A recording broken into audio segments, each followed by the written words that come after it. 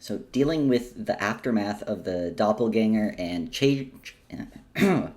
changeling attack at the Planar Observatory, the squad awaited Lialia's arrival for next steps. Xanthi and Lear investigated upstairs and found no sign of Clark, the other researcher there, assuming that he must also have been one of the changelings that you all absolutely murked. When Lialia arrived, she gave the group directions to seek out the reason for this kind of gathering of shapeshifters and why they were targeting the planar scholars. To verify each other's identities, the secret phrase, "The crow screams at dawn," was selected and can be provided to make sure, two-factor authentication about you all if you happen to separate from each other. So remember that. I don't know if it'll come in handy today, but could be. So needing access to the Dusk Market, the group went to the sketchiest person they know, Yenros, and Yenros told them that it's only open on the full and new moons, and that you need to provide knowledge or a secret in order to gain access. Looking for help with reading what is on this Magitek, essentially memory stick, USB stick that you all found. The group asked about any artificers in the schoolhouse, and Yenros directed them to an artificer, but gave them the wrong room number, and so you ended up chatting with a cleric named Crusher instead. In order to finally access the Dusk Market, when you all went there, Xanthi proselytized about the deity of magic having returned, and the goddess of night welcomed you all into her domain. There was lots of knowledge revealed and a few magic items bought before you all found a Magitek seller, kind of selling some black market equivalents of Magitek items. Zeno. He was the creator and kind of owner of the Magitek memory device that you all were hoping to crack. And so, therefore, you struck up a deal. They would give you the information about what is on the device, basically translating the information out of the device, who and when it was bought, in return for the scan of a vault on the newest arcane transport ship that is due in town in 3 days, which is where we're picking up tonight, the night of your heist. A few housekeeping items which we had already gone over before this, but Teddy, you were able to get 3 of your heals into gaining your hearing back, so I believe you already marked that off, but I'm saying it on the record in case we go back and are like, wait, how many do you have? And then, in general, over the past kind of 3 days since your Dusk Market visit, waiting for this ship to arrive, you all have had class and generally just doing what you do as you are learning your volunteer kind of training, your 12-hour days. And so, as we pick up tonight, it is finally Wednesday, month 5, day 19. Earlier today, as you were preparing for your final few hours of class, the notification went off for a 9 Hells merge, hence the lights. And it has remained ongoing in the time since. The sky becoming a hazy red as the sun begins to set, but the glow remains. The classroom becoming more and more unbearably stuffy as the temperature has increased into the night. It's uncomfortable, hot, and everything feels a little bit more sinister as we get started. So, we're actually going to jump to you 4, the regular crew, as you had been, when you had discussed with Zeno, you gave the location of the Overlook as where you would meet up with this individual that would also be doing this heist with you. So as kind of class had ended, you headed there around 9:30ish, so well into the evening, and at the overlook you see that the planar hologram is alight still between the two pylons, a massive warning beacon showing the red three-pointed spokes around an eye-like center that is the symbol of the nine hells. Looking out into the harbor below, you see the water a wine red, and beyond the sky, starless, full of choking smoke, and a few dark flaming meteors burn up the atmosphere. As you stand there, what's everyone's heist attire looking like? What's everyone feeling? Give me some vibes about the crew as you're all kind of awaiting this person.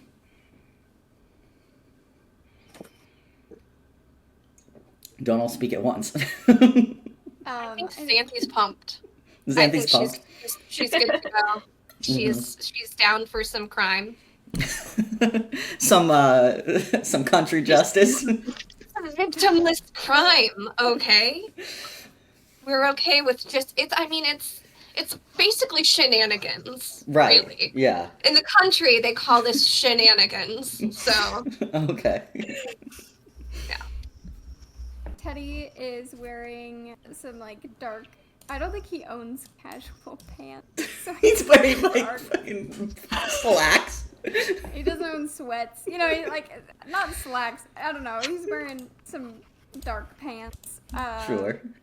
Dark shirt. I think his hair is usually in a low ponytail or down, but I think this time he's gonna try and braid it up and tuck it under the hat just to try and this is his family rival's boat, and as excited as he is, but he just doesn't want to be seen engaging in any foul play.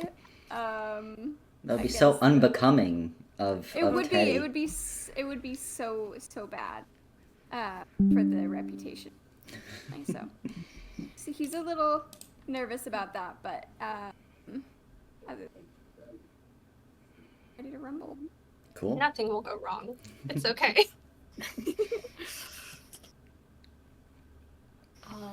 Okay.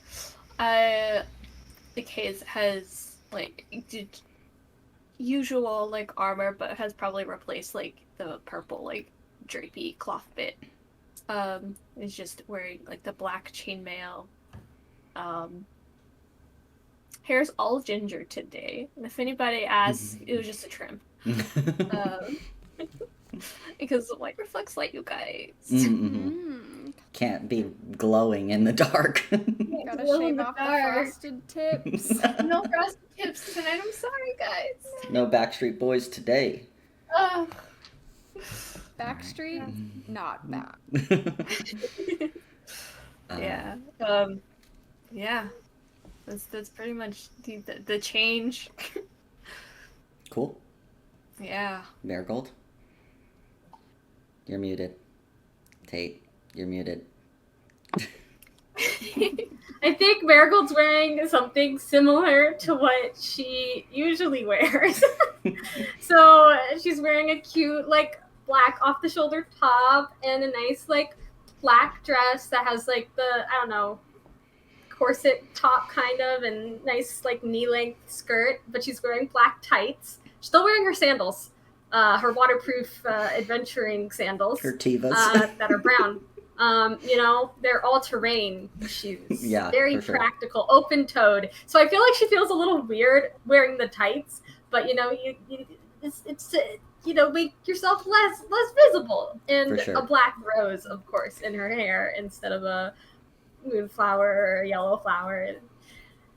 And she has her hair braided back, so it's not going to be in her face. Yeah, you all definitely look like hoodlums right now, standing in the middle of the overlook of Upper Harbor in all black, just being like, I know, we're ready to I do was some thinking crime. With Marigold's outfit, I feel like she just looks like she's in her goth era. She looks like a little like witchy goth girl who, just came out of her like forest cottage where she totally doesn't have a pet hand and a shrub that is shaped like a duck.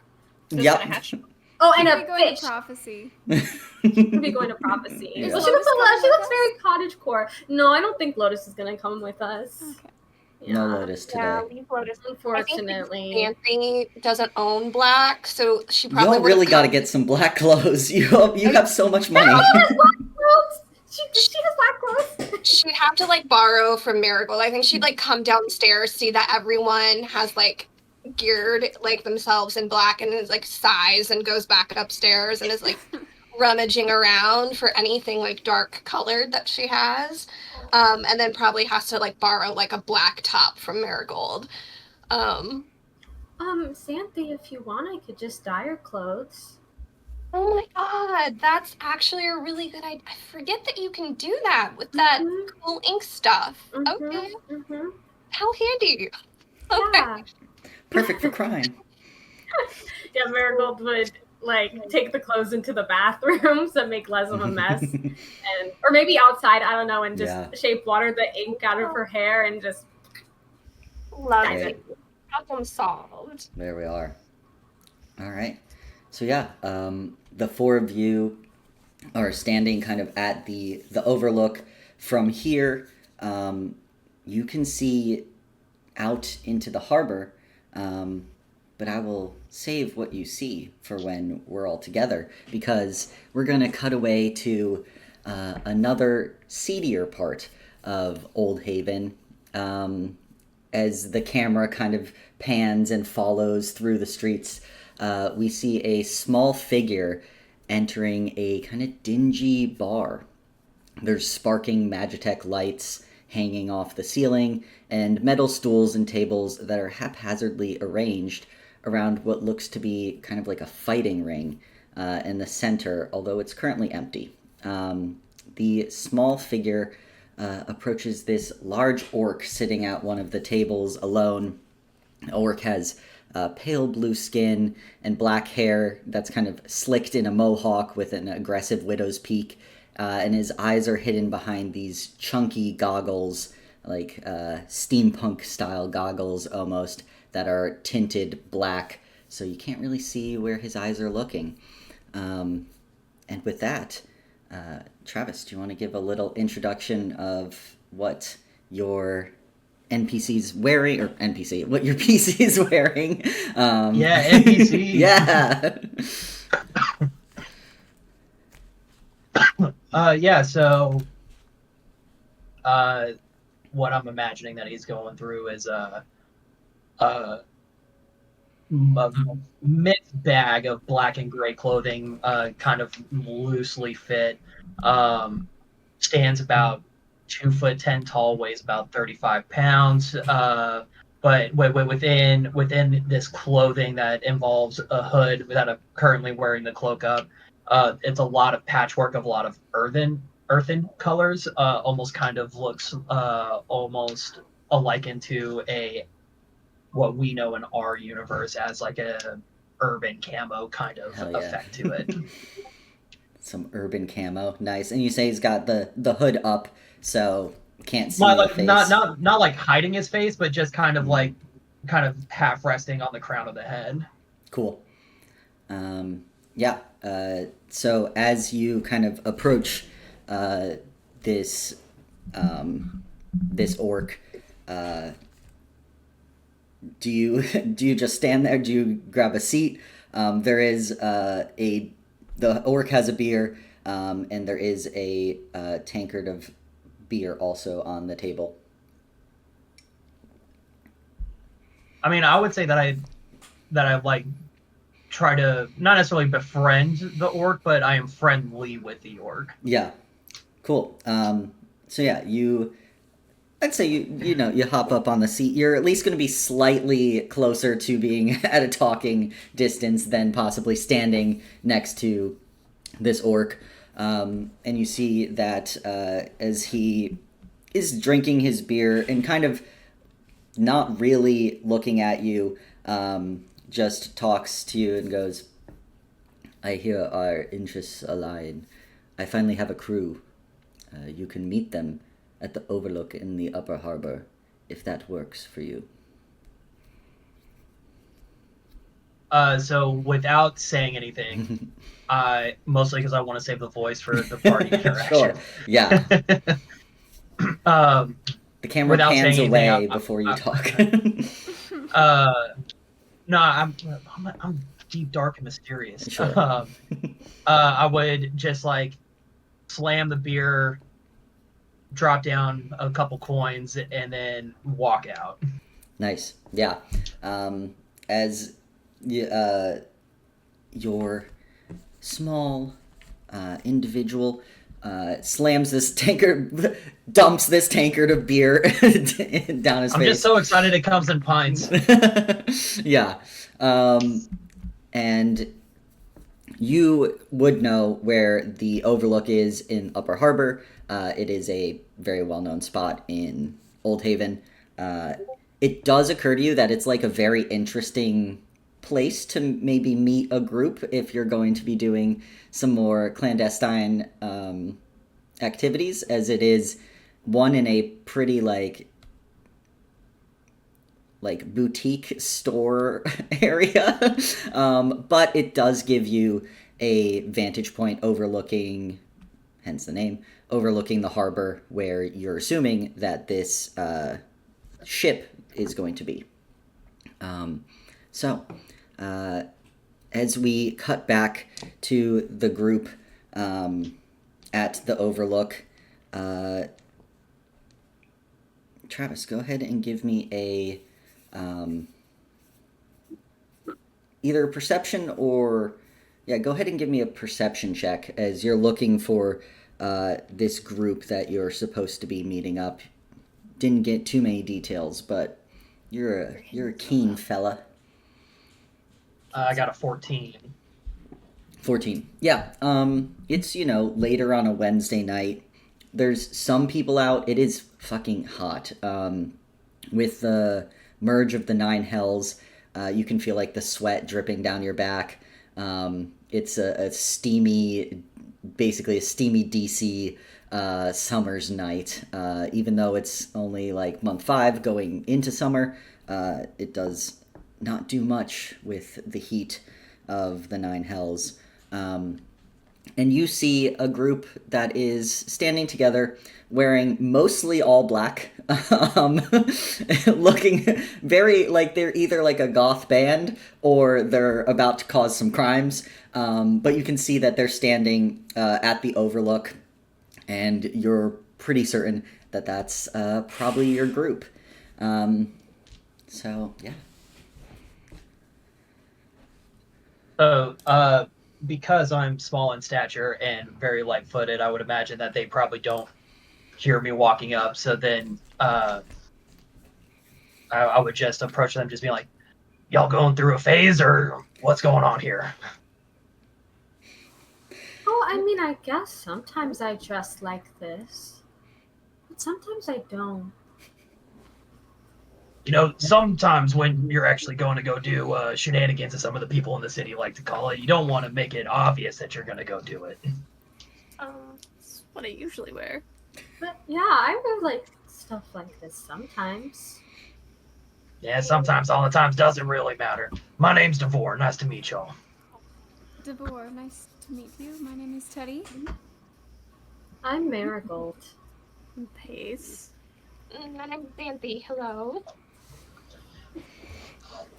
Do you want the name? The names are in Discord as well. They are everyone's first half of the Discord. Oh, I got them. Don't worry. Okay, good. Smart. I'm really good at shorthand. Devore, you seem to be well versed in this type of. He kind of looks around to make sure there aren't like a lot of people around right now. Activities. I'll be honest, this is my first time. So if you have any plans or strategy, I suppose. I assure you, I have no idea what you're talking about. And like in the most deadpan face saying that, I kind of give a quick look around and then give a wink.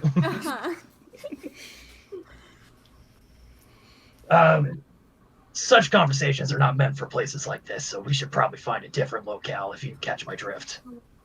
Sure. Should we take a look at the view first? Marigold's like pointing out to the harbor so they can like go like check things out at least before they talk about it. Sure, yeah. Yeah. Davor does not object, and the rest of you look out into the harbor. And the upper harbor, and I give a bit more of a description as well. So the upper harbor kind of is almost like a cliffside overlook. So it's a couple hundred feet down to the actual water line. But it does give you a good vantage point of the harbor, and then out beyond that, the bay of Old Haven. And you can, from here, you can see that there are a few ships that are docked in South Docks, which is basically like right below this area. That's really the piers, or where a lot of the ships would be. But it does catch your attention. And you're like, this probably is our ship, because a massive ship that is too big to fit at the docks is currently moored about a mile off the shore, out in beyond the harbor walls, out in the actual bay. You can see, even from this distance, that it is a pretty large kind of, for all intents of this game, it looks like a cargo ship in terms of its build. There's no sails. There's just a kind of a stack at the back, two smokestacks, and there's a few glowing lights that are ringing. At least you can see from this half, the outside of the ship in the water. But yeah, that is what you can see from this distance. Can I get a description of what kind of railing it is there to keep somebody from falling off of said cliff? It's like a stone wall. It's probably taller are than there you. is it columns? Could I No. just poke my head through it? Do I have to get a boost? You gotta hop up on the stone wall probably a little bit, as it's a straight, just stone, full stone wall. All right. So I'm gonna hop up on it. Do you let me just do it, or do I have to roll an You can. athletics check? You know what? You're a Dexy little guy. I'll let you climb up on that railing. Easy enough. So I would just climb up on it and sit with my legs hanging off Sure. on the cliffside. Unless you want to stand, but you can. No, I'm gonna sit and dangle. Yeah. I just walked all the way up here. I'm gonna take a seat. Yeah, for sure. But yeah, that's what you all see. So I just want to make sure that I have it right in my mind. There's this cargo ship that's out a mile from sort of the bay, or where boats will dock. Mm-hmm. And that is the boat that we think we want to be on? Yeah. Okay. As that one looks the most, you can't really see from here a pennant or anything saying who owns that, but it does look like what someone's new and advanced, highly Magitek ship would look like, compared to the smaller traditional kind of sailing river boats that are mostly docked at the harbor below. He's gonna make you two get out on the water. Make it swim to it. One more level and Tin can swim.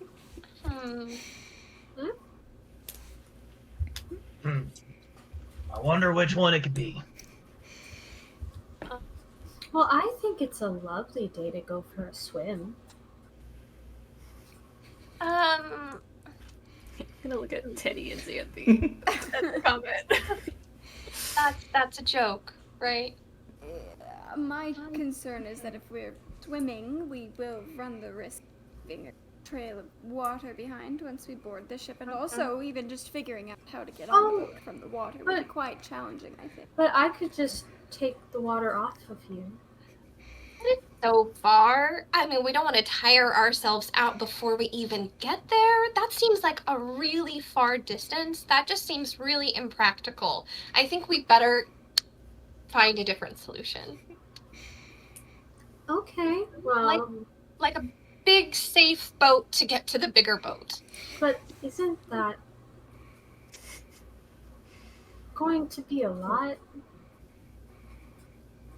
I mean, we would be real obvious if we were like splashing around. And I mean, No, you go under the water.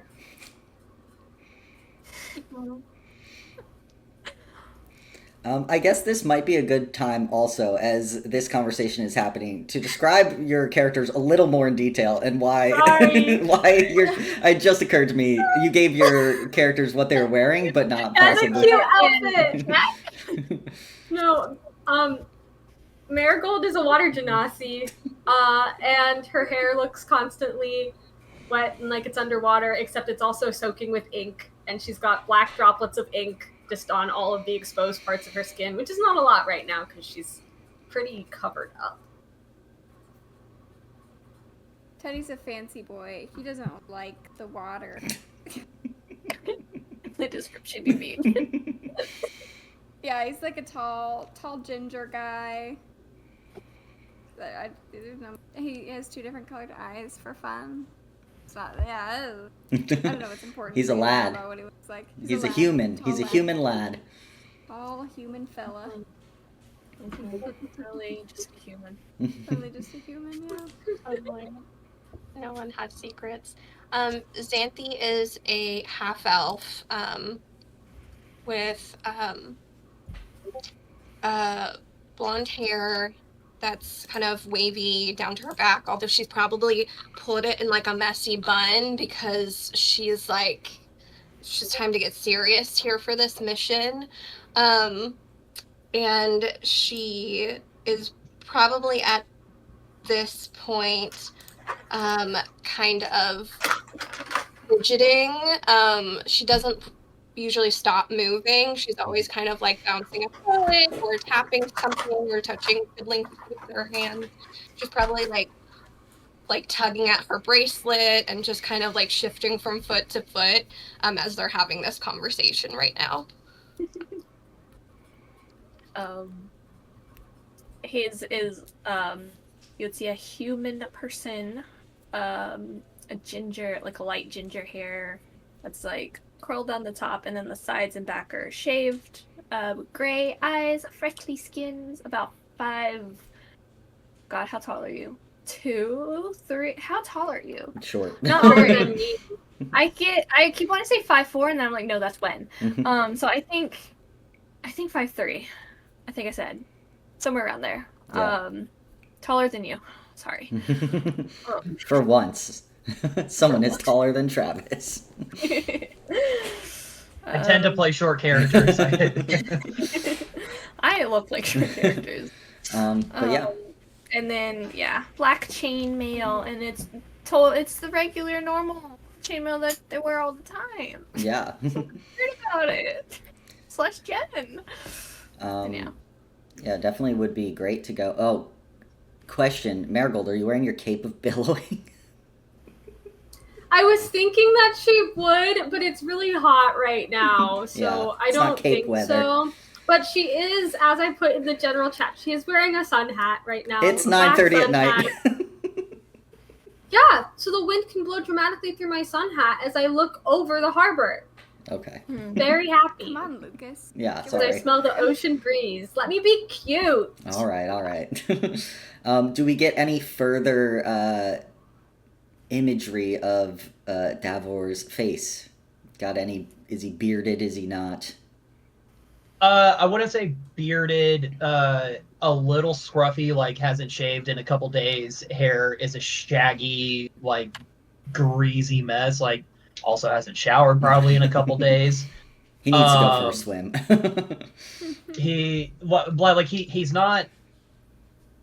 He's not overtly dirty, but definitely someone who's been through some stuff in the past couple days. Uh-huh. Cool. So yeah, we'll Is he see. a dwarf? Or a Gnome. A gnome. Got it. Okay. Yeah. So little guy. Little. Question And for you. slightly undersized for a gnome. petite little gnome. Perfect. I love him. Lucas, would Teddy know about any doc that the Lockhart family owns here in Old Haven? Roll me a history check. How well did you pay attention to your family? Get any kind of advantage? You're good at history, Teddy.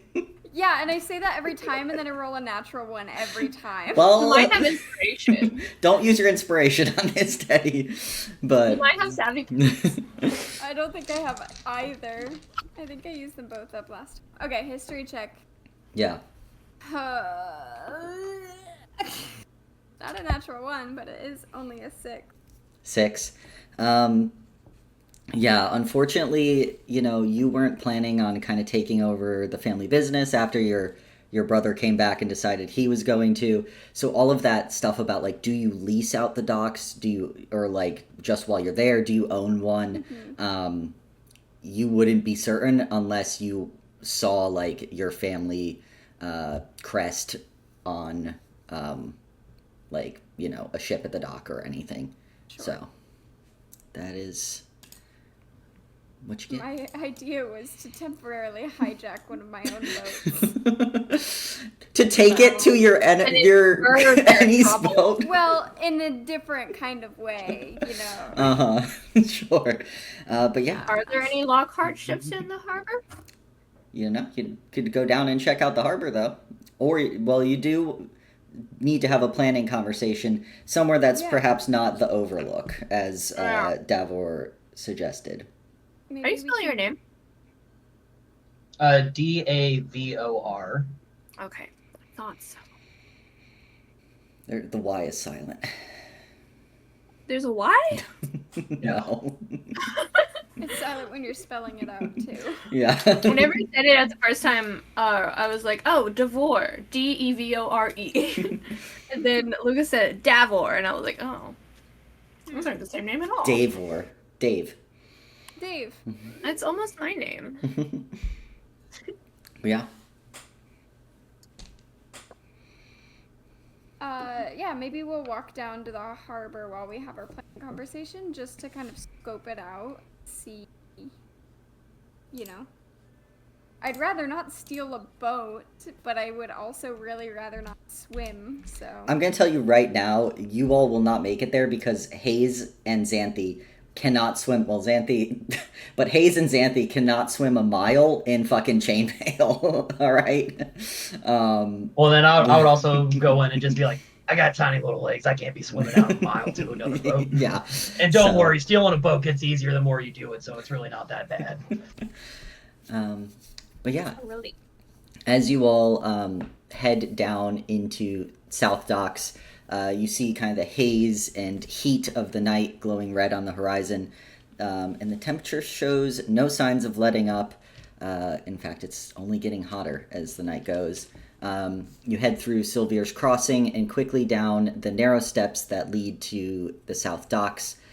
You are met with the intense smell of fish and salt as it mixes with the sulfur smell that only the Nine Hells can bring. It is a potent combination down by the piers. And getting closer, you can hear kind of the waves gently crashing against the stone piers as you see that, again, this area of South Docks has the piers where ships can obviously moor or dock, and then a bunch of like warehouses for maintaining or keeping any of the goods till they're shipped to stores. A few bars, because what you're gonna do after a long day on the docks, you're gonna be drinking. But yeah, we'll say as you kind of are headed down the steps and basically in a little bit of an alleyway, perfect place to plot and plan in the shadows of some buildings. Could I actually potentially retcon that a little bit? Yeah, what's your retcon? I just as a practice thief, what I would actually recommend us doing is doing part of this planning session while we're actually walking around, because if we were to sit in one spot, that just makes us an easier target. Yeah. Sure, we can say, like, as you're headed, it's probably like a 10 to 15 minute walk to that area I just described. So we can say you're walking and talking, walking and yapping.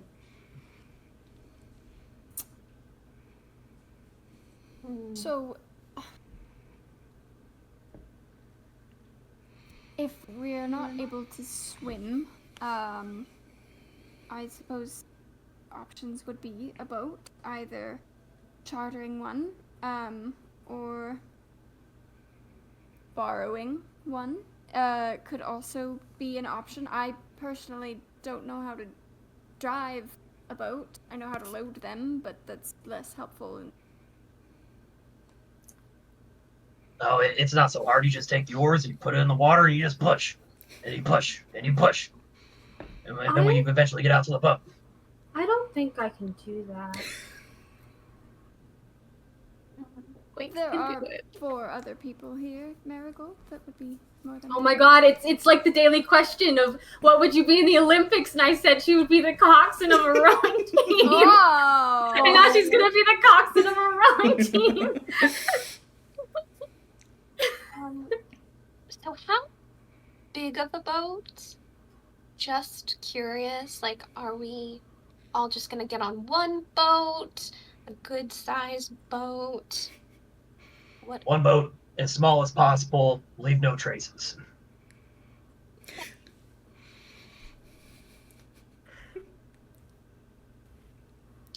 How Alright. do we make sure the boat doesn't float away once we get to the ship? With a boat like that, they're going to have their own rescue dinghies. We don't have to worry about taking our own boat back. We're just going to drop one down and get back to shore. That makes sense. Wait, but if it's a ship of constructs, would they still have rescue boats? What, do I look like? A sailor? I don't know.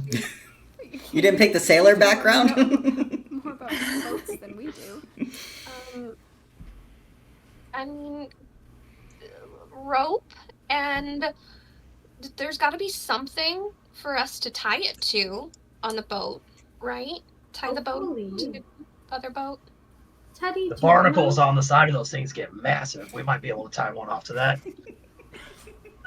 I could talk to the barnacle, Lucas. It's just like I was talking to you about. Speak with animals with a barnacle. You're gonna be like, hey, Barnacle, can you hold on to this rope for me?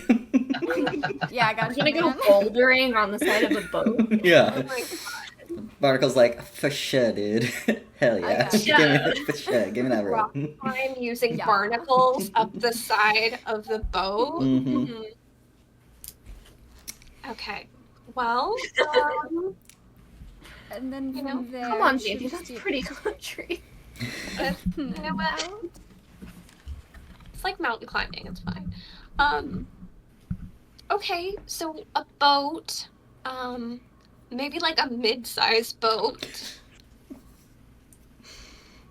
Just a smallish mid-sized boat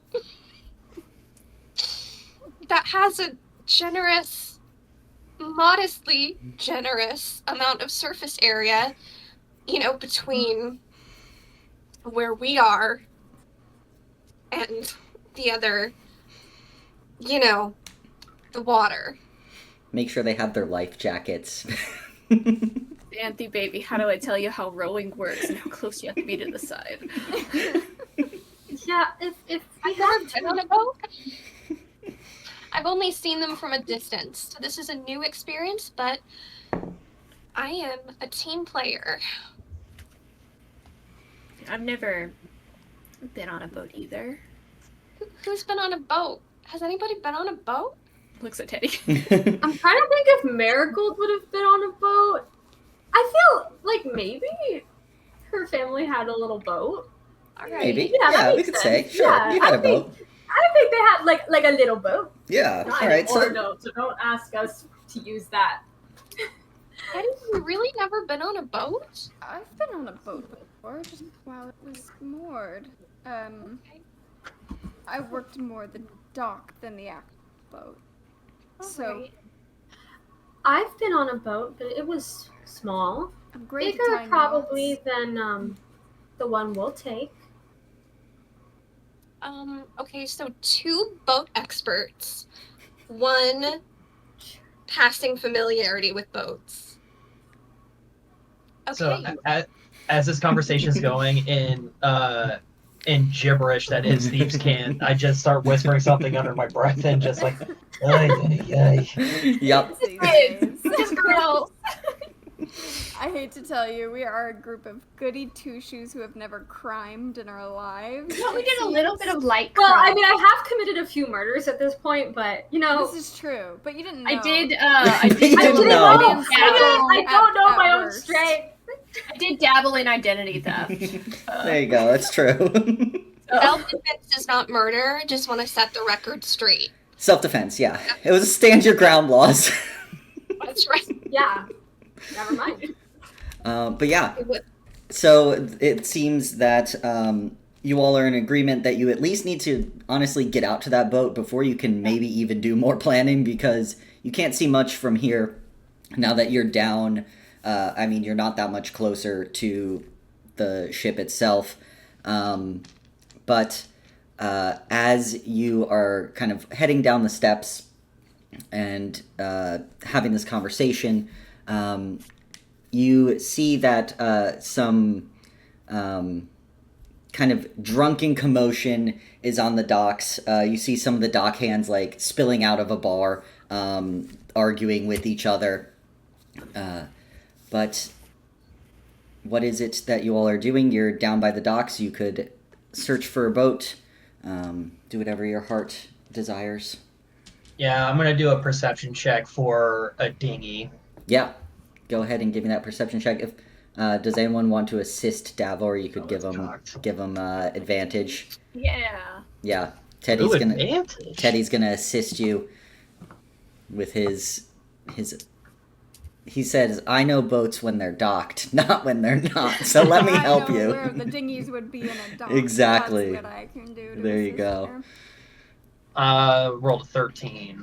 13. Okay. Yeah, you all, as you're kind of trying to stay in the shadows, not looking suspicious, but also checking for the docks, you see that there are a few smaller, like, fishing boats.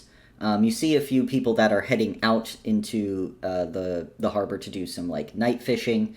But you do manage to find not a rowboat, but there is an appropriate dinghy size that is propelled with a Magitek motor. And it would fit all of you as long as you can get it going. Question: was the boat that my family had when we lived here, our little recreational boat, was it a sailboat or was it a Magitek propelled boat?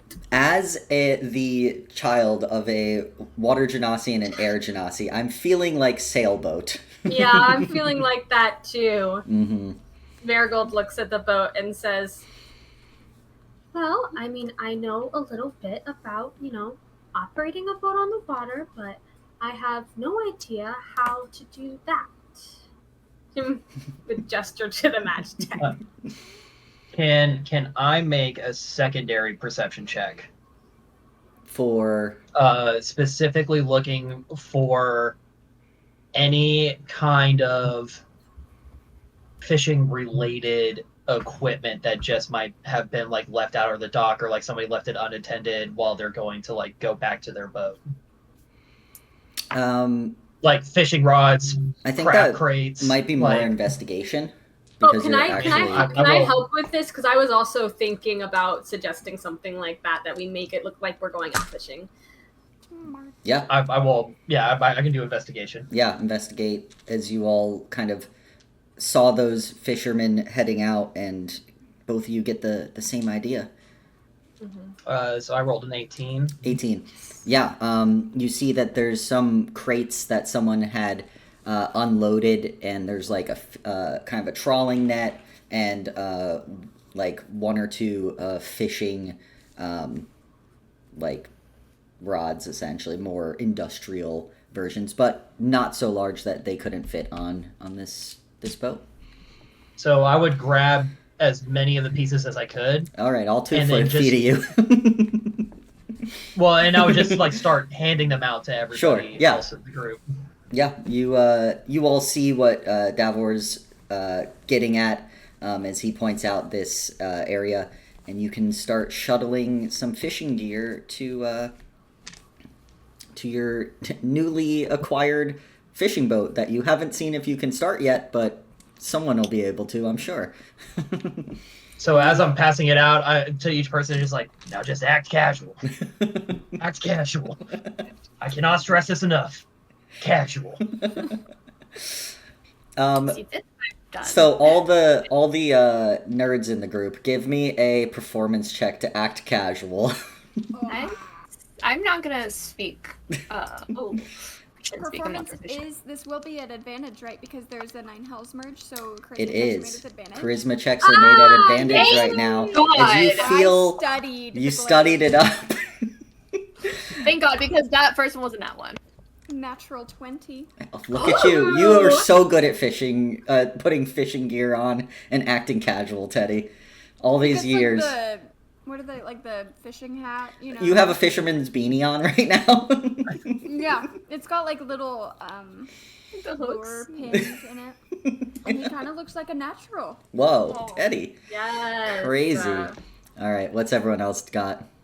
Marigold got a 23. It's like she's been fishing before, Yeah. so she knows exactly how to look casual. It's like with she was this. built for the water.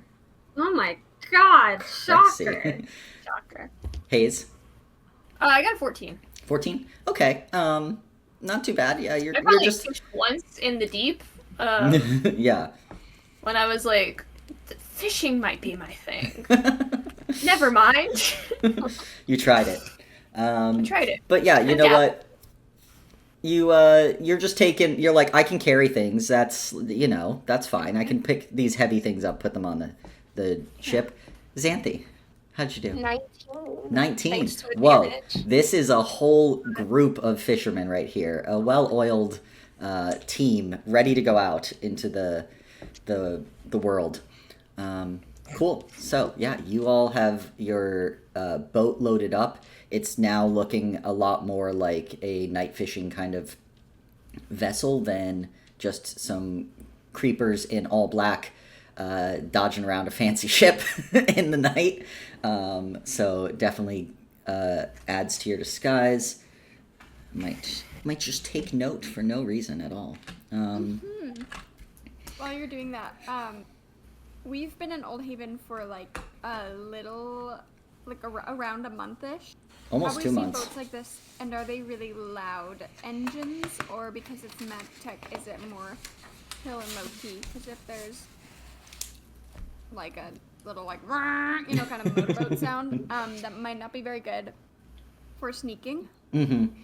Or I'd fishing, say- honestly. Yeah, I'd say that it's kind of in the middle. It's not an electric boat by any means, not silent, but it's also, not nearly as loud as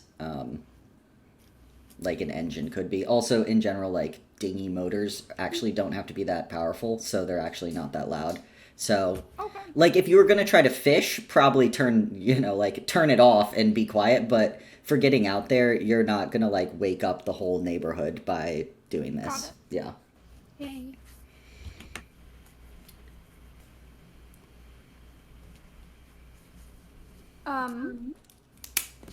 We've taken classes, like monk kind of classes in school and other kind of like class primers. Have we learned anything about artificery? Like could I make some kind of intelligence check to like see if I can figure out how to get this going, look like a classroom at all? Anything like that? Yeah, I think you've had the basics of Magitek. So if you want to make an intelligence check to try to figure out how the right sequence of pressing the primer and starting the engine, so to speak. Would that be Question. Arcana since it's magic or more? Yeah. Sorry, I did not mean. Go, Travis. question? Well, because I'm just imagining using my gnome's artificer lore to be able to add advantage for Teddy's check. Yeah. So that it can almost be like more of a like, oh well, like here's the primer, here's all little this, bit we're of having like an a- open conversation of how to get this started. Yeah, you pull up a YouTube video. What if But yeah, with your knowledge as a gnome, I'd say you'd be able to give Teddy advantage on making that check. Teddy, you're like, oh, hands-on experience. This is better than the classroom. Yippee! Which one of us is holding the flashlight? Yeah. Is that also Teddy just casting What light? kind of check was it? Yeah, that's going to be a Arcana check, as it is It's only a 10. a 10. It's not. Okay.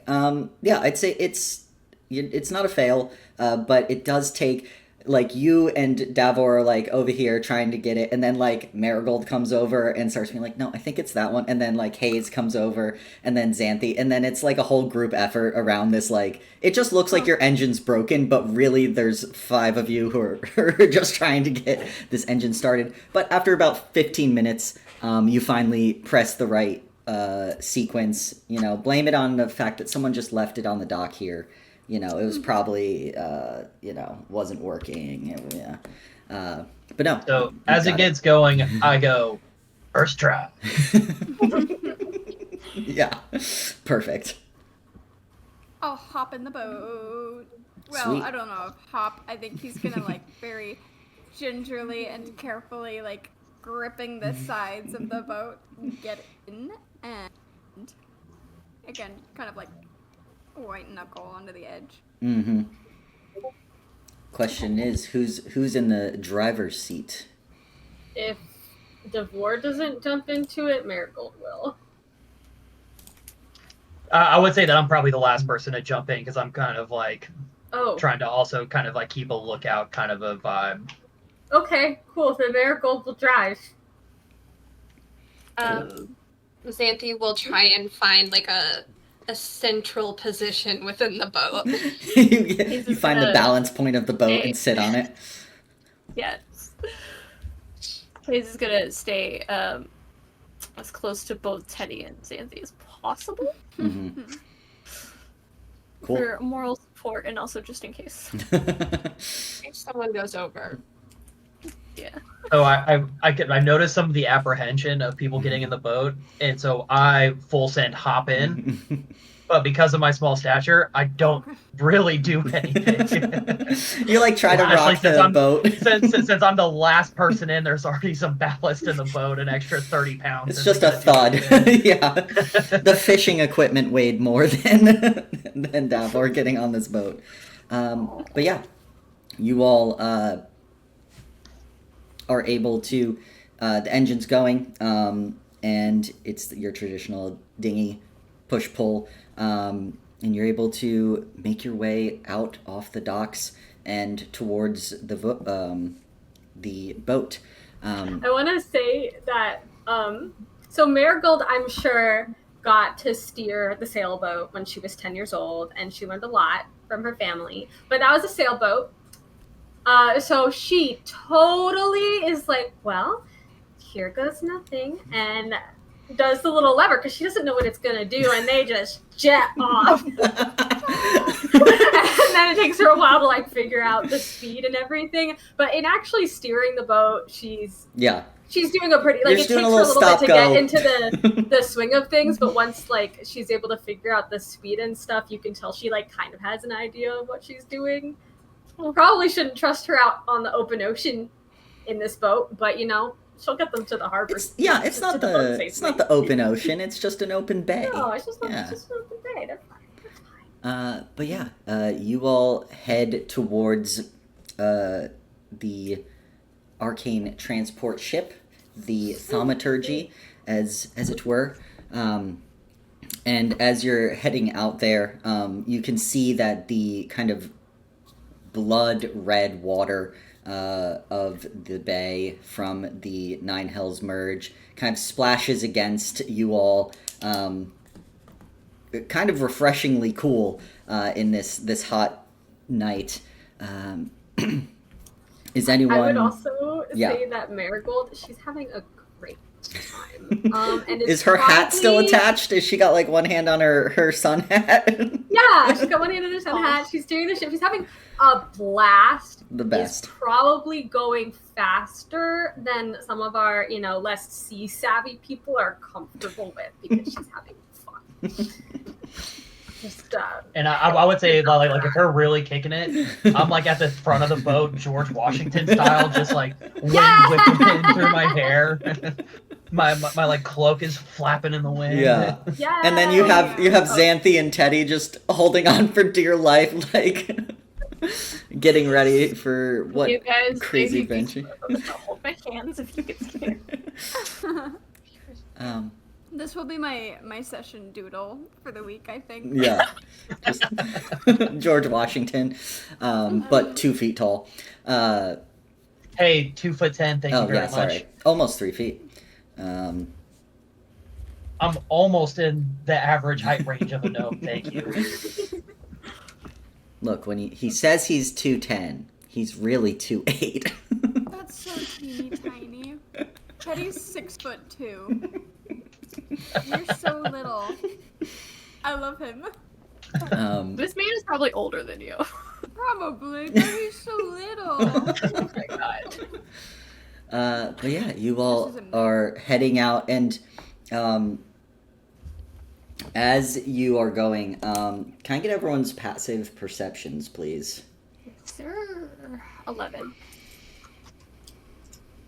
Oh, I thought I was gonna have the lowest one. That makes me feel better. Wow. 14. That makes me feel worse. Wait, who had what? 16? Was someone a 16? I said 14. 14? I was the 16. 16. Oh, I didn't even hear Marigold, what was that? play. I have a 12. 12, and Davor? I also have a 12. 12. Yeah, as you all are kind of focusing on getting out to the ship, Xanthi and... Is it Xanthi and Teddy? With a 16 and a 14? The two that are terrified right now on this boat. It was just I think forward. it's like the adrenaline flight or fight, like. Yeah. The rest of us are just fucking around. Yeah. Yeah. You kind of hear what you think might just be the boat on like the waves or the waves crashing, but then you realize no, it's more like maybe wings.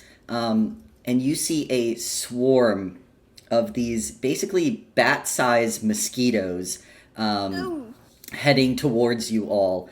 There is no map for this, but I will need initiative as they kind of swarm your boat, being like, warm blood, get it. Yucky. Since when are there mosquitoes over the ocean? It's a bay! Have you... Mosquitoes, bro. Also, they're not really mosquitoes. They're giant things that look like mosquitoes. All right, I got 21. 21. I rolled a Nice. 19. I'm ready. Yeah. Friends! 18. That's my second 18 of the game. 18. Look at you. Xanthi. Teddy. 11. 11 for Teddy. Marigold. Could be worse. I got a 6. But in my defense, I am the one You driving are this driving. boat. It's true. You're So, distracted. I'm a Keeping little your eyes on the preoccupied. Yeah. road. Keep On your the eyes on I'm keeping my eyes on the horizon. I'm using the stars to make sure the I'm starless, staying on the course. smoky, Yeah, no. starless sky. There are no stars in the sky. I am using the boat to maintain my course up to the boat. You Navigating can't have by any mosquitoes. distracted boat driving. Gotta deal No. with the swell and that the waves trying to knock me off course and All right, correct me, and but not then- over. Davor. 18. Ooh. I think Davor also probably has a higher dex than Xanthi. I got an 18. Mm-hmm. Okay, well, who wants to go first? Actually, no, Xanthi, you will go first because you see what's happening. Do Teddy and Xanthi say anything as you see this kind of swarm of sturges coming for the boat? I think he will. Xanthi would like eep and then and then say like swarm and like she's probably not going to relinquish her hands, actually. She's probably clutching, like, Teddy's arm and Hayes's arm on either side, like, as she's trying to, like, but she, yeah, she'll say something. All right. I think it also helps that Marigold is driving the boat, and so Xanthi would be like, "Swarm," and Marigold's like, "What?" Yeah. You're like, I can't hear you. But yeah, they all swarm. There is 7 of them, so at least 1 for each of you. And then a couple people get a second one. But as they all kind of swarm into position, Hayes, you're up first. So we'll get back into combat. So starting with this, you all are on your kind of little dinghy headed out to this large Magitek ship. But Teddy and Xanthi see this swarm of kind of flying bat-like giant mosquitoes heading towards you all, able to keep up with the boat.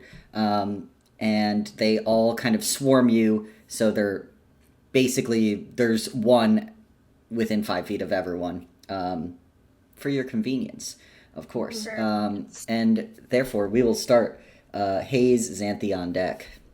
What are you doing? Alright, let's do this. I have nothing ranged, so I'm gonna help my friends. They're within 5 feet of you. That's why I said. They're all within 5 feet.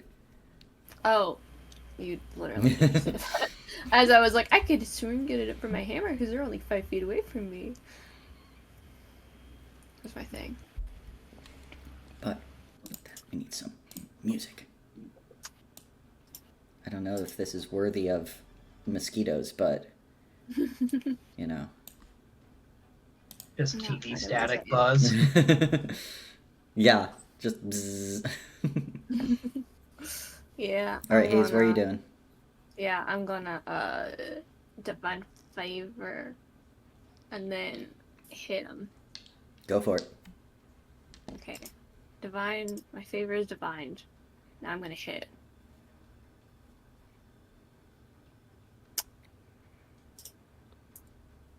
It's a 19 to hit. That hits. Yay. You swing your hammer. It doesn't matter what you roll on that because they have 2 hit points. So you just great. Well, I rolled. I rolled 3 damage. you absolutely smacked them. Don't you have pluses though to your stuff? No, I rolled a 1 plus 2. Perfect. All you needed. They're coming in fast and you're playing baseball on a moving boat. But you managed to knock one out. That's 1 down. Let's go. Anything else, Hayes? That's it. All right. I'm not gonna use my movement. Hayes, as you swing, give me a dexterity saving throw to keep your balance on this moving boat because Marigold has not slowed it down. What's my thing? Please don't fall in the water. No! It's a 3. A 3. With that, Hayes, you just clip. Great. You're expecting more resistance, and you swing and follow. The boat is slippery, and Hayes, you crash over the side of the boat. You get 1 shot at this. That's going to be a strength saving throw to latch onto this moving boat as it's going, or you're being left behind. Right now? Yep. Right now? Yep. Oh my gosh. Attack 20. Nat 20. Yeah, you look almost like you did it on purpose. You like slip, but you have the hammer, and as you fall back, you tumble. All of you hear a splash, but you catch the boat right behind where you basically stepped off, almost doing like a backflip into the water, but then grabbing the boat. So now you are dragging behind this boat. And with that, Xanthi, you see Hayes tumble over the side of the boat after they smack one of these creatures. What are you doing?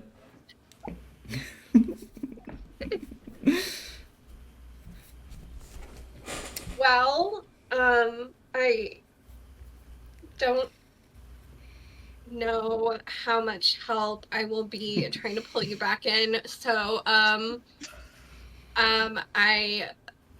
kind of like look like I'm gonna do that, and then I'm like, look at the things, and I'll just cast Firebolt at one of them. That's, well, I guess I don't suppose. Hold on, I don't suppose they're arranged in such a way that I could get No, more than it will one in. be. It will be at disadvantage for casting a ranged spell at close You're proximity. My bad. Sorry. Never mind that. And instead, I will do. Hmm.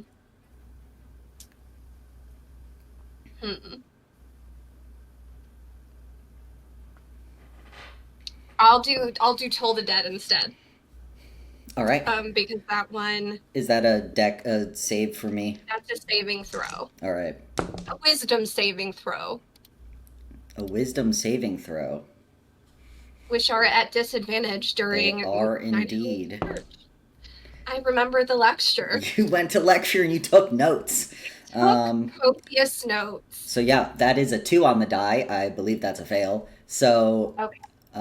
You just got to get a 2 on the die because I don't think you get any bonuses to this. Shout at Marigold while I am doing this. I'm like, slow down the boat! Stop the boat! Haze fell off! Oh, and I got 2 exactly. Perfect. So. Another one bites the dust. As you toll the dead, we're down to 5. With that, Davor, you're up. Well, sorry. Anything else, Xanthi, with your bonus action? Probably no movement. So. No. I don't believe so. We're Cool. we're gonna save our Yeah. spiritual weapon and all those other things for something slightly bigger. Then a mosquito might be a good idea. All right. It's made overkill. Yeah, Davor. You hear a splash as someone goes over. Yeah, that's what I was about to say. It's just like I'm at the front when flipping my my cloak in the back, and then I hear the slow down the boat, and I hear the splash. So I turn around and I see all these creatures. I then like game time, and I take my daggers out of their sheaths, and then I jump from the top of the boat to then slam down on one of these little bugs. Yeah. Go ahead, give me that attack roll. Why, certainly. That would Be cool. Be cool. a. Oh, don't worry, I got it. I just have to remember how to read a paper sheet. Going archaic. It's a 21. Yeah, easy. You slam down, don't even need the rolls as you take one out. I do need that dex saving throw, though, as you choose to actively leave the boat. But you got this, right? Leave the boat. You're jumping, I'm jumping like from up. the. But I'm jumping from the tip, and then the boat's just gonna go. I'm not a big guy. Like, You're also Inertia Dexy. is a property of matter. Bill Nye taught me that. But also, you're so lightweight, you're gonna blow away. Oh no! As my mother also, told me because growing this is up. not my first rodeo. That's a 20. Not a nat 20, just a straight 20? Not a Okay. nat 20. Just a 20. All right, yeah, easy. You get to really cool, like, leap and stab, and you land right in between Teddy and Xanthi, taking one of these creatures down with you. Anything else, Davor? Bonus action or movement? I'm gonna get real weird with it. I'm gonna take the knife out and just lick whatever viscera is on the blade. Beautiful. Free action to gross out the group. Yeah, exactly. Awesome. He's like, that's intense. I imagine that like Teddy and Xanthi are kind of like hanging on to each other. So when Davor kind of like falls in between them, it's like cheerleader basket style, where he's just kind of like cradled between them. He licks the knife, and they're like, "Ah!" What our Beautiful. resident cryptid think about this if she was Yeah, driving. Marigold. Is it hot? I don't think it's hot, but you know, to each their own. Different You strokes know? for different folks. Yeah. Exactly. Like I probably wouldn't try blood of some mosquito creature, but You know, maybe another creature. I've never thought about it before. Now she is. Now she's thinking about blood. All right. With that, it is now all of these creatures' turns. There are 4, which means I'm gonna start from lowest initiative and go up because that feels correct. So first one is gonna make an attack on Marigold. No, that's an 11. Yes! The second one is going to make an attack at Teddy. That is a 19. Yep. Teddy, you feel it latch onto you and start sucking your blood. You take 5 points of piercing damage as it slurps up some nice blood from you. I don't like slurp Nice. as the action word here. Yucky. I'm not as Capri Sun, okay? Yeah, you get Capri Sunned by this You're not even your father's scourge. Capri Sun. And I mean, now, I feel like it's better than being Capri Sun, because normally that straw just punches through the back, too. there you go. Yeah. Davor. No, that's a 9. Xanthi. That's a 21 to hit. Yeah. Xanthi, you take 5 points of piercing damage. So, the 2 that are having fun here, you have them, they are now attached to you, and they will continue to be able to suck your blood free action style should they not be removed in the next times. So there's one on Teddy and one on Xanthi. All right, with that, Teddy, what are you doing? You just got slurped up. He's not having fun.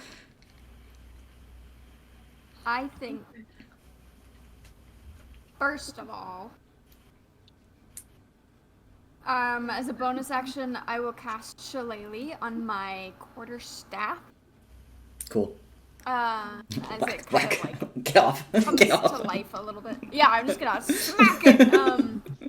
That's the best that I've got right now. Yeah. I think. Yeah. Most of the Get spells it. that I have right now are like for range because I thought that would be better. You weren't for me. expecting giant mosquitoes? You know what? I forget about this every single time. But I have my Halo of Spores.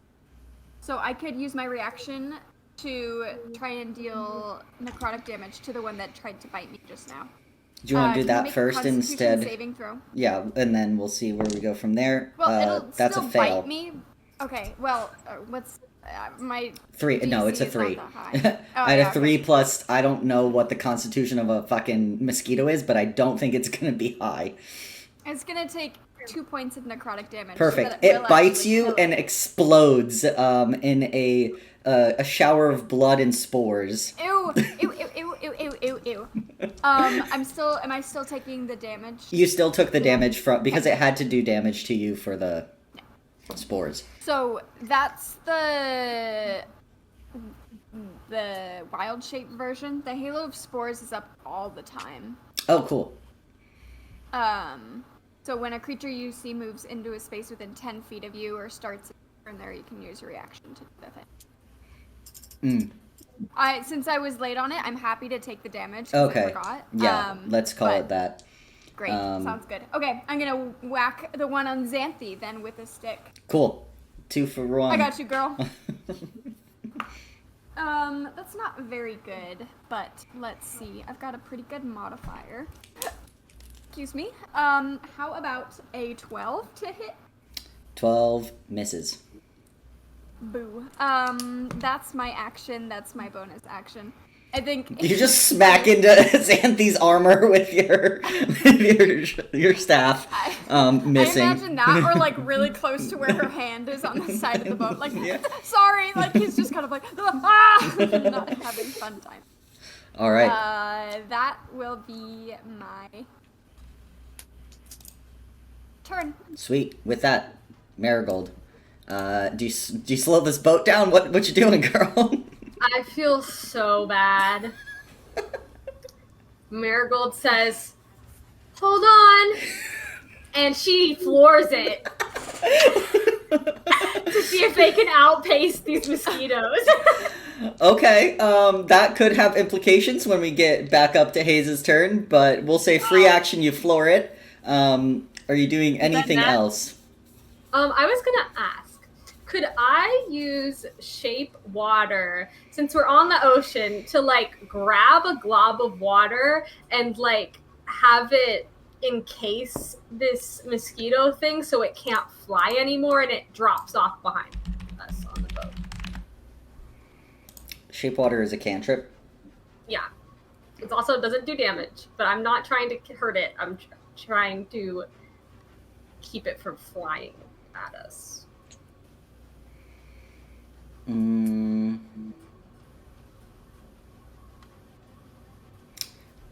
I don't think so, considering you can't make you can't do things with creatures inside it, like you can't freeze the water. I think that's going to count as you can't put a creature in it and then use it to slow them down, as it is only a cantrip. Alrighty, then I will use a different cantrip. Great. I will cast Frostbite. Perfect. It's a Constitution saving throw. All right. No, that's a 7 on the die, plus probably like 2. So, it's, yeah, to the one next to me. So. Sweet. With that, down to 2. There's one on Xanthi, and then one that's kind of free roaming. Anything else, Marigold, other than flooring the boat to try to outpace them? I'm still gonna flavor it so that way she like sticks her hand out and like droplets of water from the ocean come up and she like flicks them at the mosquito and it like frosts over and is like nice. Off the boat. Love it. All right. Well, Hayes. Hi. As you are holding onto the boat and Marigold floors it more, it is going to increase your DC to get back on the boat, if that is something you choose to do. And that 20 doesn't roll over. The nat 20 kept you attached to this boat, okay? Okay. I just want to be on the boat 5 feet within my friends so I can do my paladin stuff. Okay. Getting back on this boat? Or are you just holding on to the boat and riding along? Do I have anything? Do I have inspiration? Oh my god. I don't Oh think no! I don't think I do. Do you have any savvy points? I think I have 1, but it's not gonna help. Oh no. Speaking of 1, that is the number that I rolled on the die. You rolled a nat 1 on the die to get back on this boat? Oh, the 20 to 1 duality. I know, and I was like, I almost put this one away and picked another, and I'm like, no, this one just give me a 20. Was it a strength Round check it and everything. or athletics check? It could be either athletics or, but yeah, let me tell you how that, I don't care what you have, that plus is not going to get you to the DC No, of athletics I'm anything. proficient, and it gets me to a 5. Yeah, no. So, with that, Hayes, you feel your hand ripped off the boat. It's a great thing you can swim? Question mark? Cool. I can swim. And you know what? It's also great that you're wearing all black in a dark ocean water. I'm sure they'll be able to find you. But with that, Hayes is out of the combat.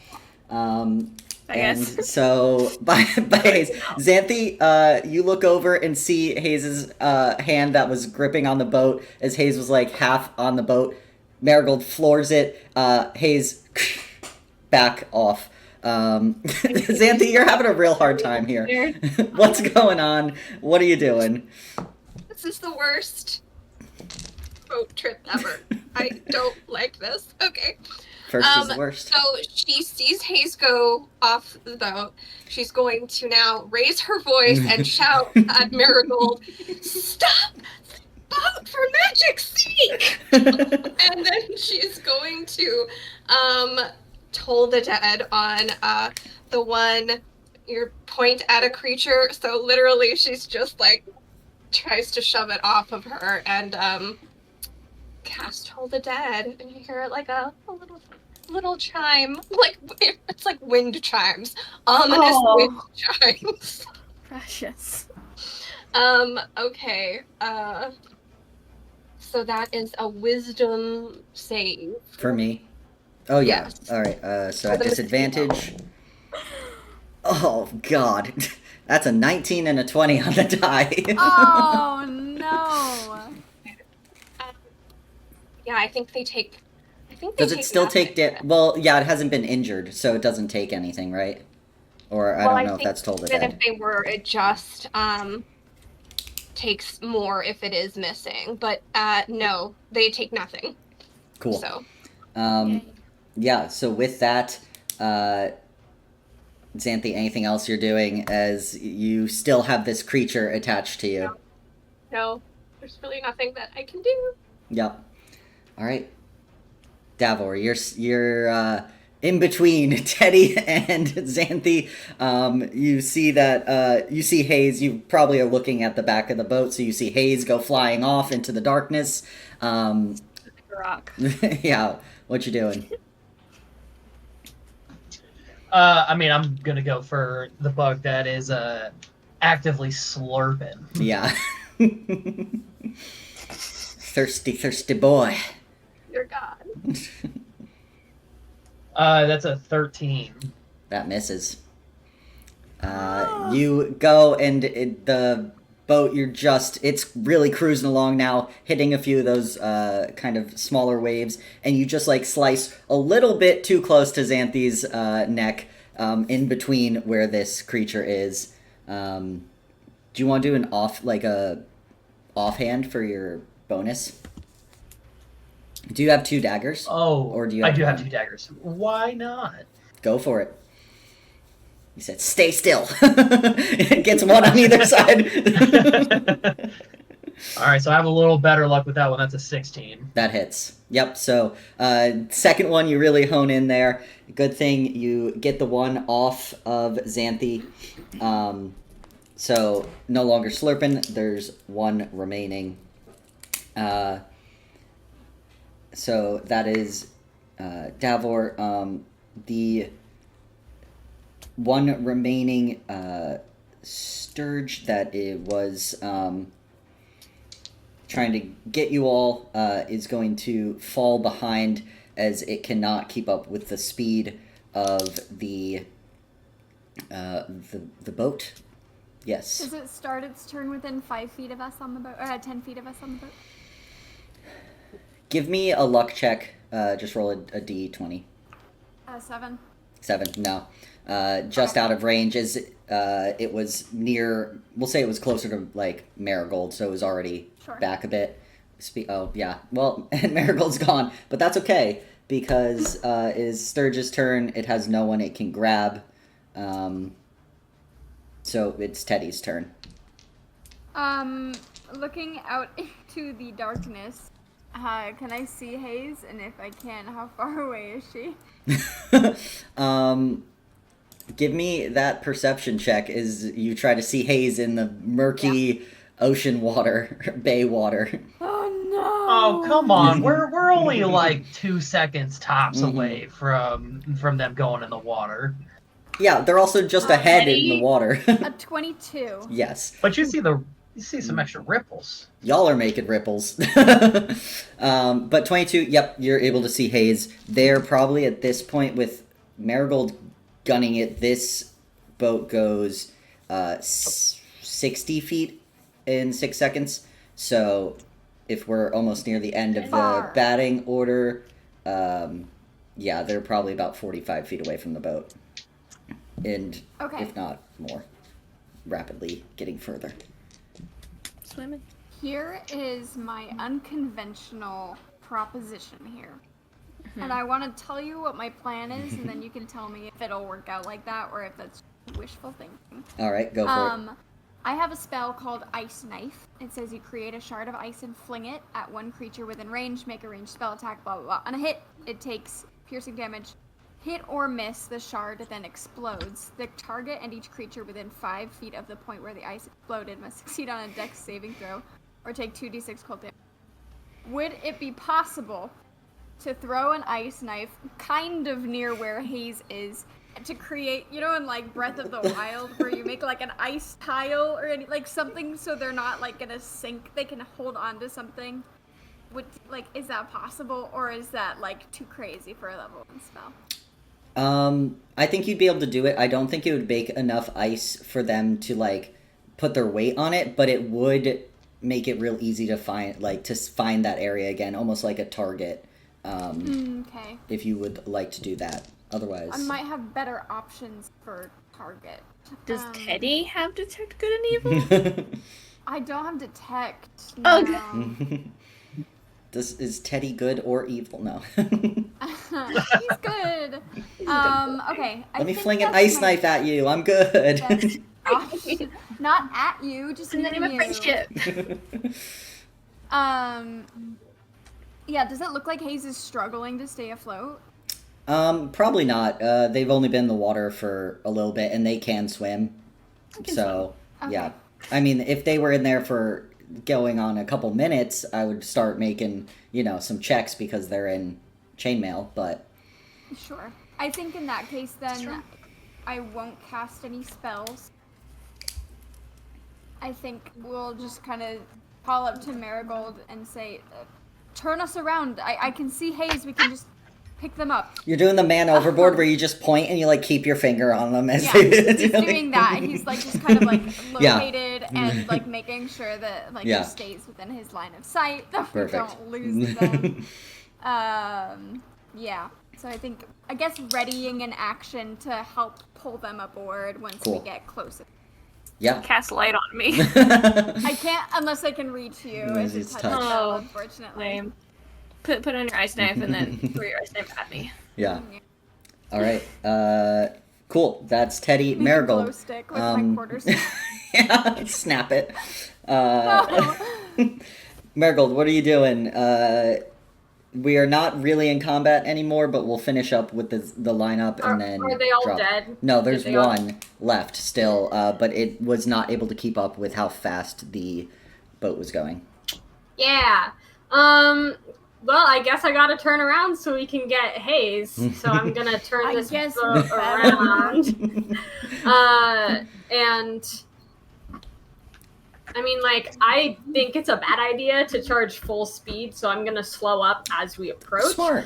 And then I will use Shape Water to make a 5-foot ice block for Hayes to help Hayes get back on the boat. Nice. All right. Yeah. Try to Cool. get back on the boat. All right. And I'll make it when I'm within 30 feet of Hayes, because that's the range of the spell. Yeah. So as we come out of combat, you all manage to chase away enough of these sturges that you are no longer being swarmed by them.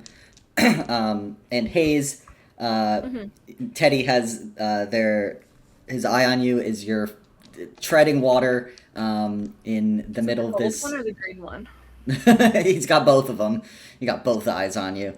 But yeah, you see as the boat kind of slows near you, Marigold casts Shape Water, creates a little bit of a floating ice step ladder, and Teddy helps you get back into the boat. It's a little rocky, a little stressful, but you're back in, and you all can continue on your way towards the actual big boat. Big boat. So as we continue towards the boat, I have a question for you. Yes. After consuming the viscera, how am I feeling? Give me a Constitution saving throw. Okay, this is what I wanted. That's a 14. A 14. It wasn't the best tasting, but, a little ashy, a little coats your mouth a little bit, but not too bad. You're not sick But yet. I'm not sick. You're not sick.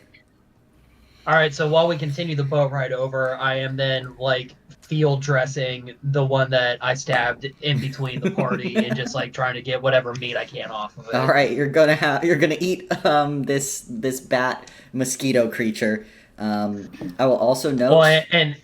Oh, go ahead. I was gonna say, as noted from combat within a 9 Hells merge, you all take a level of exhaustion. Yay. So Oh boy. note that. I will tell you what exactly that does. I forget. It's on my board right It's here. Disadvantage on Ability checks. ability. Yay. Love it. But I will say that as I'm dressing this this creature, and I get the general sense that everyone's going to be looking at me weird, and I just go, Not "What? It's Marigold. peaceful not to eat it." You know, I've never tried a bat mosquito before. I wonder what it tastes like. I just take one of my daggers and like cut off like a backstrap of it, and just go, "It ain't that bad." Okay. She tries it. All right. Give me that Constitution saving throw.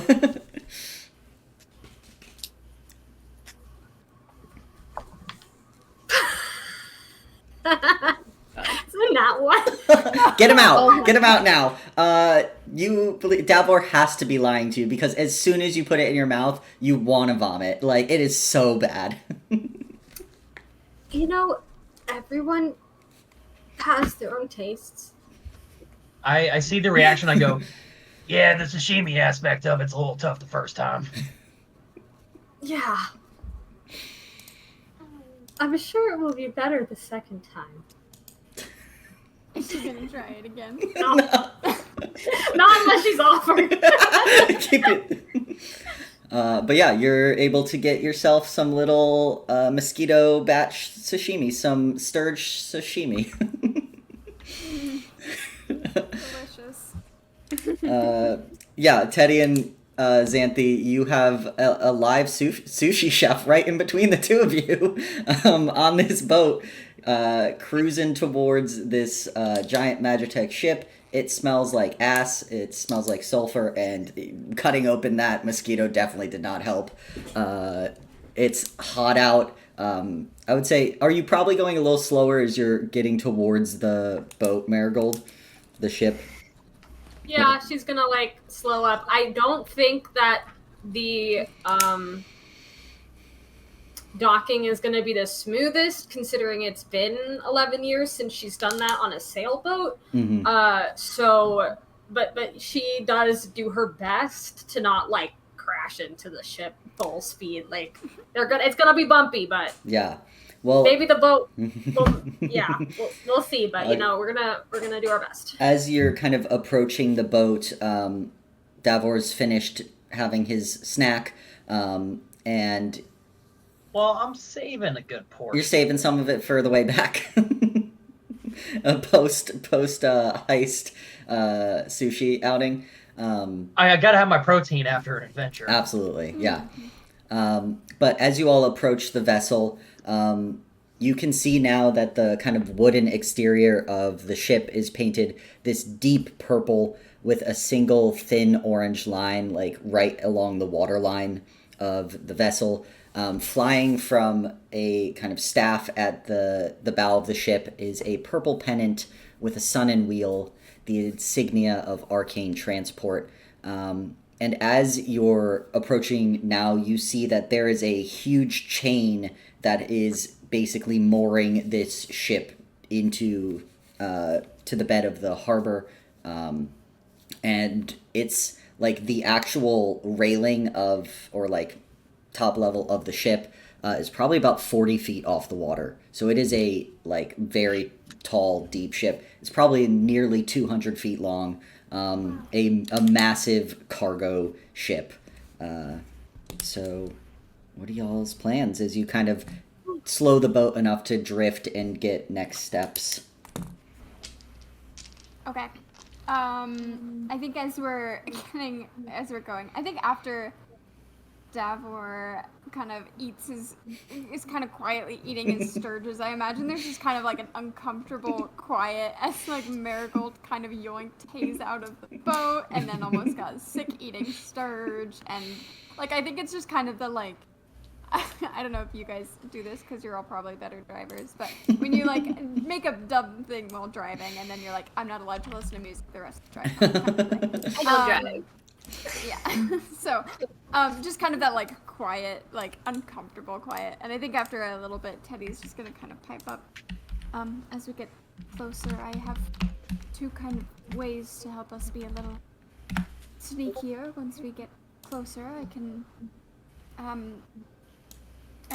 sort of shroud us a little bit, make us more difficult to see, or I can literally shroud us in some mist and fog. The above table, I have passed without a trace of fog cloud. I think both could be beneficial, but one, like, I don't know, I just, like, well, I guess with fog cloud, that one won't move with us. So I think that once we get to that big chain, I'll go ahead and cast that on us. You're casting, sorry, which one? Pass or fog? Pass without a... I changed as that. Cool. So everyone gets plus 10 to stealth checks, correct? Mm-hmm. Cool. Nice. Uh, For how long? An hour? It lasts an hour or until concentration. Cool. All Do I right. get double disadvantage? No, Plus once 10. you have disadvantage, you're already at disadvantage. Let's go. Oh, we're not doing my house rule. Adding plus 2 to stacking. Yeah. Brutal. Just for you, Travis. Just your character has negatives and positives. You could succeed or no. We haven't been doing it, so.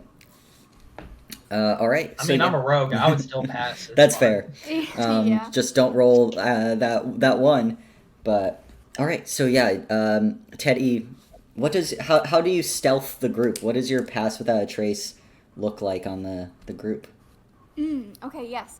I think he's kind of a fungal fella. And so I think that he...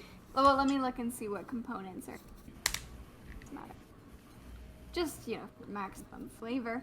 I think he is going to kind of brush off... He had his shillelagh up, and so now that's... He's going to brush off the moss that kind of grew up his quarterstaff. And kind of like rub it into his hands and like pop, and there's gonna be just kind of this like small kind of like poof of spores that are gonna kind of encapsulate everyone. On the bottoms of everyone's shoes too, more of this moss It's like starts to grow, soft. so quieter, softer footsteps that are still grippy. Got grippy feet. Got grippy feet, but not like clunky feet. Yeah. Cool. All right. So yeah, everyone gets that advantage to stealth as you all are kind of pulling the... Are you pulling the small dinghy up alongside this large chain, anchor chain tape? Or sorry, Yeah. marbled. Yeah. Cool. And we'll say it's easy enough that like you could dock basically your little dinghy to the chain with some rope, so it won't go anywhere. Nice. So that way Davor's sushi will be there when he gets back. It's in my bag. I field dressed it. I cut it away and put the carcass overboard. Like, Perfect. Before we get on the ship, Marigold is gonna make herself invisible. Ooh, all right. So yeah, Marigold pops in invisibility, and you all have to figure out how you're going to get 40 feet up onto this boat. Anyone got a grappling hook or climbing the chain? How big I mean, I feel like I'm small enough to climb the chain. It's a thick like chain. Like everyone probably could climb the chain with how thick it needs to be to keep this ship anchored. I turn into Crusher. What were you gonna say, Teddy? I think that straight up climb it probably Cool. fine. Yeah, I'm definitely gonna try to climb it. All yeah. right. I feel okay. Marigold will make her best effort. You're invisible.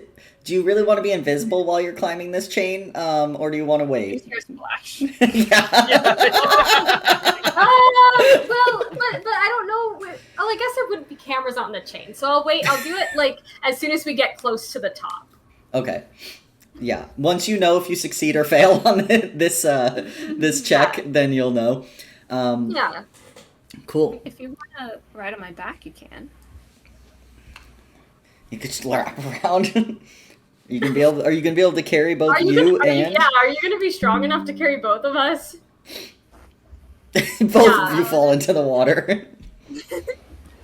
All right. Well, as everyone gets ready to climb, that is going to be a strength or dexterity, so athletics or acrobatics. Good. Check. Good. There's Ooh. hope for me. They I'm are gonna at be tangent and get disadvantage, real though, because of the flashy. exhaustion. They Oh, are yeah. all at disadvantage due to Oh. exhaustion. Wait, yeah, I was gonna do this before. Can I cast Bless on my friend? Are you casting it? Do you only have 3? All right, so no bless for Davor. He hasn't made it into the cut yet. But Dexy! he is Dexy. Marigold fell into the water. Yeah, sorry. I'm getting the dice that I like to use for Hayes' bless, and I don't remember where I put it. For my friends. Oh wow, incredible. Let me Oh, just small numbers. Well, I'll find it after I see, do I okay. can show you what I here. Is that a 2 and a 1? It is. No, Teddy. Oh my god, I didn't roll much better. I got a 4 and a 1. A Jesus. 17 and a 9. For a low of 11. Okay. 20 and a 10, so 14. 14. Hayes. With bless and my modifier, it's a 5. Wait. Oh, I forgot. Teddy, did you do athletics or acrobatics? I did athletic. It's a D4, right? Yeah. Sorry. So 13, if that makes a difference. Okay. Yeah, that does make a difference. Well, then mine won't do anything because I rolled a 5 and a 6, so I got a 9 total. God. So, as Davor and Xanthi start climbing, Hayes, Teddy, and Marigold, look, the chain is, slippery. It's covered in water. You're kind of tired. Teddy, you're not happy about climbing over open water, and that becomes apparent as... Sorry, Meg, you rolled a nat 1. You fall and take Marigold and Xanthi with you as you crash, and all of you end up... Xanthi? No, sorry, Hayes. Hayes. Okay. Xanthi and Davor are fine. You are, climbing. You're more than halfway up, and you just hear as 3 people plop into the water below. Teddy, I also rolled a Hayes. nat 1. So does Teddy take me down, or do I take myself? You know what? You both crash into... You can make it a cute Teddy Gold moment. There you go, yeah. You can Oh, take throw each that other out out. But yeah, you all crash into the water. Teddy... They're also the same exact 3 people that fell through the floor. Wait, I got that one then! Guys. We I mean, fell I- through the floor of a building one time, Travis. Or we fell through some stairs while trying to go up to... We made it to the top of the stairs and then fell through. And then they had to come back. Yeah, and I think 2 So- of us got nat 1s on that. Yeah. And we landed on... Top of- landed on us. I really think the problem is that we were trying to climb a chain versus checking to see if there are any barnacles so that we could pull her. Oh, Damn it! Barnacles! It's the next move. I think... The real question is, can Teddy swim? See, it makes sense for him to have learned how to swim as a kid because he grew up in Travis, canals and stuff. So I think he knows how. I don't know if he's thinking clearly right now. Yeah. You just got... Yeah, I rolled a 2 on just kind of his, a wellness check.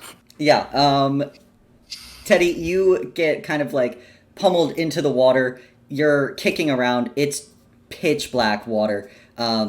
there's no like stars or moon in the sky. You're struggling around, and only with gravity do you know which way is up as opposed to down and not swimming yourself deeper. But yeah, you are starting to panic, and it is very reminiscent of something that had happened to Teddy when he was a little lad. But yeah, Marigold, what are you up to? Because Marigold also falls in the water, and because it's a nat one, it's not graceful at all. So I think she's like stunned for a minute because, like, she's like, "What is?" Ah? But you know, she acclimates to the water pretty quickly, and she's got great eyes for seeing in the dark, great eyes for seeing underwater.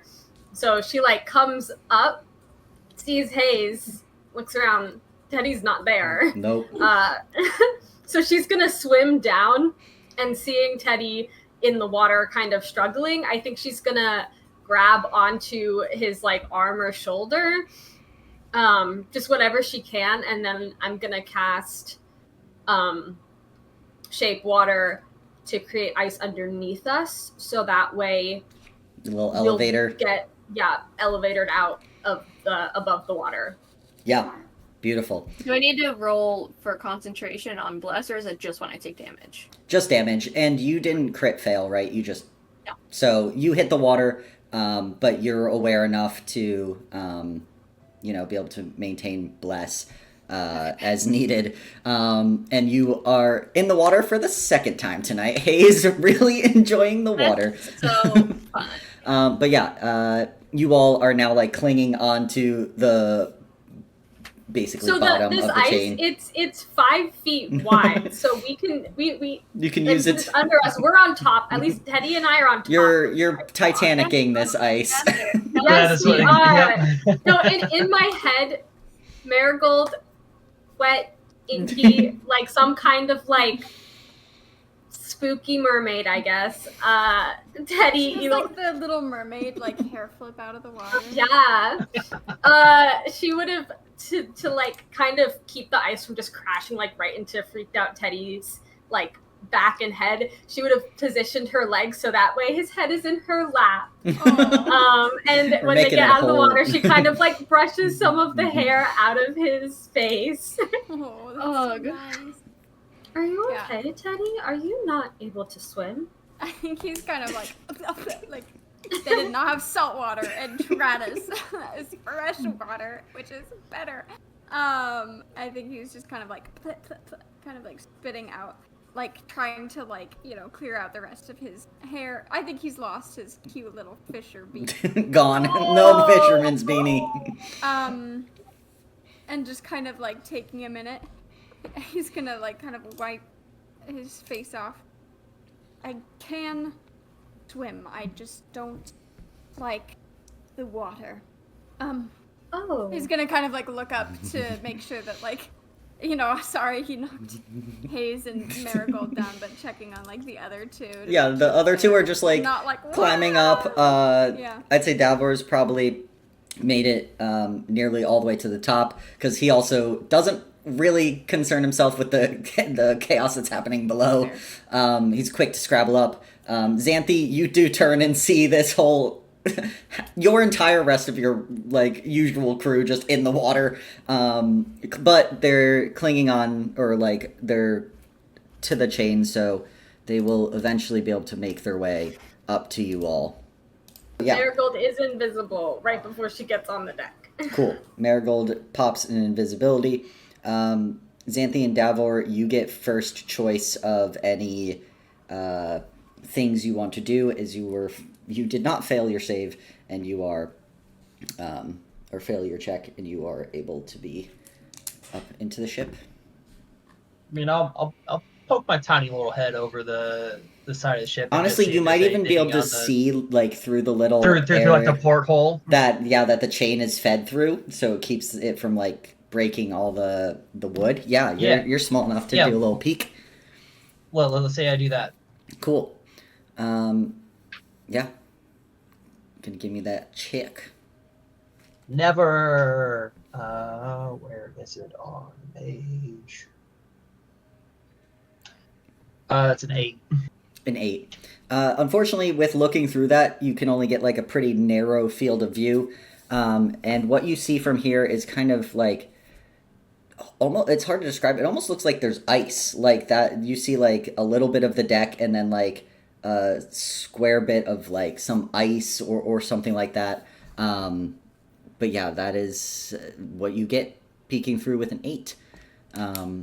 Xanthi, anything for your action or whatever you want to do with your getting there first?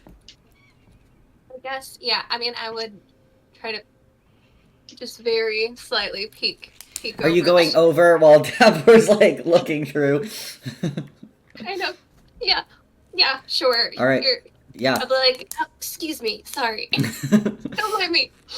Yeah, give me that perception check. I'm taller than you, so it's fine. Yeah. You're seeing different things. Hold on. That's good. That was a 15. Would this be perception? Was that a disadvantage for Oh, exhaustion? it wasn't. Dang it. I forgot. That's a 3 plus 6 for a 9. Cool. So one more than what Davor sees. So you're kind of pop up, and you see very similarly like a sheet of ice covering a large portion of the deck. I'm gonna send it. You're just hopping over the railing? Yeah. Cool. Yeah, you hop over. What's everyone else doing now as you climb up and catch up? Marigold is invisible. Teddy and Hayes. Does it feel cold on this boat? No, it's hot as shit. You're Why is you're like it ice? immediately like out of the water and like almost dry but not dry. Like you're steaming. Yeah, it's not a great time, but it is. There should not be ice, as far as you're aware. Love this. That son of a gun. He's back. I guess watch out for ice. Yeah. Do you all climb over the side?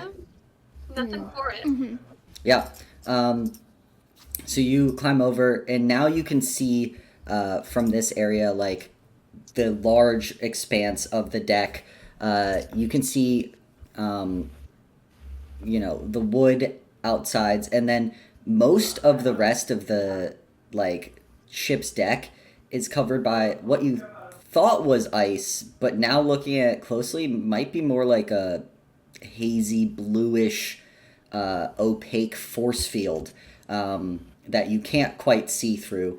You are near the bow, so the front of the ship, and you see at the stern, the back of the ship, is the 2 smokestacks and probably like where they drive the ship.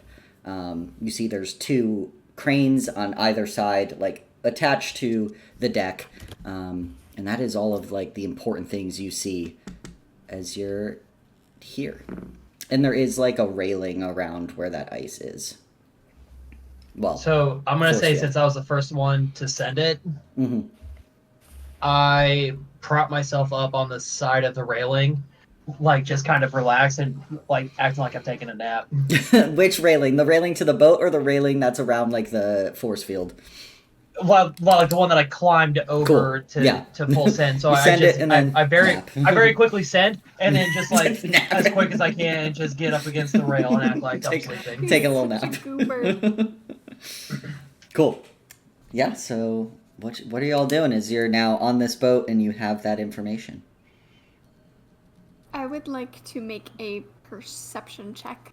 They're sorry. Ben is also playing D&D tonight, so if you get noises, I hear eyeballs. There's eyeballs. Yeah, eyeballs, something about eyeballs. I don't know what. I would like to make a perception check. We know that there are constructs around, so I think listening for any kind of like mechanical sounds. Oh, listening, dang it! But Teddy, turn your good ear. Yeah, turn your good ear. I'm already at disadvantage, so it doesn't even matter. Nope. So yeah, I'm gonna try and listen for any sort of creature mechanical sounds. Yeah. That's actually not too shabby. Blah, blah, blah, blah. Sorry. That's gonna be a 14. 14. Okay. You turn your good ear to try to listen. And other than your kind of companions and the sound of the boat kind of rocking a bit, you hear some creaking.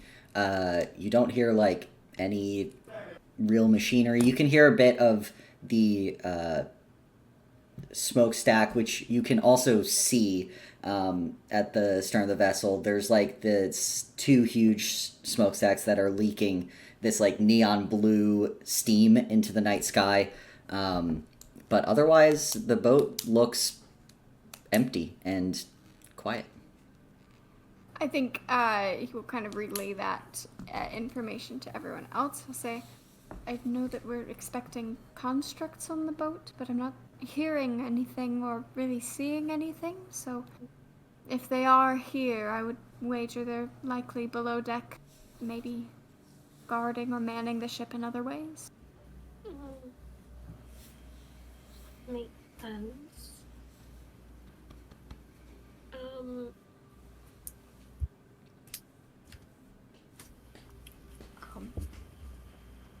Does it look like there's like any obvious like doorways or stairwells down or up, like a raised level, like?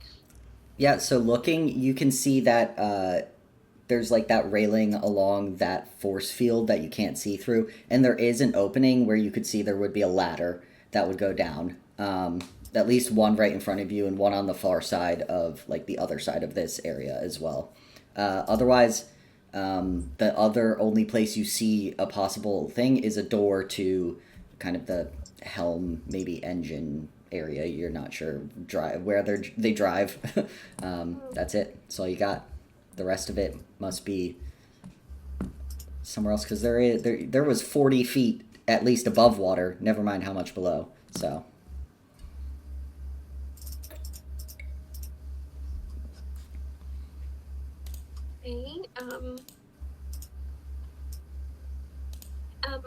Excuse me, resident boat expert. She'll like tap your shoulder to wake you up. She's gonna play along because she's a good sport. She won't give it a... Y'all finally made it. Nah, I'm just messing with y'all. I'm glad to see you made it back up. Thanks. It was really hard to get up here. You just hear a disembodied voice. Yeah. I just look at Xanthi. I'm just like, yeah. He like blinks a little and just like decides not to correct you. So any ideas where we should progress? So Lucas, this brings up a question for you. Could I do another one of my artificer lore and do like a history check on this force field? Yeah, what does that give you advantage? So it wouldn't make the so that makes the roll. So just it lets me use my proficiency doubled versus any kind of modifier. Let me make sure I actually have that right real quick. Yeah, whenever you make an intelligence history check related to magic items, alchemical objects, or technological devices, you can add twice your proficiency bonus instead of any proficiency bonus you may normally apply.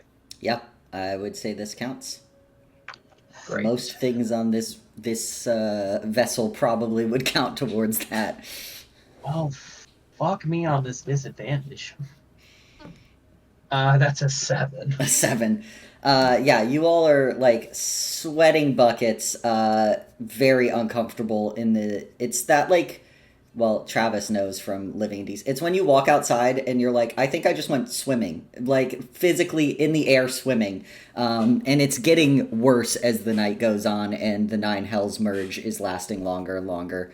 And so with a 7, Yeah, I mean, whatever. I won't give you anything. It's whatever your character's best guess. They're pretty intelligent and not like unused to obviously some arcane items. So whatever you would think your character would know, but you get nothing from me. Ah, yes, this person that knows nothing about the world guest spotting gets to talk about the magic in the world. Yeah, that's Use that improv. improv. I mean, my initial thought just goes to the, yeah, I don't know shit about fuck. There you go. You wake him up and What do he's you know like, about boats? Big boat, though. It's not a normal boat. This is a magical boat. Do you think there's like I mean, because what we want is probably through there, right? Gestures to like the force field. So, I mean, do you think there's just like a button or something? Like maybe in the little, like this bit? He points to like wherever, like the. yeah, the helm. I have an idea. Hmm? And I start rummaging through my bag, and I pull out this this bag. Pulls a bag from a bag.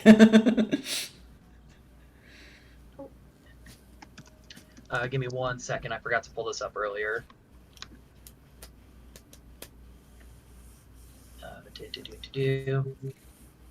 So I pull out a gray bag, and I just kind of look at everybody, just kind of expecting somebody to be like, "Ooh, ah." Nothing happens. I'm gonna say that, and then just go. So I got this on one of my last jobs, and I kind of look inside of it, and I go, "There's some things in here." So my contact, he's a very trustworthy guy. Trust me, he's very trustworthy. But he told me that this was worth something, so I think that I might have an idea. So I reach inside and purposely take longer than I should, and then I pull out a small little item, and I toss it into the force field. Okay. What do you pull out? So this item turns into a panther. Whoa! Is this a bag of tricks? Yeah. So you see, I don't know what it is. You see, he tosses That this was little me item. asking Yeah. that, Teddy. You see, he tosses this little item, and it goes and hits the force field, and a panther springs out of it and like ice, like slides across the force field, and then just like does like one of these things before like trying to carefully walk its way back over to Davor. Oh my gosh, you're so cute. I instantly burst out laughing. but like kind of like a moment of like, oh shit! And then I see like the trying to regain the Yeah. balance, and I just dropped it. I was like, ah! Yeah, so you see that you now have a panther buddy, and it's trying to make its way back over to you. Oh. What is the force field over? That like it looks like it's part of the deck. You can't see through it; it's opaque. Oh. But you imagine there's a reason it's there and opaque. Well, it's probably there because it's part of the deck. Good job. Sensible. Thank you so much. Are there doors that are like leading to a below deck kind of area, or would it be like trapdoors that the force fields are probably covering? You're not sure. Maybe. Yeah, Okay. you can't see through. You see a ladder going into the force field. So you imagine you could go down through the ladder if you could get through the force field. Does Um, anybody have any kind of way of? I know there are some magics that can get rid of other magic. Well, No, I don't, but I was thinking that, if this is something that can be turned off and on, then maybe we go find the control room where the steering wheel is and see if we can turn it off there. I think that's a great idea. Yeah, maybe there's just like a button You know? Possibly. Or a lever. Or a switch. Yeah. Unless the constructs themselves are the control room. Wait, But it's probably not that. We saw a little area, right? How far is this area that we saw? That It's on the looks like... it's literally on the opposite end of the ship. You all are on the front of the ship, which is where you climbed up, where the anchor is, and this is all the way at the rear of the ship where the smokestacks are. That's where like the door is going into like some sort of steering control area.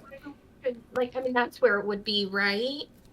Because there's like nothing around here.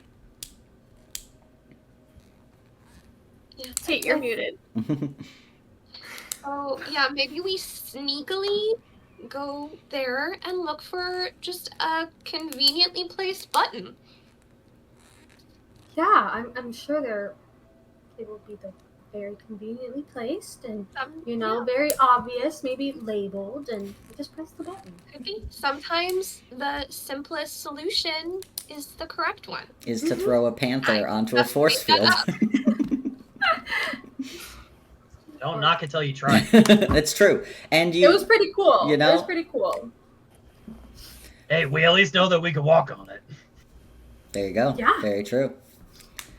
So yeah, is everyone gonna make that sneakily over to the control room you're all calling it? Yeah. You have if to so- be within 30 feet of me to get the pass without a trace, so if we're going, we should all go together. Yeah. Absolutely. I will And say my invisibility gives me a straight roll. Nice. I will fall behind because as the panther makes its way off of the force field and it's friendly to us, I just start giving it scritches. Oh, yeah. Marigold's gonna join for the scritches when you start. All right, there's a scritch. Everyone gets sidetracked about the mission to give the panther some scratches. So big little Um, kitty. But yeah, you got. I will then Panther. ride said panther because I am tiny enough to just Yes. remount this thing. Yeah, perfect. All right, so the panther will share your stealth roll. He's probably a quiet-footed lad as a panther. So everyone, give me those stealth checks, please. 15. Nice. 18. Wow. Solid. It could have been Pass without a 28. trace does a lot. Yeah, Oh, pass I without didn't even roll traces. it at disadvantage. Yeah, okay, so this is 15. Marigold, I got 19. 19. Davor, 26. 26. Xanthi passed without a trace so hard she left. Sorry, I literally lost my die. So, okay. So, that would have been good, but 15. I rolled a 5, but thank you, Teddy. Yeah, no. Here to help. You all are back on track. You had your quick little panther petting break, and you start moving sneakily as a group, kind of along the edge of the ship, making sure to kind of keep your footsteps light and using what is already kind of the noise of the ship creaking and the waves against it to help mask any further noise. And again, as you keep going, you still don't see like anything or anyone on the ship, but you make your way around to this control room. You see that there's a door, and it's kind of 2 stories. You could see now closer that like the top has what would be the lookout area that you would be piloting a ship from, and the kind of open or what do you call it, like hatch kind of style door to open it. Does someone want to listen through that? He's saying very quietly that I won't say very quietly, so it picks up on Discord, but asking if anyone is able to, like, put an ear to the door and listen. My hearing is not the best right now, but... Oh, sure. Yeah. Xanthi will act as an ear. Great. Exactly. Lend me your ear.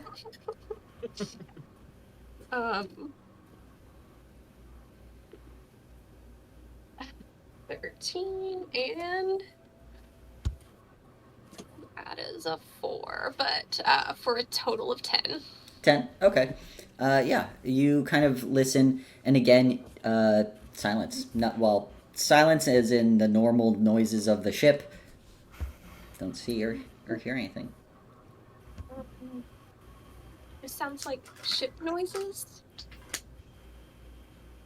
I You've will- never been on a boat. Opening the thing.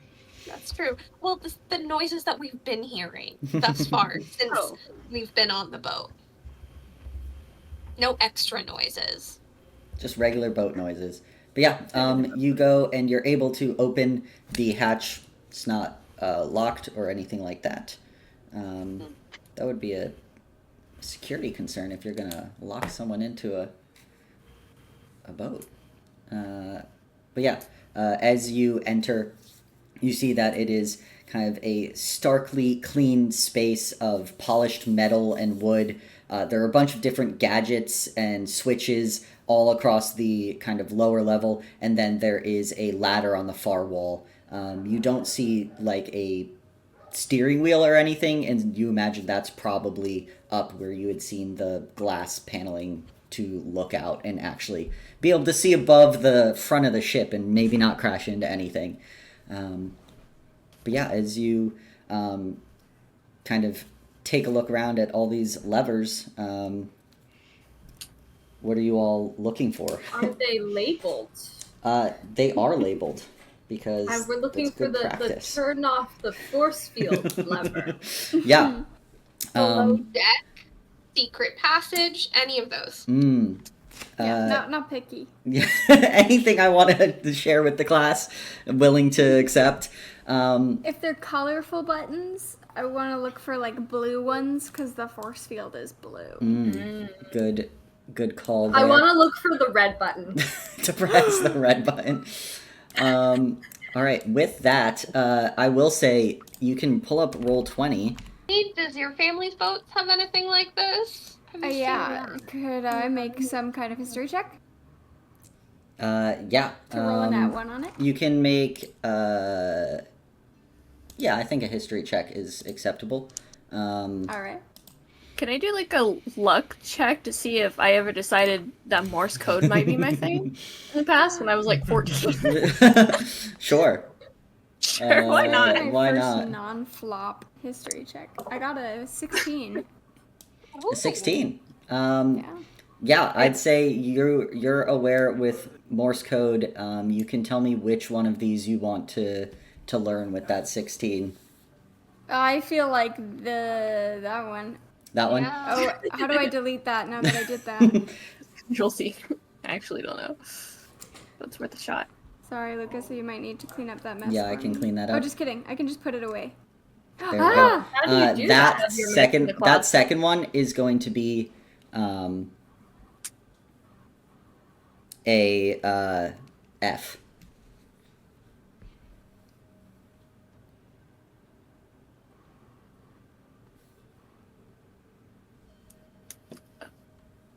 Hmm. My luck check was also a 10. I probably thought about it, but it didn't pursue. Didn't quite I looked at a want Morse to. code book and I was like, I'll circle back to that.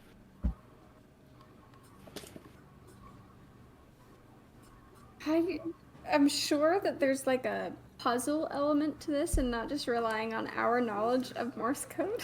Yeah. Oh, definitely. But I'm.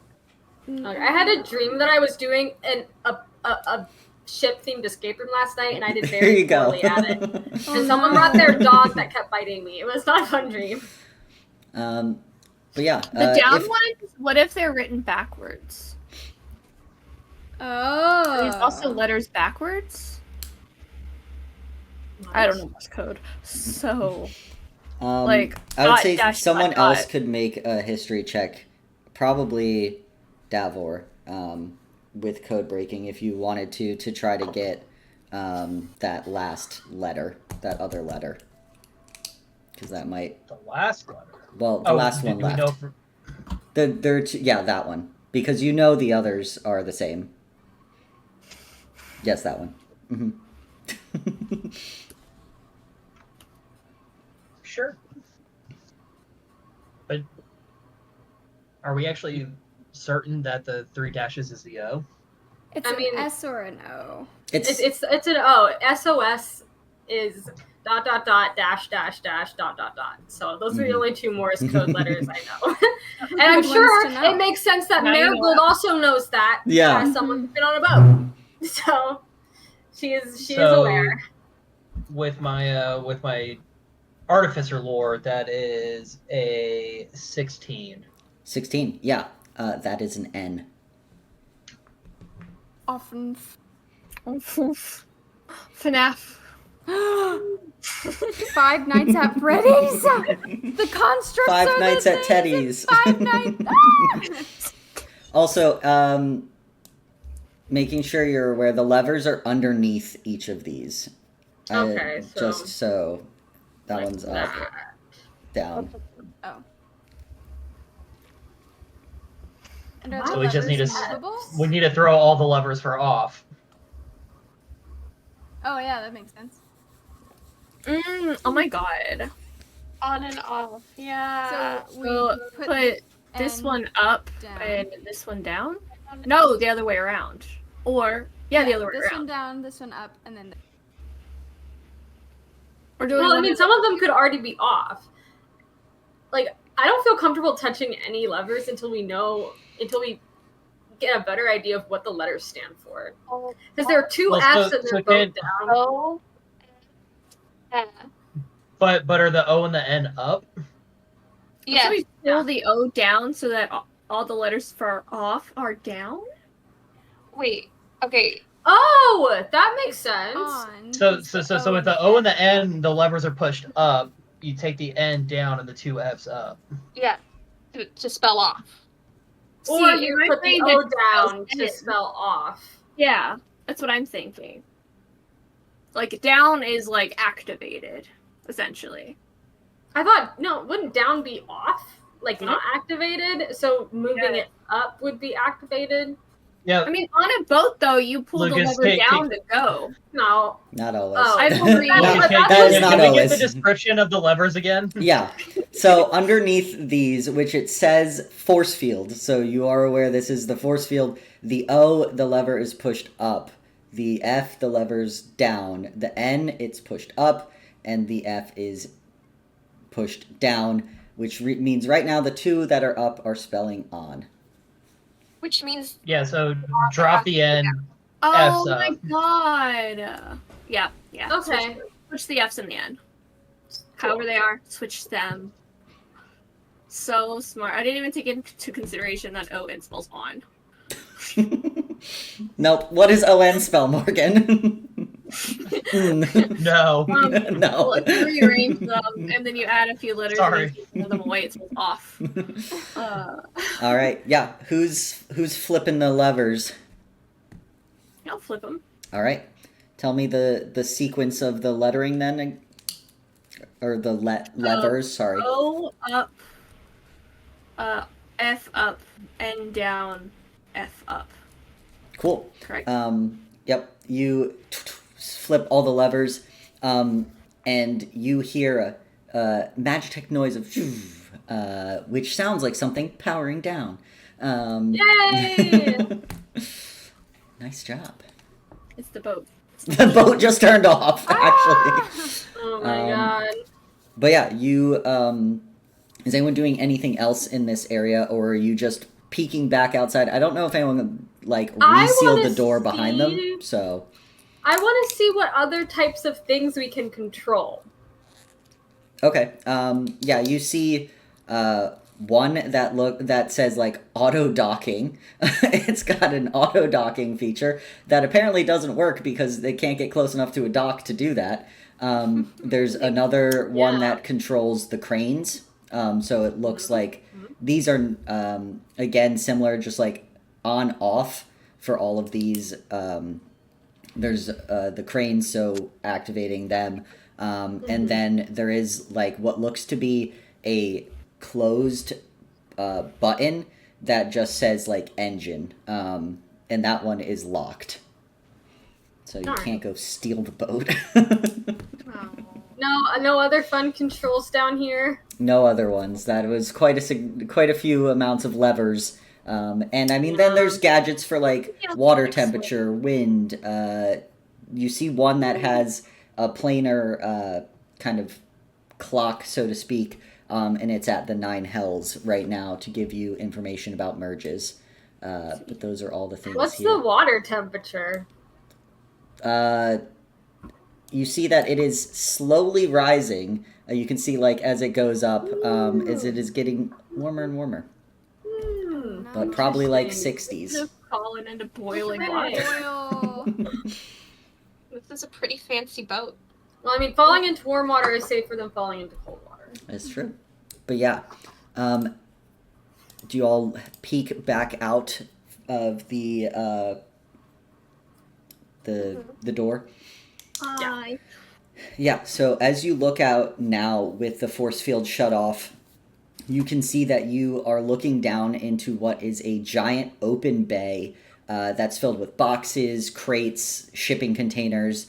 On the side closest here and also the far end where you had seen them when you first got up on the boat, there are 2 ladders that lead down probably about 25 to 30 feet down into this sunken well of a metal grate of basically like a cargo bay area.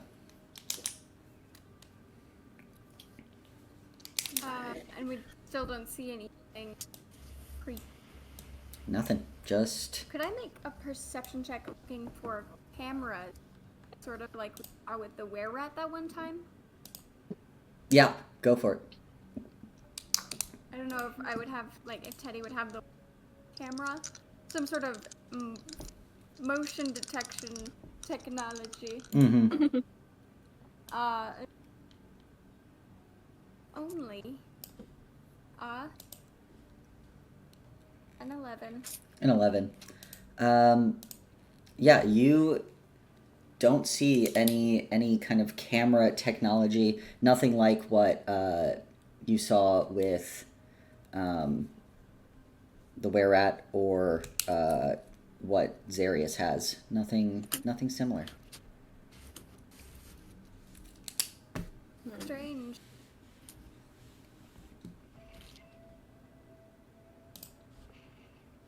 Down we go, I suppose. Yeah, Yeah. going down. All right. Yeah, you all climb down the ladder. How's your panther get down here, Davor? Or do you leave your panther at the top? No, absolutely not. Mischief is coming down with us. But I will say that before, like, I want to be the last person to leave that control room Mm-hmm. before we all head down. And whatever I can turn off, I'm going to turn off. Okay. Yeah, so you all step out. Davor starts pulling levers, turning items off. Good to note. But yeah, as you make your way down into the cargo bay, again, there's like a bunch of these, basically think of like shipping container crates in here. Smaller crates, barrels, boxes, sacks of whatever. But you notice at the far end, near where you all had, like, the bow of the ship, there is a kind of glowing safe. You see there's a bunch of runes lining it. It looks to be kind of shining under this kind of dull red light, but the glowing runes are of, like, blue through it. I'd like to pull out our sensor device. I believe this is what we're here for. Right? So we just scan it now. Boop. Yeah. So are you like heading up, because you have to go like to the far end, and are you setting up the little tripod? Yeah. You set up a little tripod. It's like a one press button. It's not a super complicated item. Great. So you press that to start scanning. Is anyone doing anything else while this scan is taking place? While that scans, can I do an investigation of this container?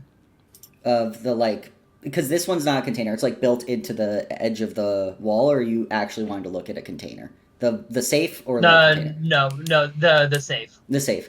Yeah, give me that investigation check.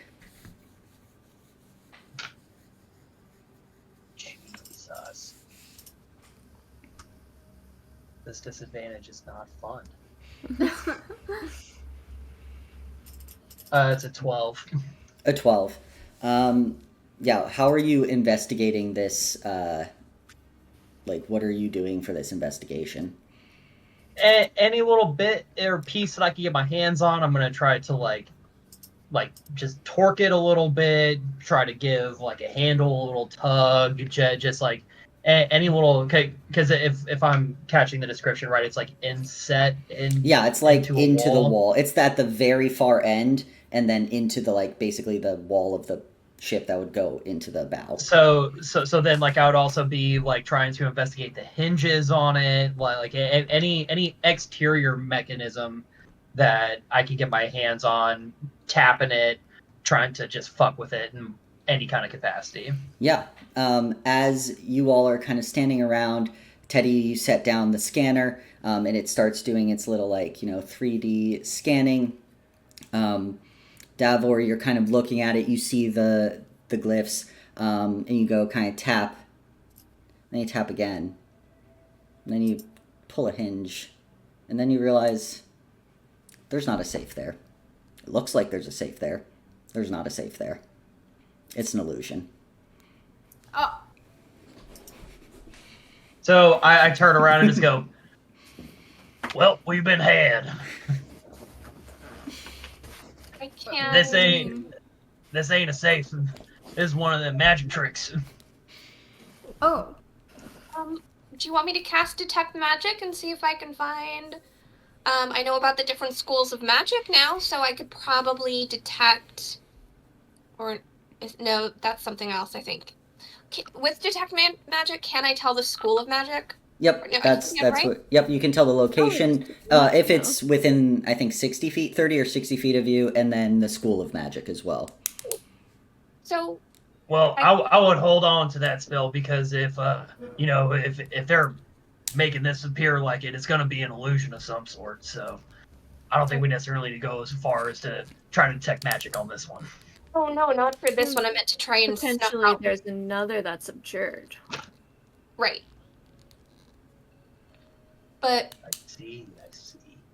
I mean, I imagine wherever this safe is that they've disguised it, like it's still gonna be magical. It's protected and warded.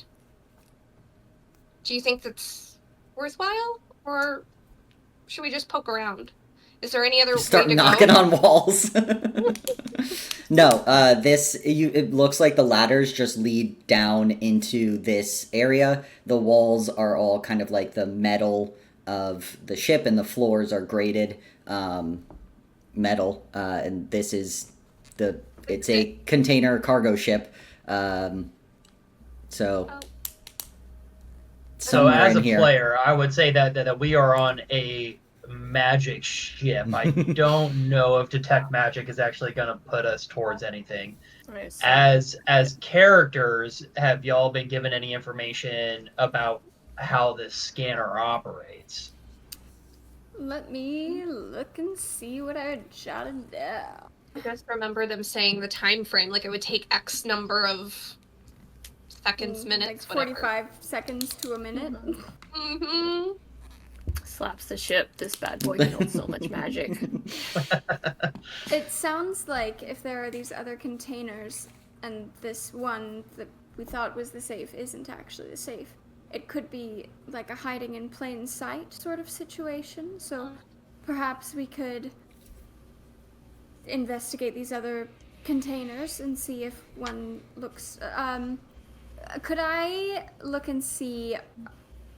Are there any signs, like, if they're constructs, maybe they're on kind of like a standing order, like, patrol this area every so often, and, like, are there, like, grease tracks where a little oily, wheel may have, like, spun by, and, just kind of, like, looking for any kinds of clues of where things may have stopped to look at, one of these containers above the others, maybe?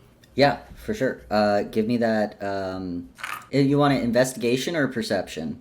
I guess it would be more investigation, wouldn't it? Yeah. My investigation's not quite as good, but that makes more sense. I'll do that. Investigation.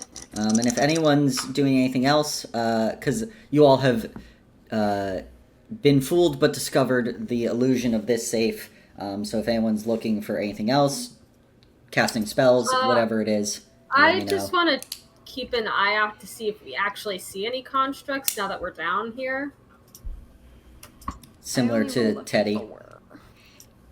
Yeah, but I'm not so much looking for, like, you know, where they're stopping to figure out which one's which. I'm just trying to see if we see any. So when the hulking construct comes around the container, you're like, I found it. Yeah, go ahead, give me that perception check. Teddy, you're kind of trying to look around, you know, looking down for maybe like grease tracks or anything. And what you find is like what you probably would come to notice. This is a brand new, this is like it's like maiden journey. So there's, first of all, like very little rust or anything on any of the stuff. And everything is like squeaky clean. You know, they probably had the force field over everything when they were traveling on the open water. And so nothing down here has been touched. You see no tracks that could lead you in any direction. So we're safe because the constructs are cleaning bots. Yeah, they're Roombas. They're all Roombas. They're not defense robots. That They're maintenance robots. Roombas don't have limbs, you guys. That doesn't help me. We're gonna open the container and we're gonna know One it's the by right one. one. 'Cause all of the constructs are gonna They're be just in, in that there. one. That's where they all are. They're waiting for us to open the doors and be like, They're gonna shout boo. It's a surprise party just for us. Marigold, what did you roll? I got a 7. 7. They're all in that container waiting for you. Yeah, you see again. You see, you don't see tracks. You don't see anything. And again, like a lot of the boxes are offset. There isn't just like a clear path. It makes like different pathways, but still, you don't hear anything. You don't see anything. what if one of the like the right container, what if it's trapped and we go to open it and we get like zapped with something? That's my concern. I'm gonna go to the nearest container to me, do a quick investigation roll for other sigils, and then, depending on what I find, open it.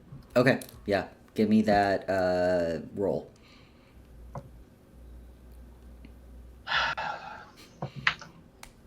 Okay, that's actually not terrible.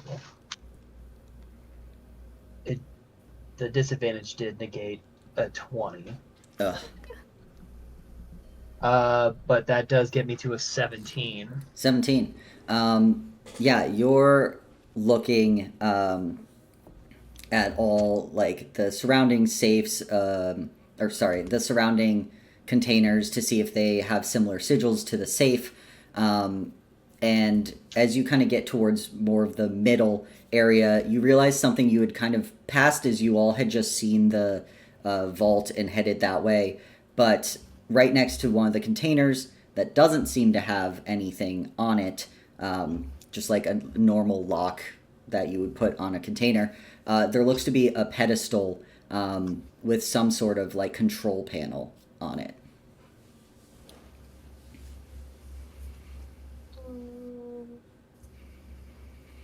So it's a control panel and like a standard lock? Sorry, the control panel is like up like it's not necessarily attached to the container. You just see it because you are looking around the container. The container itself just seems to have a standard lock. This looks like a separate like console that the container's just up against because they need to put containers in places. So I'm going to go for the lock first. Okay, yeah. You lock picking? Oh, yeah. Yeah, Rogue it up. doing rogue stuff. Your panther's just hanging out behind you. Yeah, Mischief is just following along. Is that his name, Mischief? That's what I'm going for right now. Yeah. Nice. I love. Wait, how does the panther little last cat. forever? Or does it Until have the a tip time points are limit? down, or until I throw another item Mm. from the bag of tricks. You're gonna name that one Mayhem. Depending on what comes out. Panther was a fucking good pull. That was a pretty good one. So that would be a 13. 13.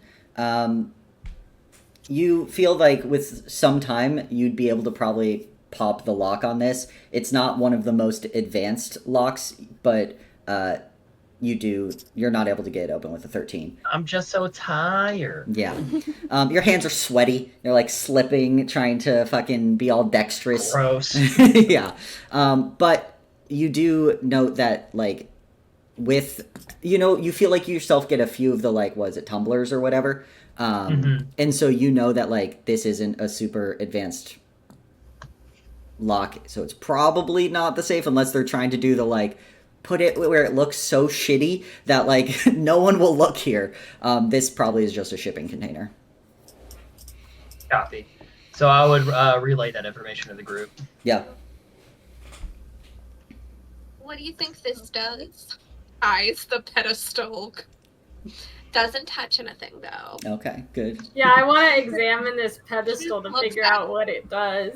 Do you think this is the activation for all the constructs? And you like press a button and they all come to life and it Is Xanthe saying this out loud? yeah. Well, I mean, for a ship that's supposed to just be constructs, it seems like if that was the case, then you'd have to have a person. That's true. Can I investigate the pedestal? Yeah. Is anyone helping you to help negate I that? would like to take the help action, yeah. Cool. Yay! Thank you. Don't press anything. We're just looking. Yeah, everyone See, get like, real hurry up close with to this it. pedestal. My intrusive thoughts are just touch everything. Xanthe is gentle parenting. She's like, look with your eyes. Everyone, don't So, touch. that's my third nat 1 tonight. No! Tate! Wait, even with advantage? Oh, it's just a flat No, roll, it's a isn't flat it? roll. That's Lucas, what my brain don't said put this too. on us. You're the one who Yeah. gave us exhaustion. Yeah. I didn't know you'd Yeah, roll you're 3 fine. nat ones. I didn't know I'd roll 3 nat 1s either! So she just learns nothing Yeah, about. She perceives nothing about it, right? Like, yeah. because she's looking with her eyes. You can't I'm do not anything gonna say that she touched it or anything. No, yeah, you, Marigold, are very distracted by the panther. Yeah. I mean, Mischief is pretty From her fun. hand onto the button. She does not put her hand on the Well, button. I'm letting you all decide if you touch it.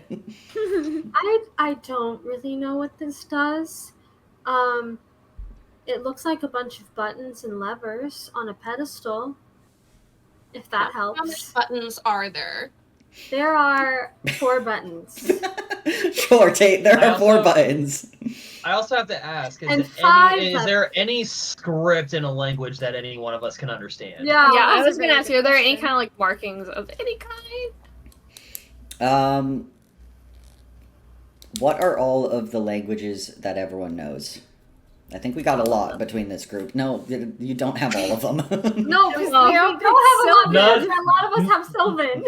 None of Yeah. us know binary, so we're screwed. You don't know the have robot? none of that. You don't know Modron? I don't know Warforged. Infernal and Celestial and Common. I know Common, Sylvan, and Primordial. I know those 3 as well. Mhm. What do you know Primordial? I'm learning. From who? What, are you a gatekeeper, Marigold? Yeah. Wow, why can't? Wow, because just because I'm not Genasi doesn't mean I can't know primordial. Wow. No, it's just helpful. We picked another language. Because I get 3 languages with my race. Be quiet. One was a secret. But yeah, there are no press here to turn on all of the constructs in any language. And there's none of the binary as well. They assume that if you're going to be touching this, you know why you're going to be touching it, and what it does. thieves. Instead of Well- touching it, we could just make it short circuit and see what that does. What if it sends off a giant alarm and wakes all the constructs and it goes into Well, like if it short circuits, I don't think it would set off an alarm. It would just stop working. maybe? Well, for my 2 cents, if it's not made by either the gnomes or the dwarves, it's bullshit. So We break I it. say we just start touching stuff. Or that. Yeah, and then we can break it if something goes wrong. Yeah? Does Davor touch it? Or does Marigold touch it? Or do both I, of you? I was gonna touch it I start reaching in slow motion to see if anyone's gonna stop me, but I'm maintaining eye contact with You're like, everybody you're as gonna, I'm I'm going, gonna just touch like the, I'm As you gonna do touch that, it. on a different part of the panel, Marigold's just gonna hit a button. Yeah. and then I go, and when you do that, you just go, hey. Before contact is made, I would like to take a couple steps back, just in case. Yeah. And sort of look toward like these ladders in the event that something comes down towards us after. Yeah. Push 'em buttons. Marigold, you press the button, and Teddy, you're looking around for something. It's gonna be the one farthest to the right, preferably red Sure. in Yep. color. You press it. You're hooked on that red button. Steps away. I had to. And Teddy, as you kind of take some steps back, you're looking around for something. You see far end where you all had originally initiated. It came down the stairs. I don't Well, know, we know ladder. what's No, Getting his words out when they're ready. you see the illusion of the wall shimmer and vanish, and there is a safe on that side. I did it! Yay! And Marigold, she's invisible. I And forgot then- she's invisible, but she's jumping up and Do down. you take your hand off of it? It was invisible. Do you take your hand off? Yeah. It disappears again. No, it's gone. Wait, It's gone. wait, get it back! Get it back! Okay, do Presses the that button again, again. whatever you did. You press it, and as long as you are pressing the button down, the image, the illusion picked the shimmers. right But if button. you take your hand off, it goes back across. Okay, I'm Now. gonna stay here. I'm gonna not move. Yeah, wherever you are. Don't move. Okay. Just stay there. Ah, I'll get ready in case having it pressed down is alerting anything elsewhere. Marigold. Oh Um, wait. I'll be ready. I'm gonna hop on Mischief and have her just sprint to where the safe is at. Okay. I would like to follow, carrying the little tripod. Like, okay. Yeah. All right. I'd It's like Hayes. imagine he set it up a little bit before realizing Yeah. it was an illusion. So it's like he doesn't want to like drop any loose pieces, kind of thing. But Yeah. it's now just kind of awkward to carry. All right. You all are sprinting toward. One of you is sprinting. One of you is moving as fast as they can. The tripod's not that big, but like you got a piece of equipment. You don't want to fall and damage I it. don't want to break it. Hayes, are you staying near Marigold, like looking out for stuff, or are you going with everyone? Yeah, I think I'm gonna stay near Marigold. And Xanthi, what are you doing in this mad? One group's doing a mad dash, one's doing a standing still. With the party. Go ahead and like follow Teddy. All right, Davor, as you sprint towards this safe, you just hear right as you get within 10 feet of the safe, and you see there's like a grate. You hear as it clicks down, and you all see Oh, beams. shit. You see force fields, three of them, go across, splitting up Davor and Teddy, Xanthi, and then Marigold and Hayes. And coming out of the walls of the ship, because they are part of the ship, Oh, you see the no. constructs. It's just like Star Wars. So with that idea of Star Wars, do I have enough time of hearing this pressure plate hit to then try to mount off of Mischief to get one step ahead? To try to get like back into another zone. Well, I'm more so trying to think like and without like truly seeing the map, but saying Well, like if you'd all like if to look you're at like the map, you can. yeah. Wow! Holy Holy cow! So So this is the sick. safe. Good This is job, the bro. area that Davor and Teddy are in. This is the area that Xanthi is in, and then this is the area that Marigold and Hayes are. And with that, Okay, so we might need to do some so setup. we're in the safe. You're in the safe area, like the Okay, yeah. cool. You're not like getting like split in half. You're splitting the party, but not split in half. But Yeah, with that, I was more so thinking like if there was a way that I could jump forward to be in the zone with the safe, but if we're already you're there, already there. Yeah, because it only went Perfect. off like within 10 feet of the safe. Then it all of it, and you see it goes Great. around the like place where the ladders are as well, and across like over top as well. So you can't like jump up and over. You are split. But with that, I realize I don't have a a little imagery for you, Davor. What do you want to look like? Let's see if I can find. Jason Momoa in my mind, but if he was a gnome.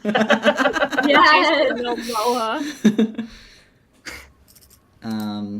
So yeah, we'll do a quick setup and then get initiative going.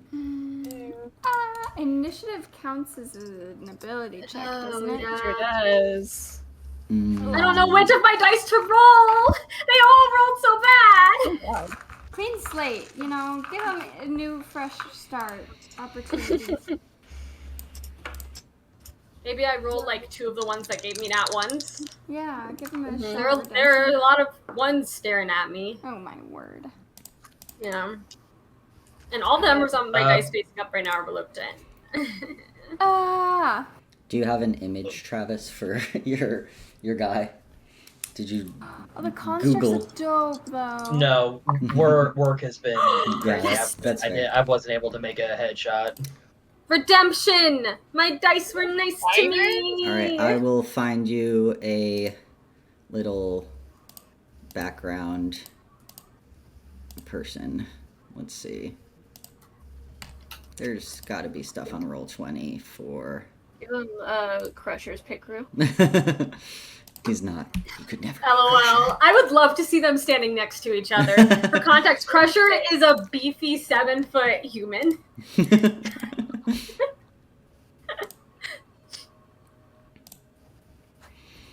I'm gonna find a guy. The Death Cleric and also Baby Girl. Also, baby girl. Crusher is Death's favorite princess. He is. That's just a fact. All right. I just need like a thief, a little thief guy that looks like a thief. Little dirty little boy. How dare you call me a thief? I am a professional criminal. Do you like? Thank you. You're welcome. Let's see. Is this on the correct token layer? How do you like that guy? He's got like a little weird ass hat, and he's covered his. I have the Raiden hat, the straw hat. I'll there take you go. And we'll put your name, Davor, nameplate. What's your hit points? 32. 32 out of 32. Should I really not had combat in map since I had 11 hit points? Oh my god. How do you have 11 hit points? In Oh, I was like, I don't have 11 hit points. Xanthi, So that's are the you last putting time- your character out here? Same with Teddy? Or do you want me to move I him? forgot how to do that, but I remembered. I can also Aha. move. There you Oh, go. how do you do it? There you go, Xanthi.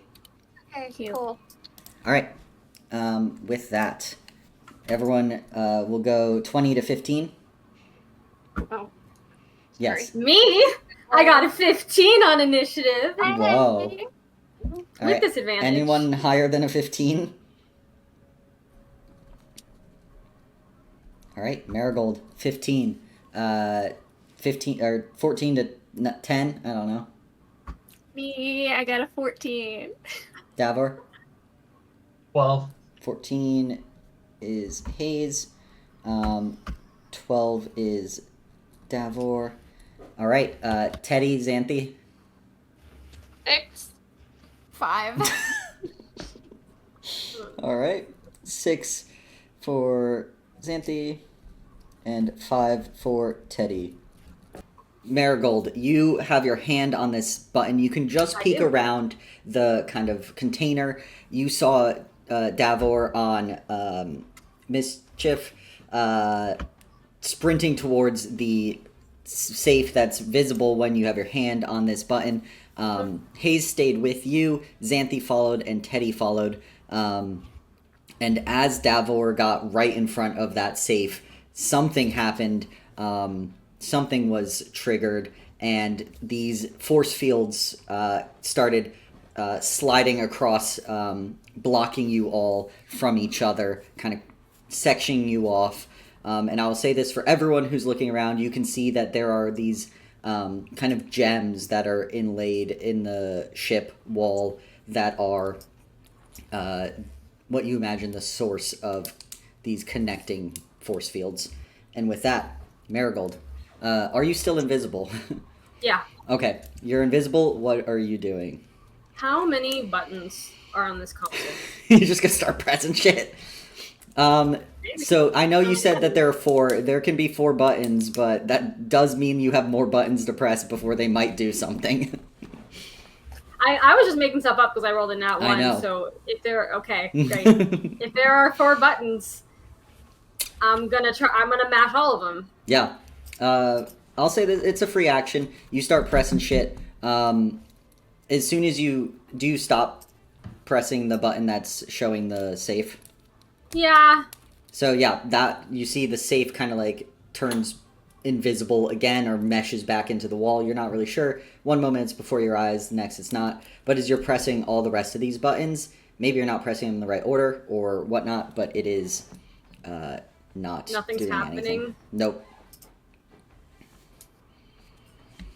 But that was a free action. You still have whatever else. It was a free object interaction. Because part of me was like, well, I said, the buttons don't work, then we just break it. Still gonna stick with that? I worry about breaking it if holding that button makes the safe appear. Mm-hmm. Well, I'm hoping that like whatever magic is, it's not the magic that makes the safe visible. It's the magic that's making it invisible. So by breaking the system, it's gonna stop working. So my theory, I'm going to wait. I'm just checking that I don't have to use a spell slot to do this because I'm pretty sure I don't have to. Yes, I am going to cast Create Water on the console to make it short circuit and stop working. All right. You cast Create Water. This is a Magitek device that is meant to be on a boat. That is meant to be around water. True. That's a good point. And so, with not enough water and not a directed, like, at the exact spot, because it's kind of, like, Create Water's not accurate enough for that, with it being just a cantrip, you douse this entire... Oh, Create Water? It's not Shape Water, it's Create Water.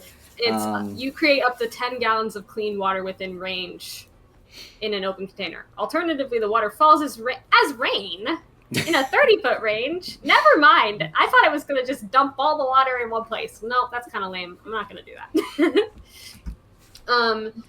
Cool. So it looks like the crystals are what's keeping the force fields up. Yeah.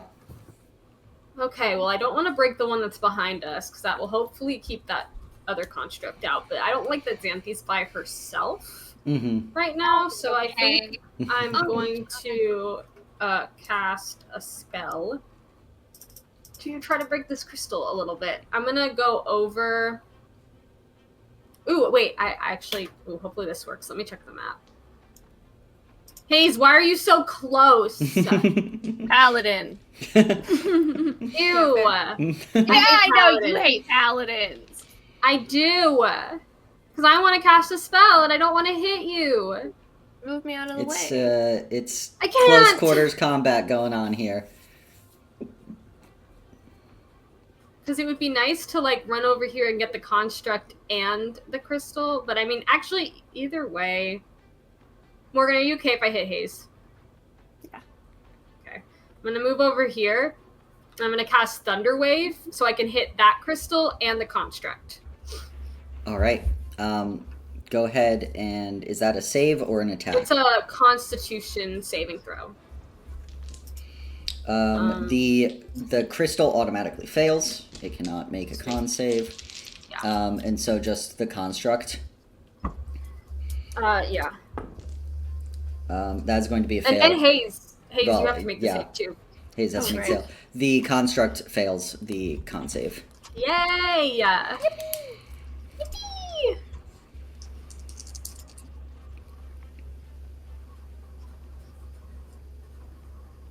Okay, just ability checks, not saves. Yeah, everyone. So also for combat as well, your attacks are not considered ability checks. So combat, you're actually fine in.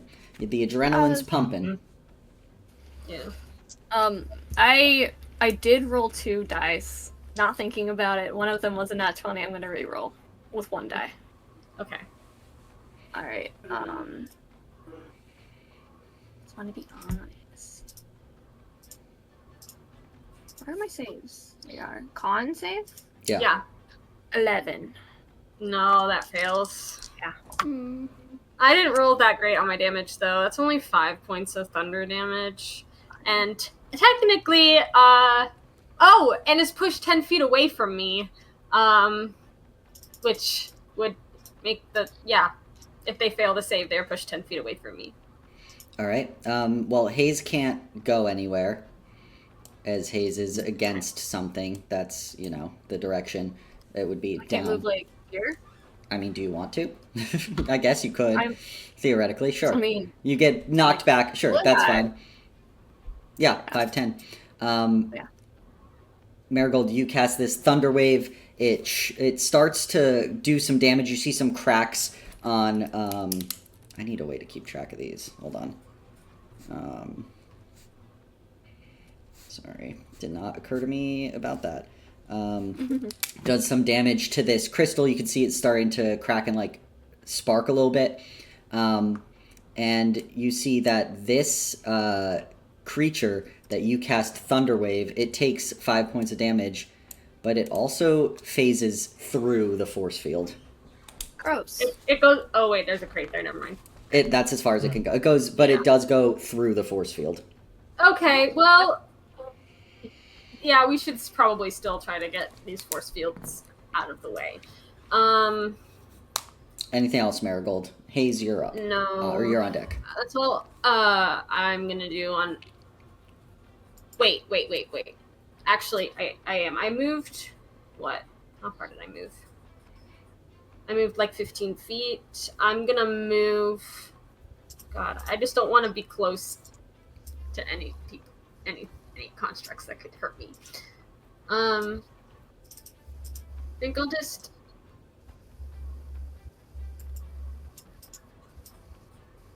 maybe move here. All right. Trying to tuck yourself into these, in between these containers. Yeah. Cool. Yeah, just kind of get out of the way. I'm not invisible anymore, too. All right. With that, Hayes, you're up. Alright, which one did you target? It was this one? No, the top one over here. Oh, okay. This one over here, okay.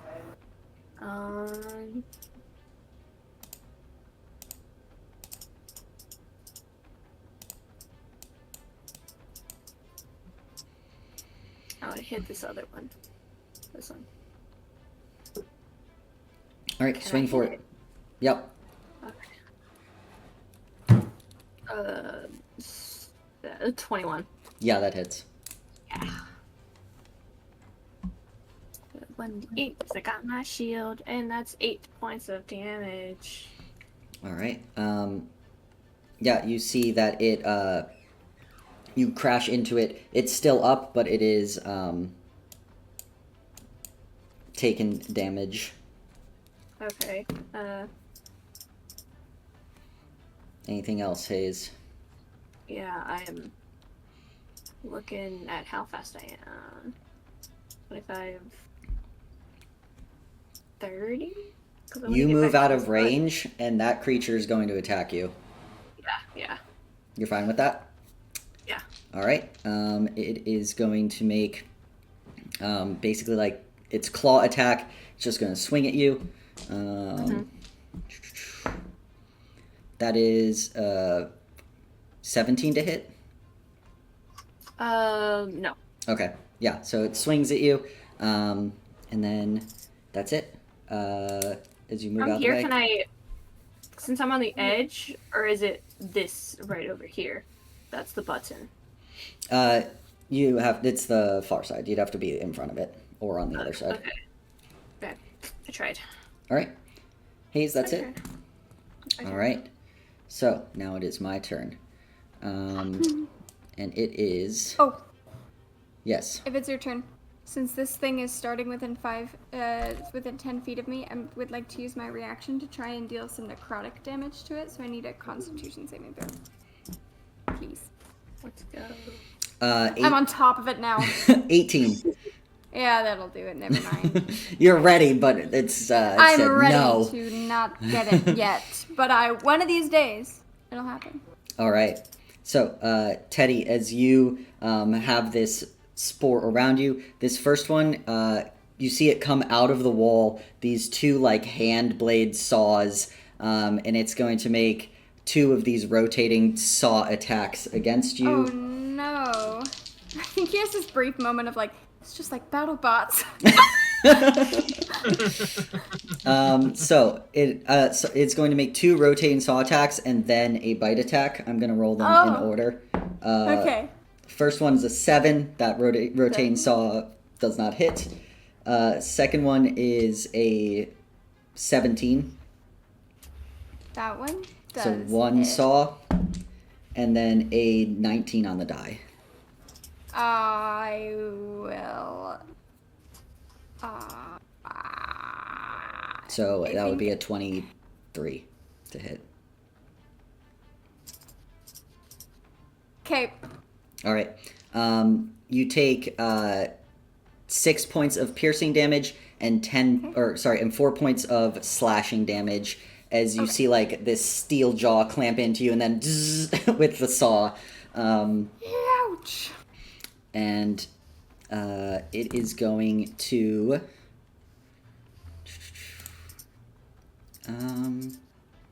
Yeah, it's fine. It's engaged there.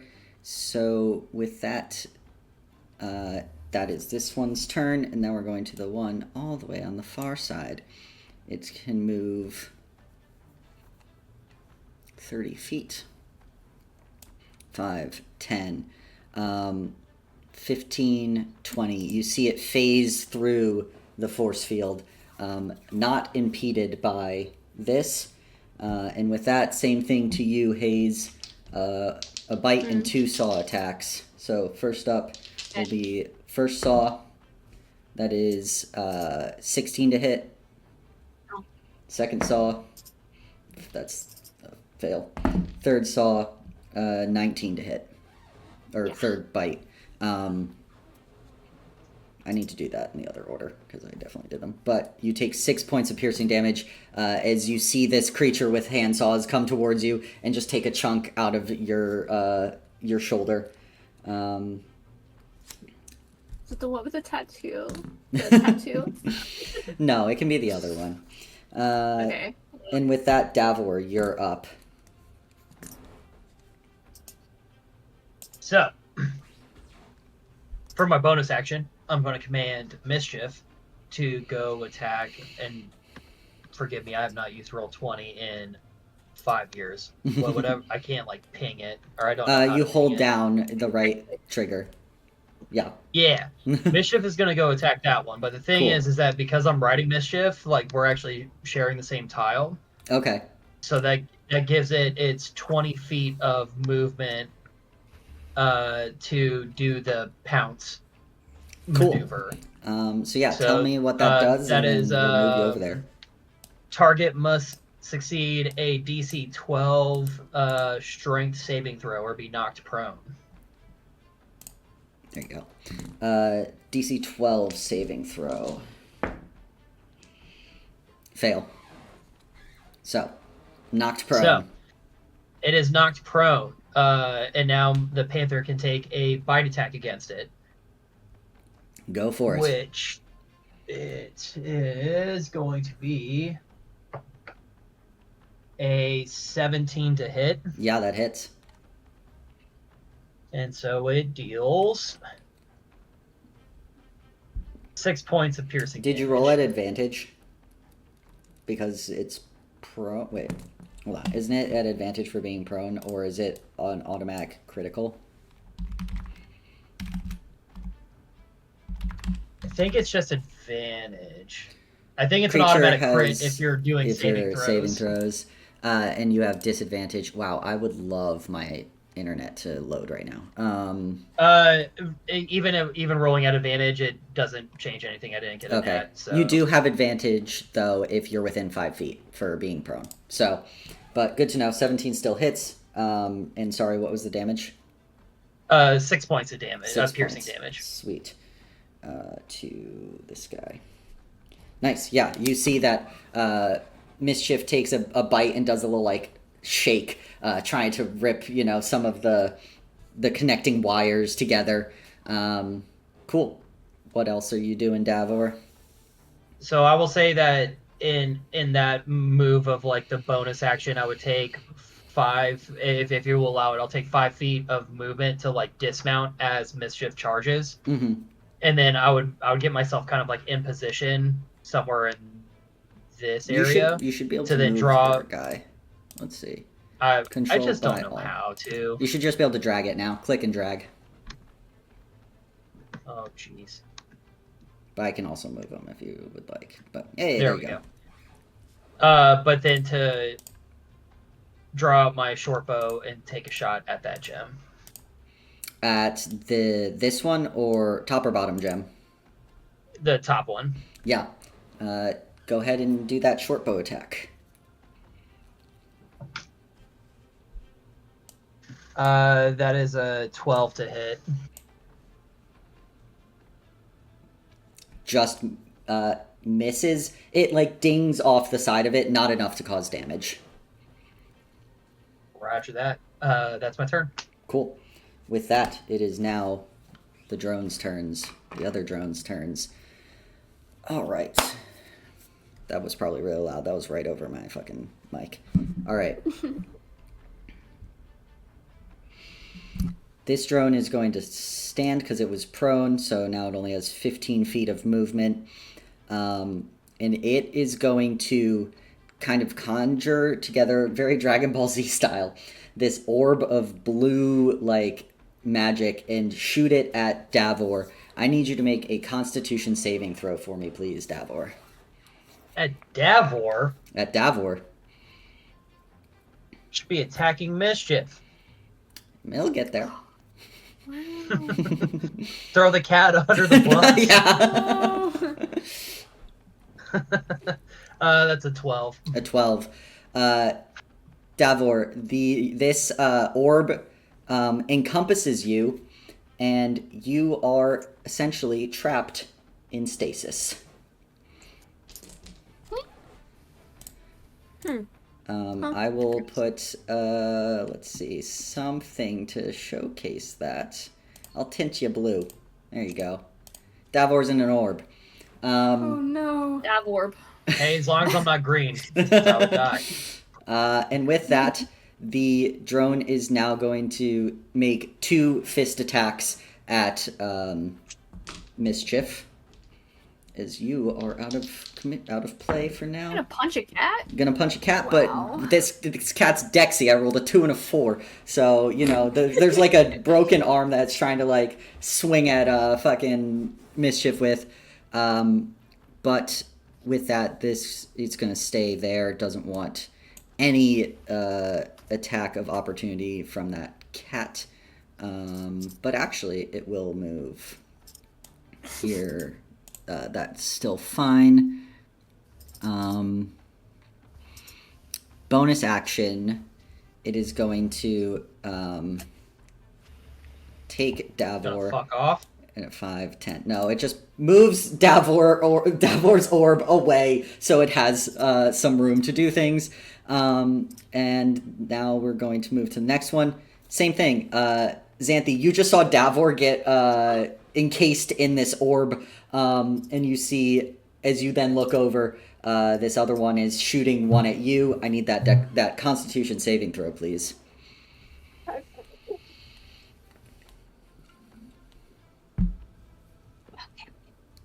Okay, that's good. Hold on. Constitution plus 3, 14, 15, 16, 17. 17. You're able to kind of out of the orb, so to speak. But this kind of drone then is just going to raise its little fists and shoot 4 attacks at you. Wait, was I supposed to do that at disadvantage? No. Saving throws, you're fine. Yeah, that's level 3 exhaustion. Yeah. Okay. But this is going to make 4 of these ranged attacks at you. First one is a miss. Second one is 20, dirty 20. Third and fourth are misses. So it's just like rapid fires, little like. And you take 5 points of piercing damage as one just catches you, but you manage to kind of like pull your shield up and duck around the others. It's just a Matrix thing. Yeah, exactly. Cool. And that is Xanthi's, or sorry, that's the one there. This final one is going to, does it get knocked prone, Marigold, if it fails the thunder, or just pushed back? I think it's just pushed back. I'm gonna double check. So I'm fairly certain that it's just pushed back. yeah, just push back. All right. Cool. It's going to move back into this spot here where Hayes and Marigold are, and again, I need that Constitution saving throw, Hayes, as it kind of conjures up this orb to contain you.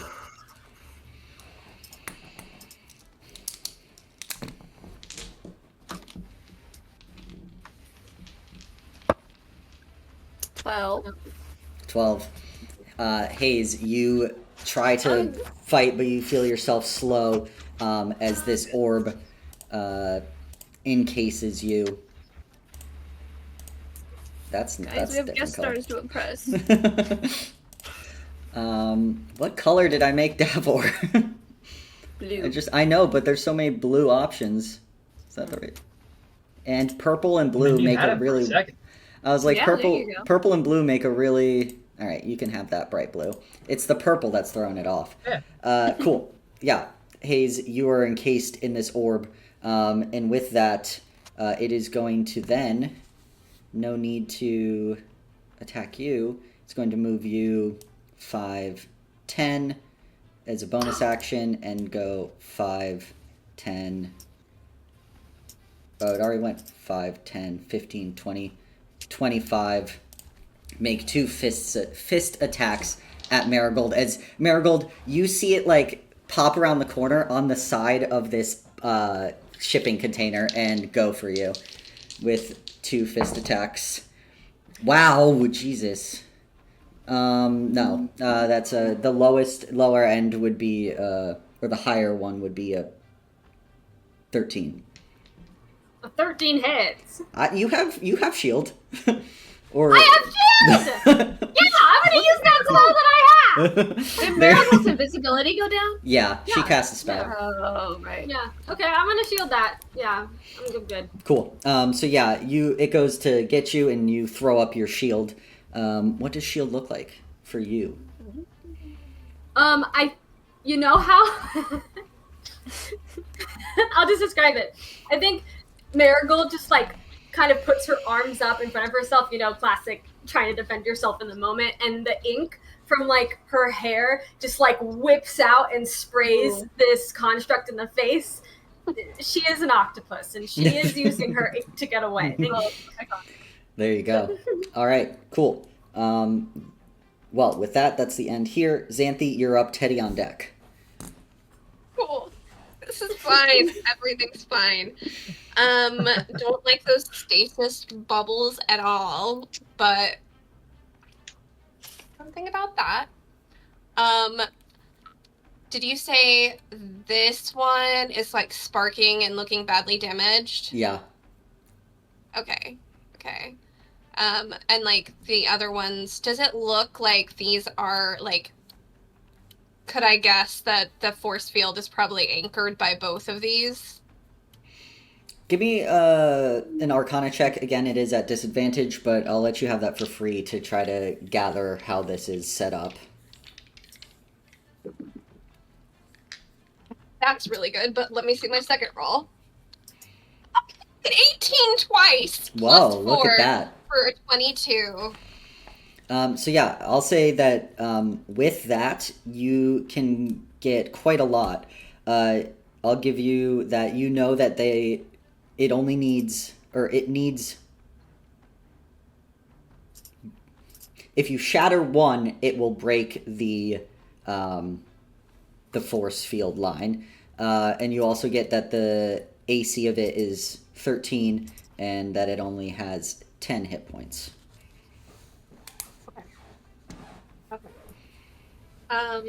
So I will just call out, you only need to hit one of the crystals on either end, and then just bonus action, spiritual weapon, which I will make appear right over here.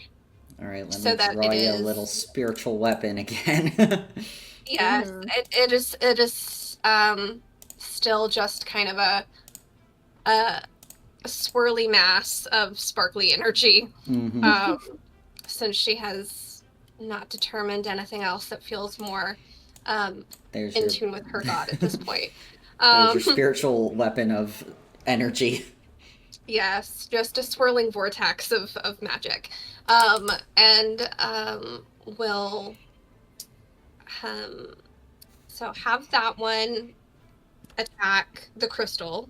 Okay, go ahead, give me that attack roll.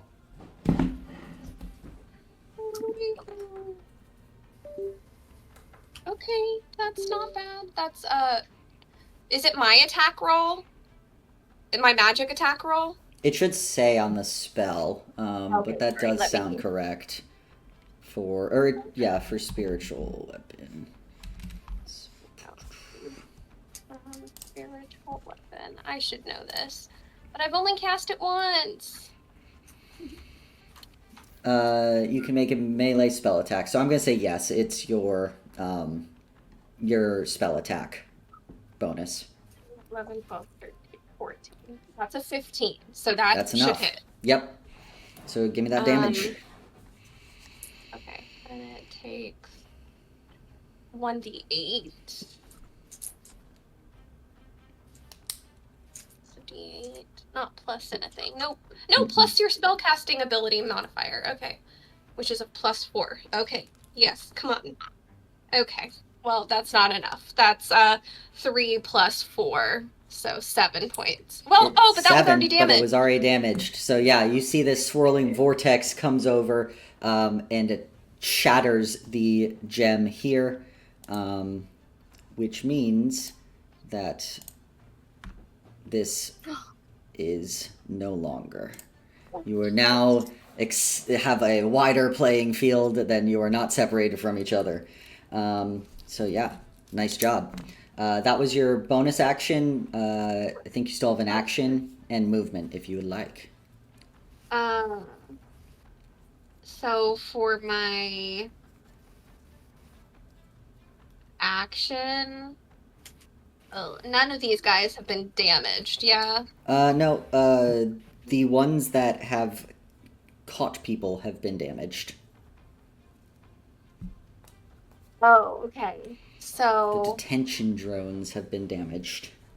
so this one right here has been damaged. Yes. Okay. I don't know. Maybe it's now's not the time for And the one behind, or the one here as well, has been damaged. I will now go ahead and do. Who actually still is in the fight? Well, Teddy's still in the fight. I will go ahead and cast. I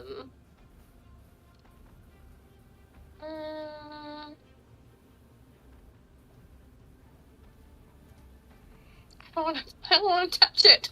So I'll cast Guiding Bolt. At which one? On who is going to maybe attack something next. I'll do it.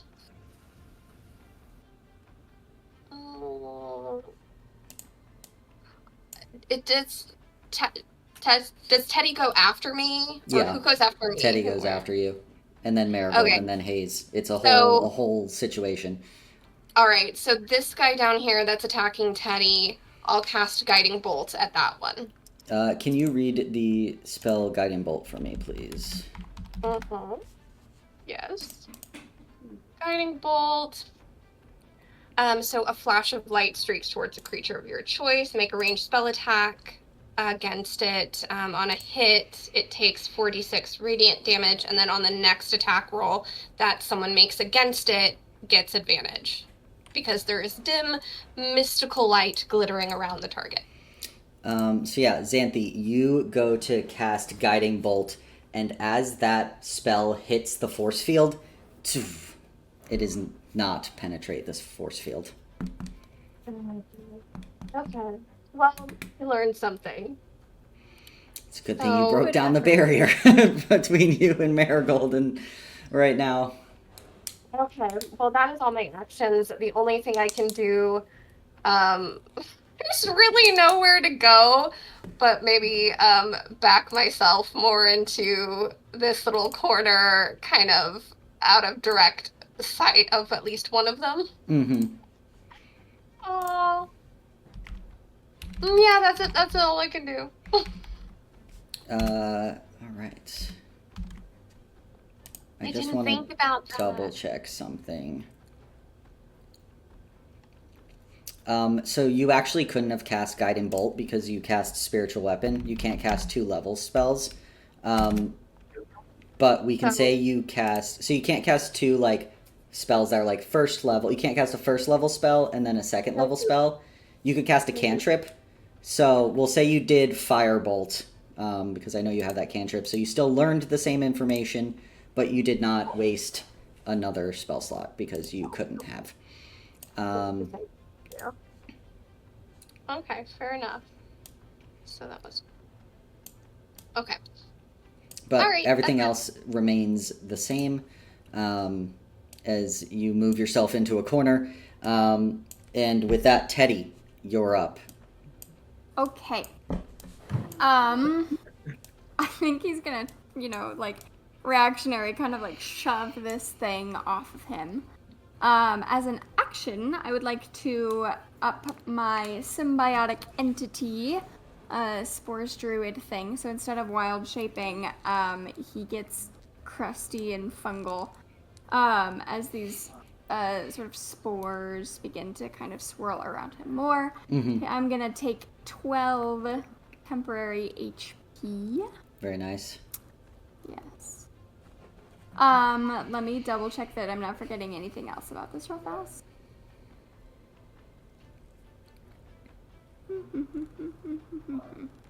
Okay, great.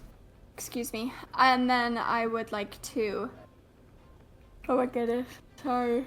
A bonus action. I'll cast Shillelagh on my staff again. It's All just right. a cantrip. Yep. And I think I'm gonna have him move over here. So he's not leaving its range, so no opportunity attack. We'll go here. He sees that Devor is currently occupied And so he's trying He's to busy. just get in the way of this guy and him. Not much else this turn, but I do get my reaction back, so I can try and do another Halo of Spores another time. So that will be it for Teddy this turn. All right. Yeah, Teddy, you get some defensive actions up. And with that, back at the top of the round, Marigold, you saw the force field between you and Xanthi go down, and you also saw the failed spell kind of bounce off, or more like be absorbed into the force field when Xanthi tried to cast through it. Yeah. What are you doing? Okay, so wait, first, back to my shield. I wanted to specify that like when the ink goes out, it's like shadows as well, and it looks like when an octopus releases ink like underwater. It doesn't.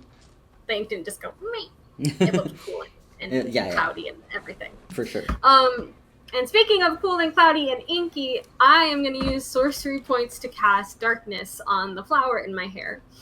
And so Marigold casts a spell and like touches this like shadows form in her hand, and she touches the flower, and all of a sudden just like it starts dripping all of this ink all over her, and just like the blood that we saw when the weird plane merged, it like these weird like shadows start to drift off from this black ink that's dripping down her and like spreading on the floor until the whole area around her is covered in darkness. And I am going to use my movement to move. Let me see. Can you specify how large that is as well? Yeah, I'm pretty sure it's a 15-foot radius. Oh my god, why isn't it like popping up? Come on, work with me. Nope, that's not it. Yeah, 15-foot radius sphere. 10, 15, 20, 25, 30. All right. I will note that while this appears centered on you, Marigold, anywhere where it touches the force field, it does not technically extend beyond, but I'm not going to fuck with it. No, I'm not going to try to figure that out. course. Also, no one can really tell because, you can't, it's also a wall, so... And then I'm going to move over here just to put a little more distance between me and that construct. As you go to move, the construct is going to use its reaction. Because it can't see me. Yeah, unless it can see me. Sure about that? It can see you. But it doesn't matter. I rolled a 4, so it sees you, but it fucking can't hit you. So you can, you could still move even without. It doesn't have sentinel, but there you go. So you are there. That's your spell for darkness. Anything else? That was your action and movement.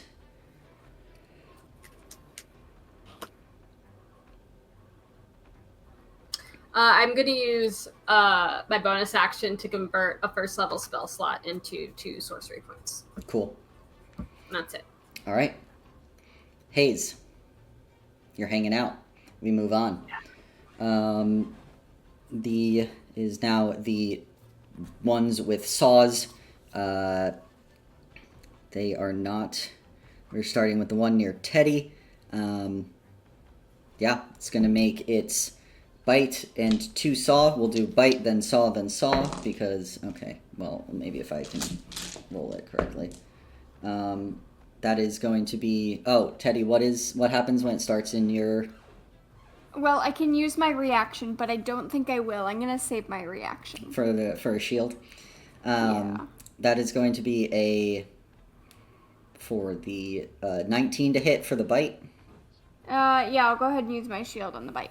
Cool. And now it's up for the rest of this turn, so also that's a fail for the first saw, and a fail for the second saw, as your shield holds strong as you see this creature, or this construct bearing down on you with saw blades, but you fend it off. That's that one's turn. The next one near Hayes, let's see, is not going to go for Hayes. 5, 10, 15, 20. It's making a nice little beeline for Marigold. This first one is going to be Bite. That's a 2. Second one, Saw Attack. That's going to be a 23 to hit, 21 to hit. Yeah, that hits. All right, and second Saw is going to be a miss. So you just take 4 points of slashing damage as you hear the whirring come around, clanking as the metal walks on metal, and you see it come around the corner and grab you. With that, Davor, you are stuck, unfortunately, and it's back at me. All right, gonna swing at your cat. Excuse you. Oh, it is your Mischief gets a Mischief turn. does get a turn. All right, I forgot to put Mischief on here. I'll add her or him. It's a her. How the fuck do you spell Mischief? Yeah, what's Mischief doing? Mischief is going to go for a claw attack on that construct. Cool. Hit him.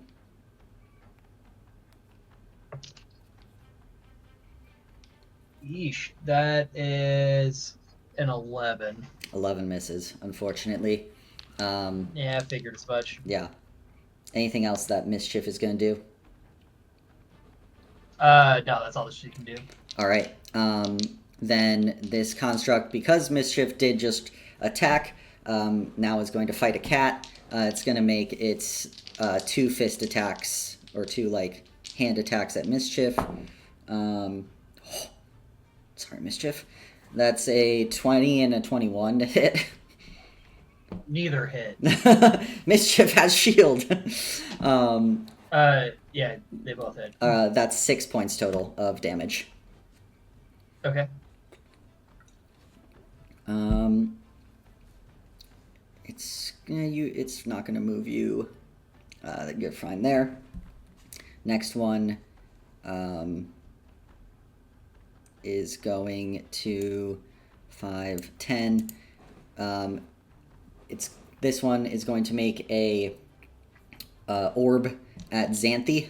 I need that Constitution saving throw, Xanthi, as you see it gear up again. It wants to trap you. Come on. Okay, sorry. I apologize for yours. That's a nat 20. So. Yeah, you are untrapped. You actually cut out. So yeah, it peaked so much that Discord you said broke the it's sound fine. barrier. But She's then a limber girl. apparently, It's because of the way you roll. but because it's going to stay at a distance and try to use all 4 of its kind of small laser attacks, so to speak, at you, Xanthi. It's a win-win. All right. I don't think, honestly, any of these hit because you got a high AC, but the highest would be a 16. No. Yeah. That's it. Xanthi just pulls up that shield and fucking hunkers behind it, hiding from the bullets. And that means it's... Yeah, bullet effects. That means it's Xanthi's turn. Cool. Well, lovely. I would like to move my little spiritual weapon guy. Mm-hmm. 5, 10, 15, 20 over to this little area. Cool. So it can attack that crystal. Yeah, go for it. Okay. Okay. That is... Now I'm really conscious of the way I roll. No. I said it. I meant that in a positive way. You make every roll a little celebration, and it's very cute. Yeah. Okay, well that I don't think hits because that's a 12. So. 12 just misses. Okay. All right. Well that's its little turn. Then for Okay. For your action, technically the only one you can see right now that is on this side of the barrier is the one right that you two have been beefing.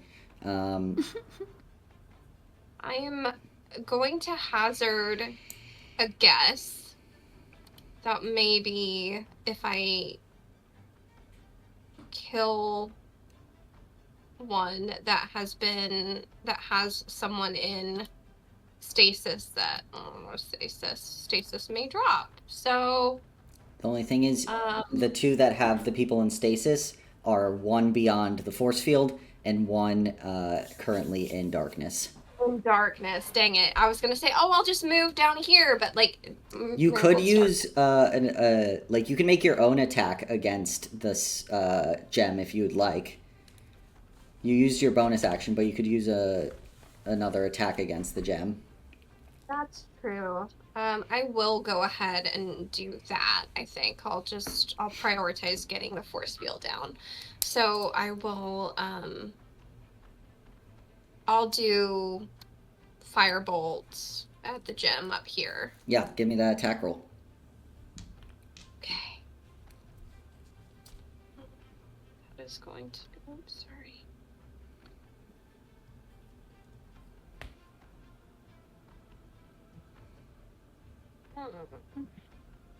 Hold on. 9. Oh, okay. That's a 15 with my bonus. Okay. Yep, 15 hits. How much damage can you do? Roll a 10 on that die. Knock this shit out. Doubtful.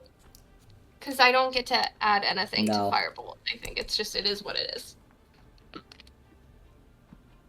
No, that's a 7. Hey, 7 points. It's pretty solid. You see the firebolt crash into it, doing a significant portion of damage. You see a flicker of the shield, the force field. And with that, Xanthi, do you throw out that guess about the creatures that are encasing, if they're yeah. Xanthi is always talking out loud. Xanthi doesn't stop talking. She's literally theorizing at top volume during every single battle. So, yes, 100%. It's just stream of consciousness, just... All right. With that... Speak her out louder. Yeah, Teddy, you're up. Marigold on deck. And the theory is that if we can, break concentration effectively on those guys... then Damage, we'll yeah, break concentration, kill it. Okay.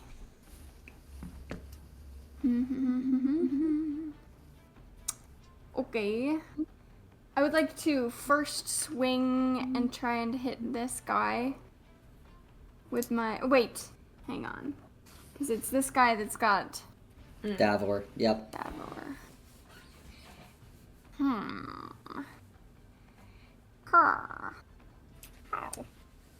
I don't know if they have to die or just break concentration, but...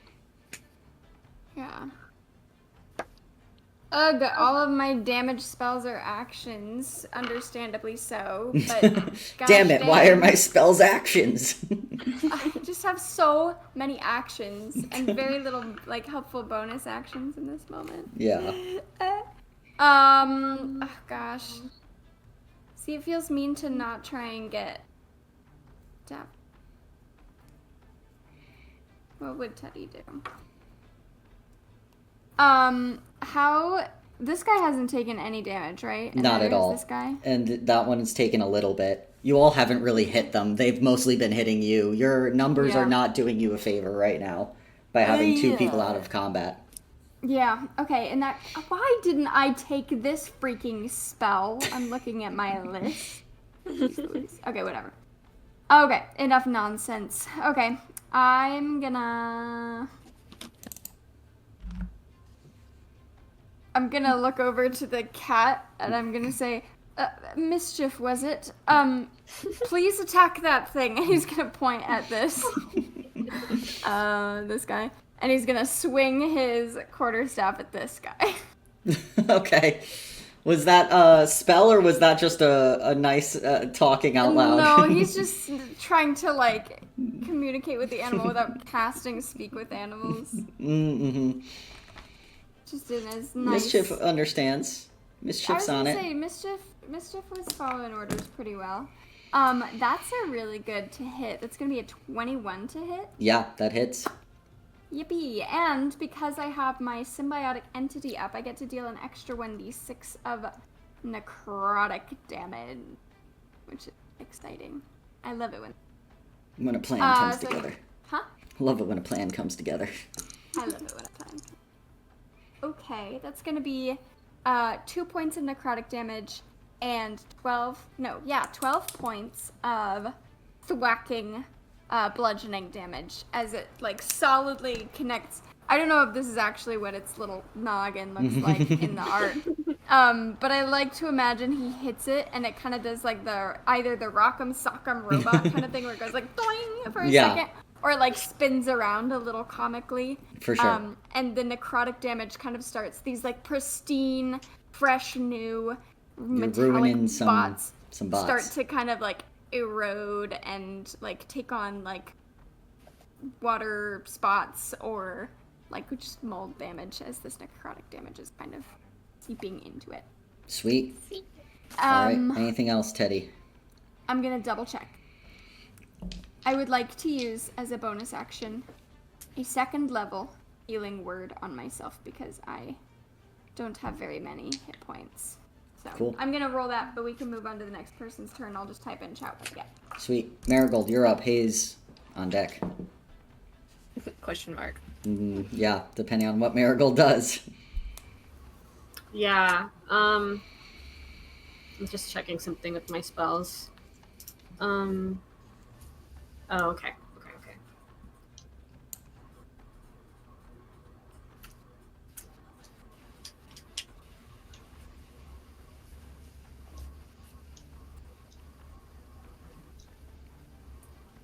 Okay, I'm gonna cast Magnify Gravity at 2nd level. It's gonna originate from... How do I ping things? Right click and hold. Ping. Sorry, left click and hold. Yeah. There you go. So it's a 10-foot radius, so it will hit both of those constructs. Cool. And they make a Constitution saving throw. All right. Come on. Yeah, that's a fail for both. That's a 10 and 11. Okay, great. Damage dice. I gotta get those out. Come on.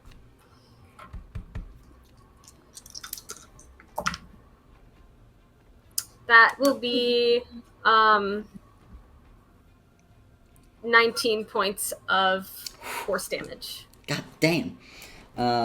Yeah, that's a lot of damage. Let me make sure I'm putting this on the right one. And they also have their speed reduced by half until the start, or until the end of its next turn. Marigold, I know how much you love murdering things. How does this one get murdered?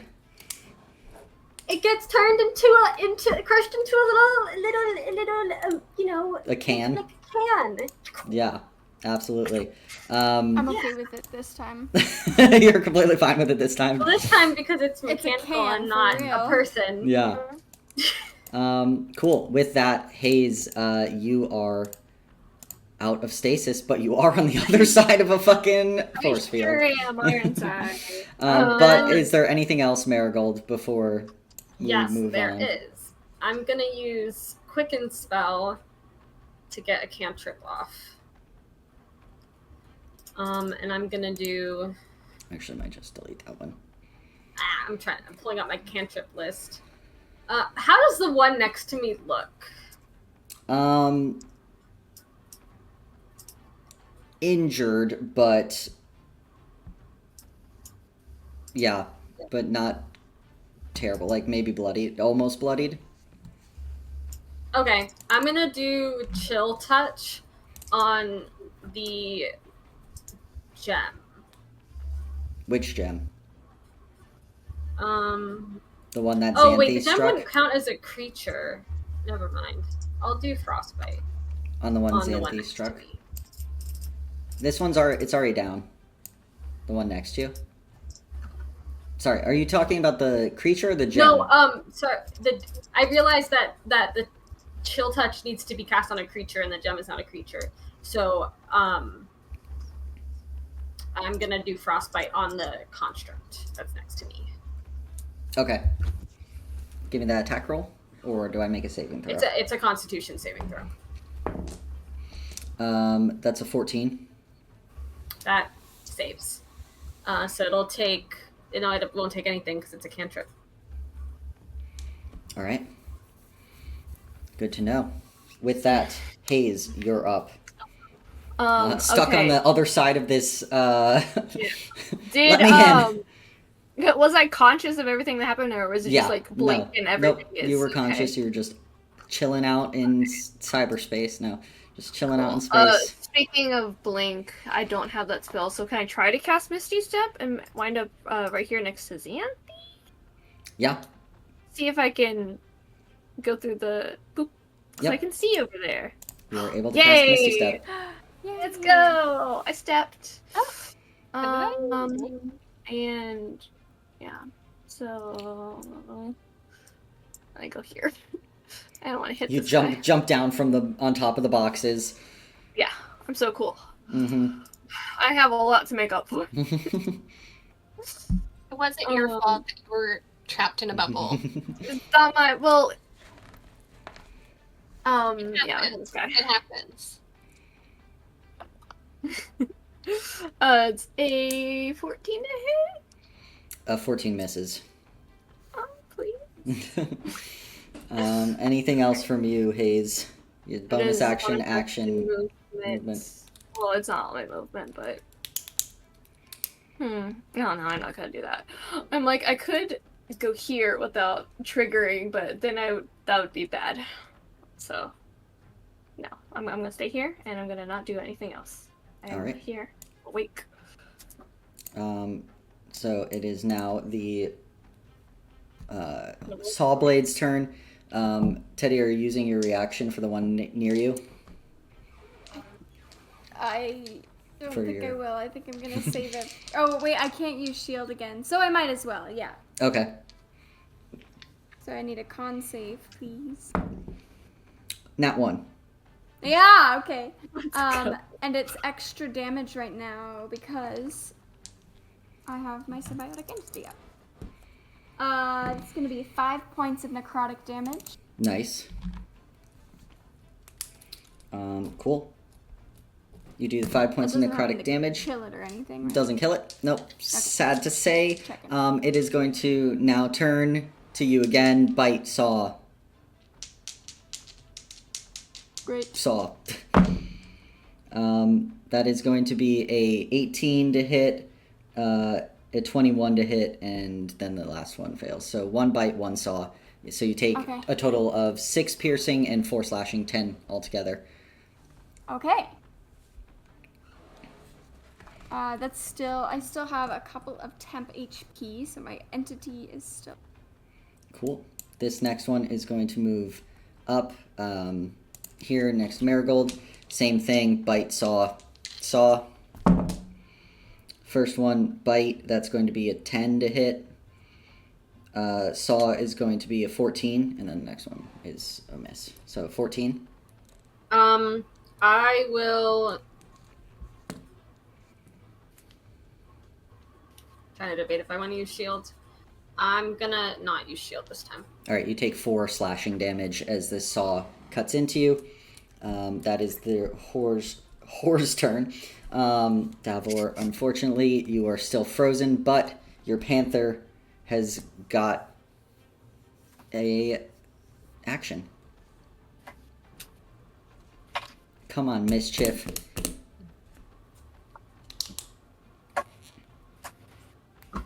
Ooh, all right, that's gonna do something. That's a 22 to hit. Yeah, that definitely hits. Yeah.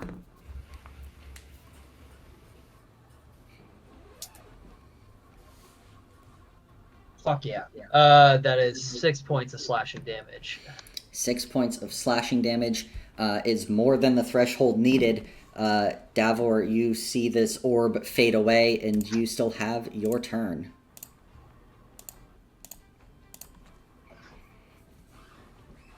And you've got your fucking arch nemesis right in front of you who's kept you locked away for a few rounds. Maybe your arch nemesis, I don't know. Depending on how Davor sees it. Definitely not an arch, but I'm kind of pissy. Feeling a certain kind of way.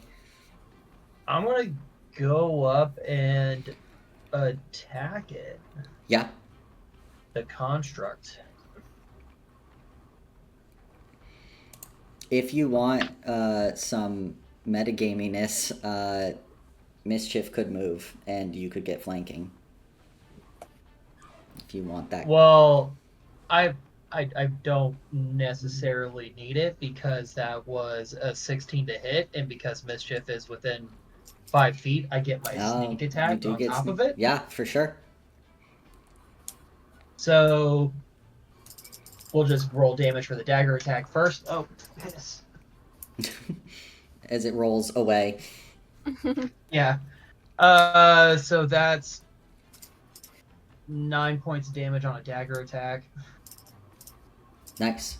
With then an additional 7 points for the sneak attack. So 16 points of damage. How do you dismantle this creature, this construct? With my tiny stature, I want to like basically crawl up on it, and then with the knives, just like finding all the crevices in between. It's, I would imagine, like, for lack of a better term, plate armor, but wherever there's pieces to get into, just going in wherever I can, and then it just, like, the circuits just fall down and it crumples. Horizon Zero Dawn, this shit. Climb up on it and just fucking take it out. So. Absolutely. Sweet.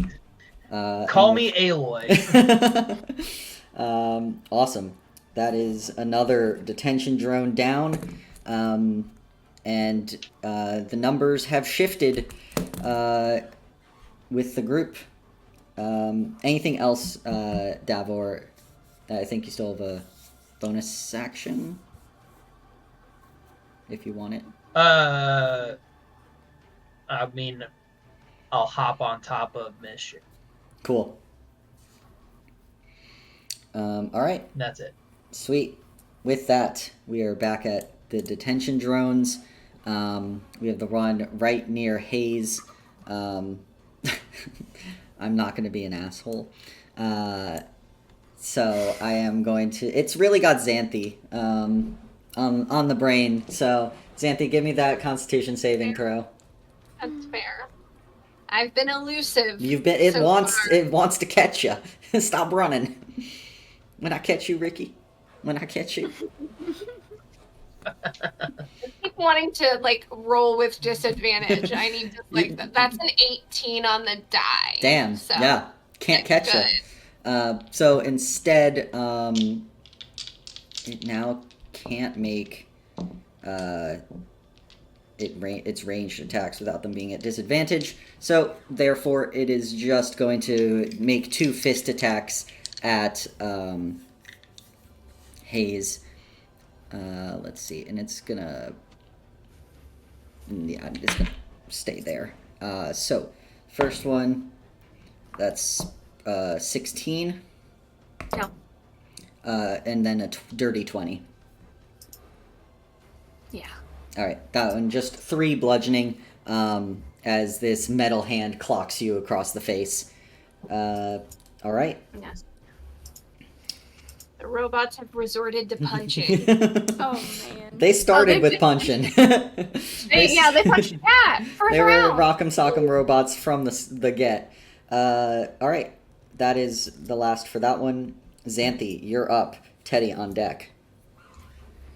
Oh, okay, cool. So, start with my spiritual weapon guy attacking that gem that has been just as elusive. Yeah. Resisting all attempts.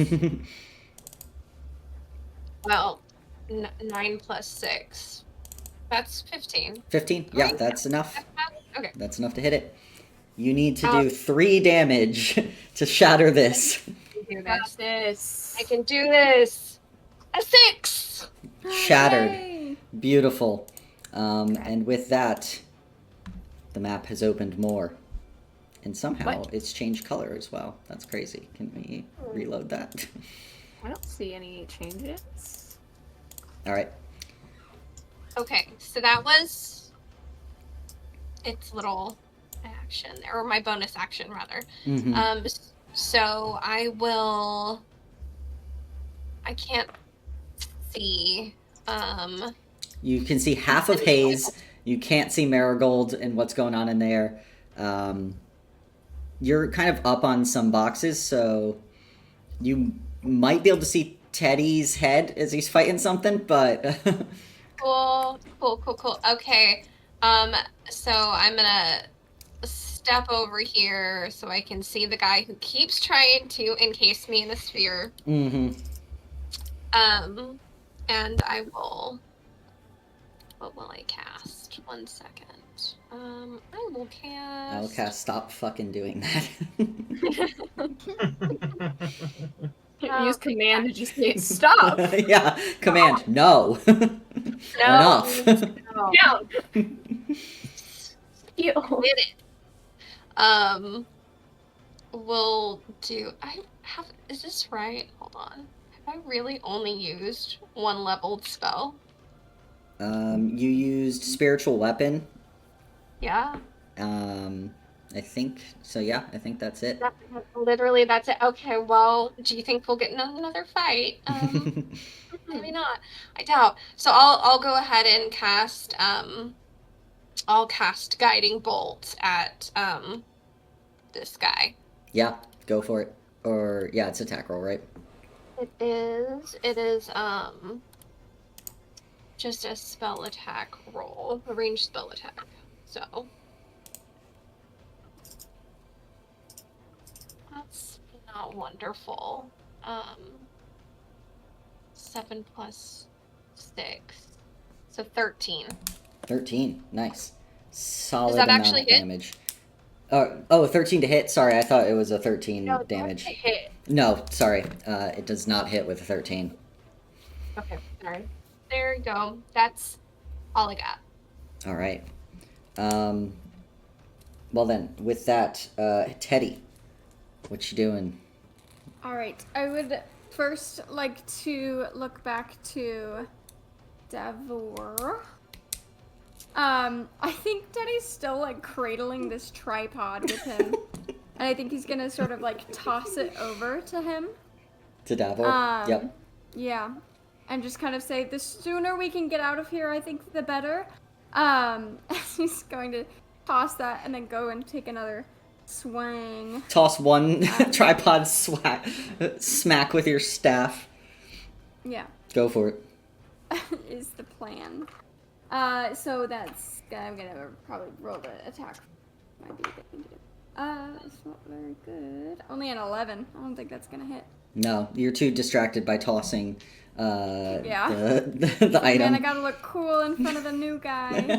And just looks like a chump, but that's okay.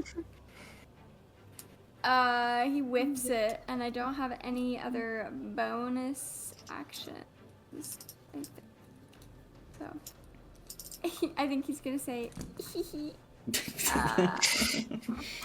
And that'll be it for Teddy. All right.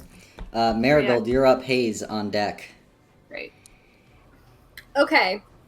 So, with the one that is next to me, Mm-hmm. I'm going to do a 2nd level inflict wounds on it. All right.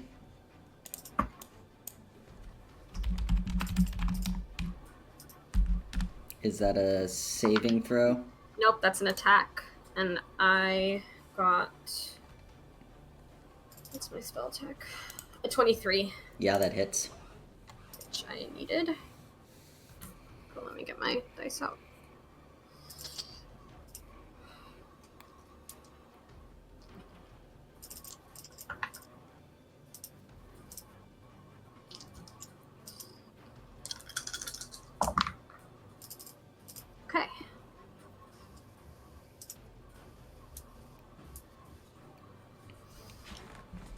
Sorry, I gotta get my calculator out because that's 4 numbers, and I'm not adding Is it numbers. higher than 10? Yes, it's 25. Yeah. You absolutely demolish this construct, and as you see it kind of with the necrotic damage of inflict wounds, basically the construct disintegrates and like melts into an ooze into the ground, but you see left behind, very specifically that was maybe in the construct but not part of it, is what looks like a key rod within the construct. What's a key rod? Like a rod that would be used as a key. Oh, so like a key. Yes, like a key. Oh, why didn't you just say so? Marigold picks it up. Okay, great. And then she's gonna put her flower in her pocket so the darkness disappears and says, "Look, I found a key." That's not Marigold's voice. I just was excited. Like, look, Marigold I could found be- a key. Marigold can be excited too. Yeah. Yes, but she has a way of speaking that would remain even when excited. So Cool. All right. And with that, anything else, Marigold? I'm gonna move. Here. See that guy's still up, and then move back. Wonderful. And maybe move actually over here, just so he can't come get me. He's gonna come as get you. easily, because Come I don't put you wanna in a get- bubble. I don't want to get got. Get nabbed. But I have a key. Maybe actually. Do I have enough move? Did I have 1, 2? I want to go back to the console and see if there's a place to put this key. Okay, yeah. I'd say give me an investigation check on that. Okay. And then is that your whole turn with that? Yeah, that All will right, be my cool. turn. Hayes, what are you doing as I had gives me this check? I had a plan in mind for after my turn. I was going to disappear into the shadows because I am low on hit points and I cannot go down right now. Well, they can't. They can see through the shadows. I don't know if you can. know that, but They it's a- can. Yeah. Strangers cannot. True. Yeah. Well, on my investigation check, I got a 8 with disadvantage. Maybe if you lay it on top, like maybe it's touch based, you know? Okay, yeah, Yeah. I'll try that next round. Yeah, cool. Hayes, what are you doing? I'm going to hit him. Hit him, smack him. Go I for got one. it. I got one look, it's hammer. It's an 18 plus 4. Yeah, that hits. Yeah, let's go.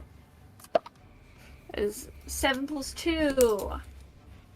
9. Very nice. Yeah, you 90 take a damage. solid chunk, take one of the legs of this, like, 6-legged creature. Anything else, Hayes? Do I have any bonus action healing spells?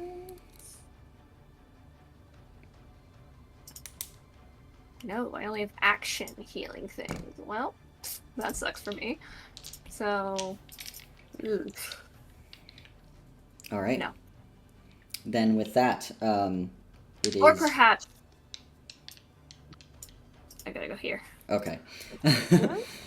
Cool. Then with that, it is the Sawblade Construct's turn. Teddy, you using your reaction? I will, please. All right. That is a con. 3. You're gonna take 4 points of necrotic damage. No. All right. It's looking disintegrated, but still up. But Okay. not good. But it's going to make its 3 attacks. First, saw. Sure. Fail. Second, that's a 19 on the die. And third is a 5 on the die. So it just makes one saw attack, 4 points of damage, as you're kind of trying to battle it off with your staff. But that means Davor and Mischief are up. So, bonus action. I'm gonna command Mischief to go after. Oh, let me get off the pan. After that one. Cool. So I'm gonna roll that one first. We'll move you up so that way he can move.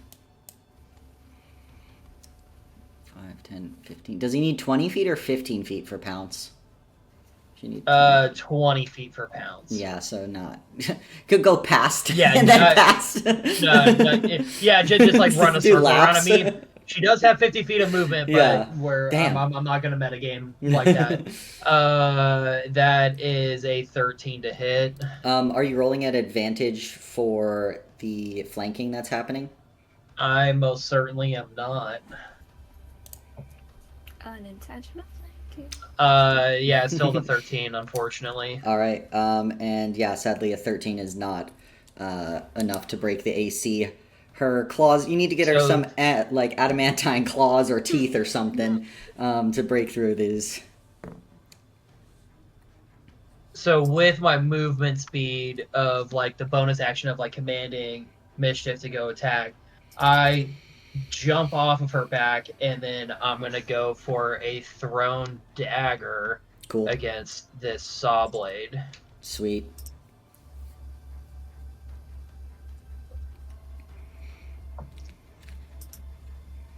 That is a 17 to hit.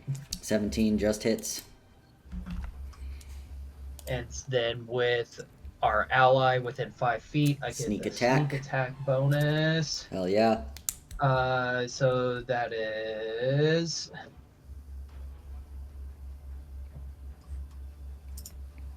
17 points of damage. Yeah. How do you want to do this? Does it have like a red eye seeing receptacle? Sure. Yeah, we can say it does. Or what Like a whatever little kind of face, seeing receptacle yeah. it has. Like Gambit style, just like blade in between the fingers, just toss it and it just smacks it right in that receptacle. Yeah. Teddy, you see as a dagger comes flying like from behind you, smashes the face plate of this creature. Again, it kind of starts to disintegrate and ooze into the deck of the ship. Well, part of the ship, part of the crew. And left in its place is another key rod. A rod that looks like a key, some might say. He's gonna kind of look over his shoulder and say, "Thank you." Kind of dust himself off. Sweet. All right. Well, anything else, Davor and Mischief? That's it. Cool. All right. With that, this drone is in a bad spot. So it's going to. Let's see, who's it going to attack? It's going to just do one each. So first one at Mischief. That's a 19 to hit Mischief. Yep. And a 17 to hit No. Hayes. All right. So that's just 3 points of bludgeoning to Mischief. As fist. Boom, boom. Xanthi, you're up. Teddy on deck. One enemy remaining. Okay. We're gonna gang up on this guy. Fuck him up. I know.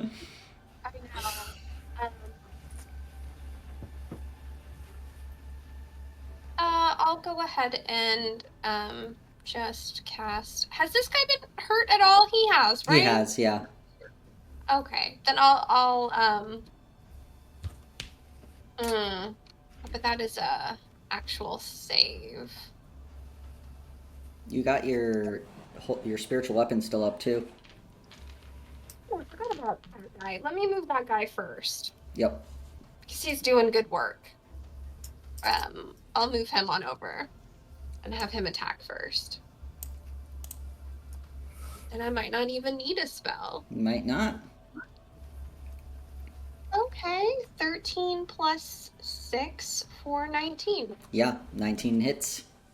And then like a little D8. Well, I literally just did this, but I've already forgotten if I get to add. It's okay. Math is hard. I know. Plus your spell. Okay, so that's up 5 points of damage. 5 points. How do you want to do this? Yay! As the final one gets smacked down with a glob of energy. Yeah, I think the energy just kind of encases it, and then it just kind of Hell yeah. kind of disintegrates. All right, and with that, combat is over. I know it is pretty late, but I do think we could probably wrap it up in another 20 minutes. How does everyone feel? It's late on this coast. It's not so late on the far how are you? coast. I'm good. Travis, how are you? Good. Cool. Do we want to take a 5-minute break though to go to the bathroom or whatever, or just keep going? Never mind. No. True.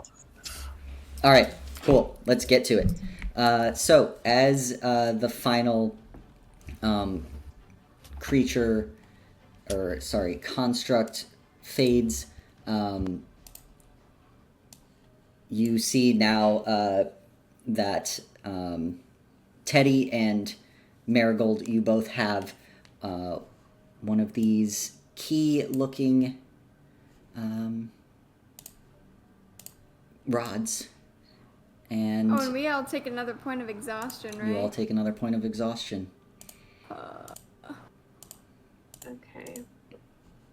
2 levels, which I have to look up what that means.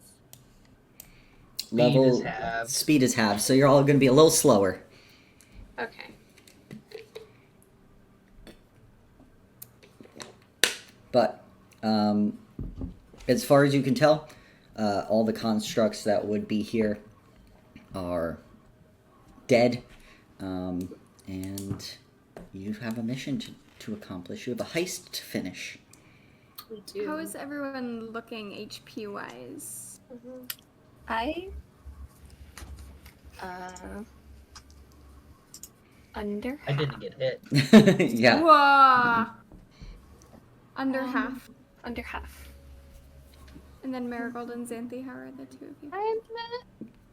Marigold, when she walks up to everyone else, she's still covered in like a ton of ink right now. But she looks fine. I'm okay. I'm at Otherwise, 19 of 29, so 19 of I'm 29. okay. Okay. I'm at 11 of 25. Okay. I'll cast a healing word on Hay. Actually, you know what? You just go ahead. I'll just go ahead and give you. Let me roll. Mad heals here. All right. As Teddy is You get healing, 6 points of heals. 6 points. How's Teddy looking? He's pretty good. I'm at like 3/4, so I'm peachy. Yeah, you all can reconvene. And what's next steps? Oh, we gotta scan the thing. yeah. How's the scan going? Davor has the item. Oh, I didn't catch it. I was worried Oh, about shit. doing that really cool trick. I was doing that really cool trick of setting mischief out and then hitting the drone. Like I did not catch it. Oh, okay. I think Teddy's kind of like, he looks over and you're like, "Aw," and he's like, Just like, what? he'll kind of Wait, you scamper threw something over at me? and, like, make sure it's like okay. Yeah, and it's on with it's all right. everything. Oh my goodness. Is that remaining force field still up? To get out, yes, but like you would be able to with time like break it, so I'm not gonna make you do it. You'd be able to just stand there and smack at it until it broke. So, but it is currently keeping like the top and the ladders all in place or I covered. also found this key that's shaped like a rod, but it's also a key. Was it Like also a key rod. Yes. One could say. I'm just gonna call it a key, though. There's also one of these Either key works. rods, from this one over here as well. He'll kind of, he's got the tripod. I'll go and grab the other one, Yeah. pass it off to Marigold, and start setting the tripod up again. Yeah. But I don't know where these go. Well, right now, I will remind you that there just looks like a wall. You don't have anyone pressing a button down. Oh, I'm gonna go put these to good use. And Marigold goes over to the console and puts them on the button. So that way it does the illusion and she doesn't have to stand there holding it. She's gonna not leave the area, but you know. Yeah, so you put these two on there, and anyone who's looking at the vault now close up can see two very obvious places where some rod-shaped keys would probably go as like a 1-2. I'm working smarter, not harder. Okay. I'm saving my fingers. I go tell Mischief to go put her paw on the button so that we can get the rods over to the safe. Oh, what a good, Yeah. good girl. I've trained her, just paw. Paul, yeah. And paw. He's scanning the Laser inside or the outside of the safe.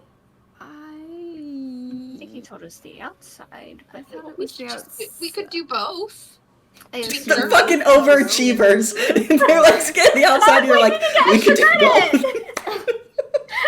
Wouldn't that be I mean, twice the it would scan? be awful if we came all this way and did the wrong thing. It would be. I do not want to come back out here. Respectfully. That's Marigold true. is It gonna wasn't for me. Put the key rods in the key rod shaped.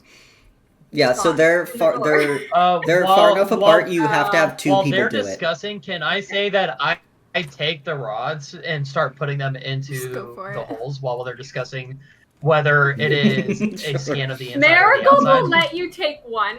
She's holding on to the one that she got, and she'll do Oh it. my word. Yeah. I'd say, Davor, you're able to put the first one in. You hear a click, but it is waiting for its twin. We should just see, we need to see what's inside anyway. Marigold puts it in the lock. Yeah. You could have your squid go and take it over. Yeah. Why didn't we just have the squid sit on the button in the first place? Well, Well, I thought about that, and then people started getting attacked. So I didn't have time for that at the time. but yeah. Whoever puts the second key in, you hear kind of the slight hiss and see a bunch of runes around the door as the kind of two parts slide open. And you see that as this safe slides open, it's quite a large area, but the only thing sitting inside this kind of stark gray on a pedestal looks to be a set of 7 stacked tarnished gold rings with thick bands and chains that would lay over the hand if they were like across in like some sort of hand chain fashion. And from this distance you can't see quite more, but I will continue describing it in case anyone gets close. But you can see each band is inscribed with these kind of mysterious runes that continuously flow over the bands like sand. That's the only thing in here, though, as far as you can tell. And the runes I'm gonna are use my mage hand to grab it. Go for it. I will need a Arcana check to use your mage hand for what is surrounding this item. Arcana, or it's like a sleight of hand with a fucking magic hand. I don't know. Can I help? Because I was also kind of thinking, I was going to wait a little longer, but I was also thinking, what if I used my little mage hand squid to go grab it? So, can I help? Yeah, I'd say you can give advantage. So just a straight roll then? Yes.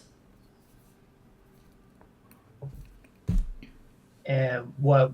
And are we calling it an Arcana or a sleight of hand? I will say either, and you tell me which and why.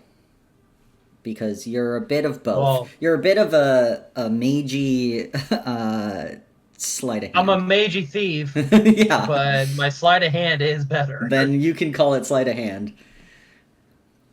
All right, so then that's a 16. A 16. So yeah, you are able to, at the last minute, see, as you're using your mage hand, that there are some floating runes in the air around it, and that are probably a ward, and you can just be dexterous enough with your spell casting to avoid those as you take this item. Take this gold rings. It's like a set, like one, like. Yeah, they Goes all on go the- together. They Okay. stack, but they're attached by this chain. So What do you think it does? So I would say that I have my mage hand, and I then get it into my physical hand, and I am, for lack of a better term, not like truly awestruck, but just kind of like sit there in silence for a minute.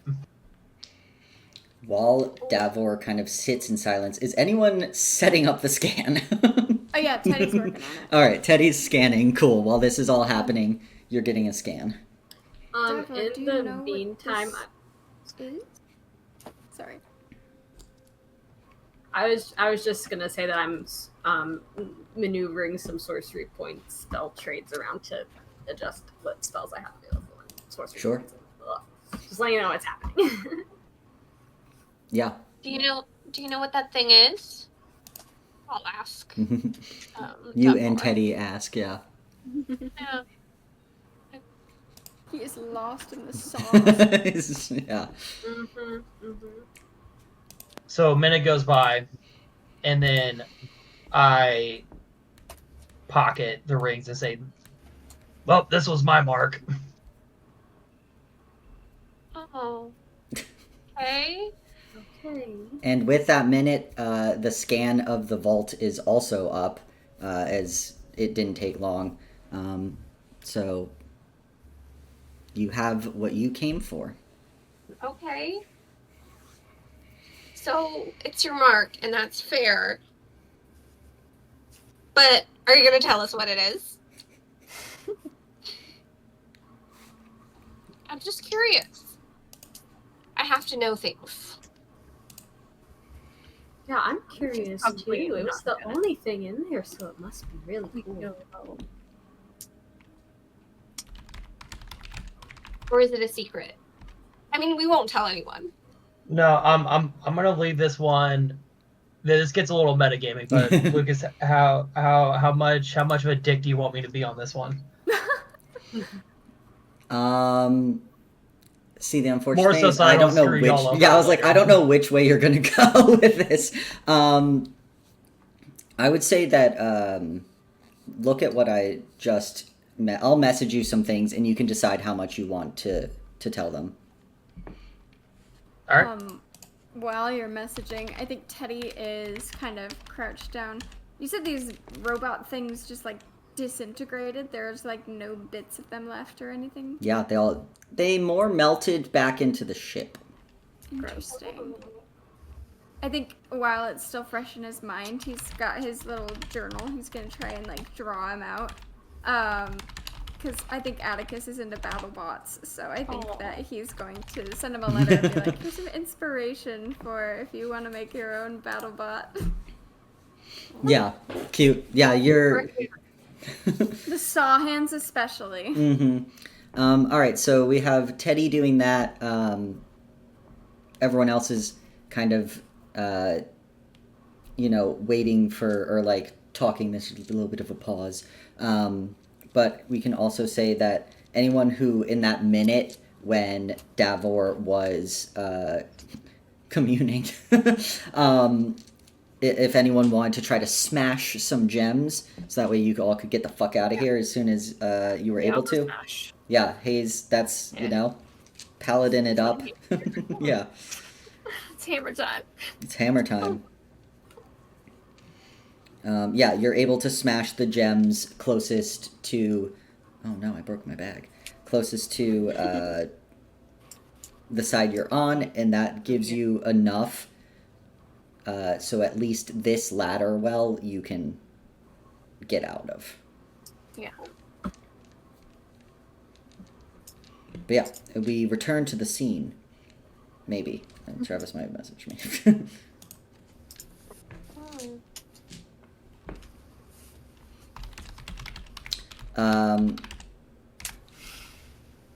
No, let's go with you. Don't say anything.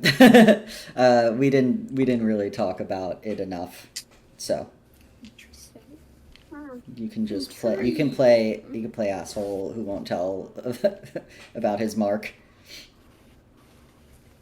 Professional.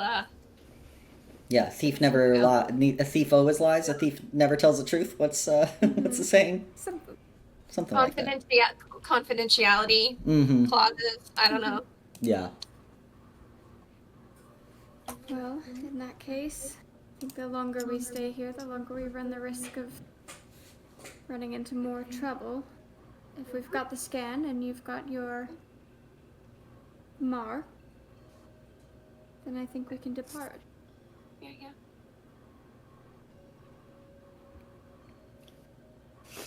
Teddy will kind of like gesture like after you kind of thing to the ladder, Yep. especially for Davor.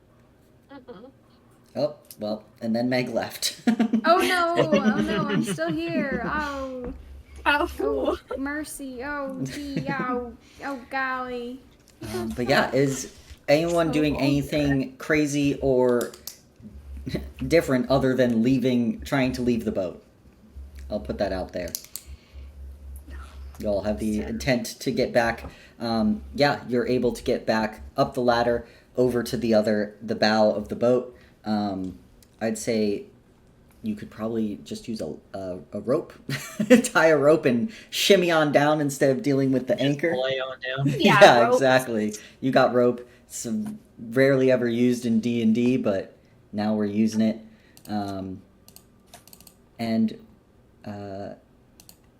You're able to get back onto your little boat, and head back to shore with very little, and by very little, no issues. Dang, no more bug meat? No more, well, I mean, you have your... You got your leftovers. You got Oh, leftovers. like you're doubled. Sorry. Should be fixed. Yeah. All right. So as you all pull back to the docks,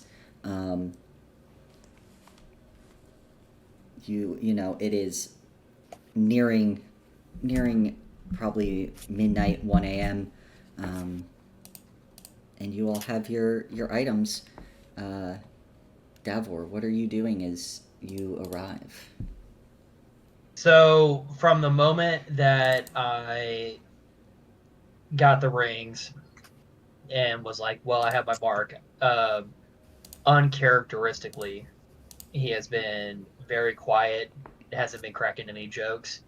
And when we get back on land, I would say that I just kind of take a beat to look at everybody and then disappear in a crowd. Yeah. Wow. Well, that was a professional right there. And while while he did not answer our questions about the magical artifact, I respect his integrity. So I think overall that went well. It was kind of a not really a crime, but we did a heist, I think. We did, and A caper. We can take this back to Zeno and hopefully learn a bit more about our other Do you think things. Dust Market is still going tonight, and we could ask him now. Or... I think he gave us a tavern to meet. Oh wait, us. he did. Yeah. I forgot. Let me pull up It's my notes. midnight anyway. The scrape. Magneto. Yeah, it's We that did go scrapped on a up. fishing trip. It just wasn't the one we were pretending to go on. Yeah. Are you all going to head to that bar? This will just set us up for next time. Are you going to head to that bar? You technically don't have class tomorrow, so you could head there and find Zeno if you And a want to. celebratory drink for our first successful caper for the greater good. Yes. The greater good, indeed. Does the shrub hatch at midnight? Are we gonna miss the birth of the shrub? We go meet Zeno and then we go home. But yeah, we'll say as you all park your boat back, your borrowed fishing boat, Davor heads off into kind of the evening. You see that the deep red of the Nine Hells merge has started to fade, and with it, the temperature is finally starting to cool back to normal. And with that, our heist ends. So, hell yeah. Nice job, everyone. Nice. Yes.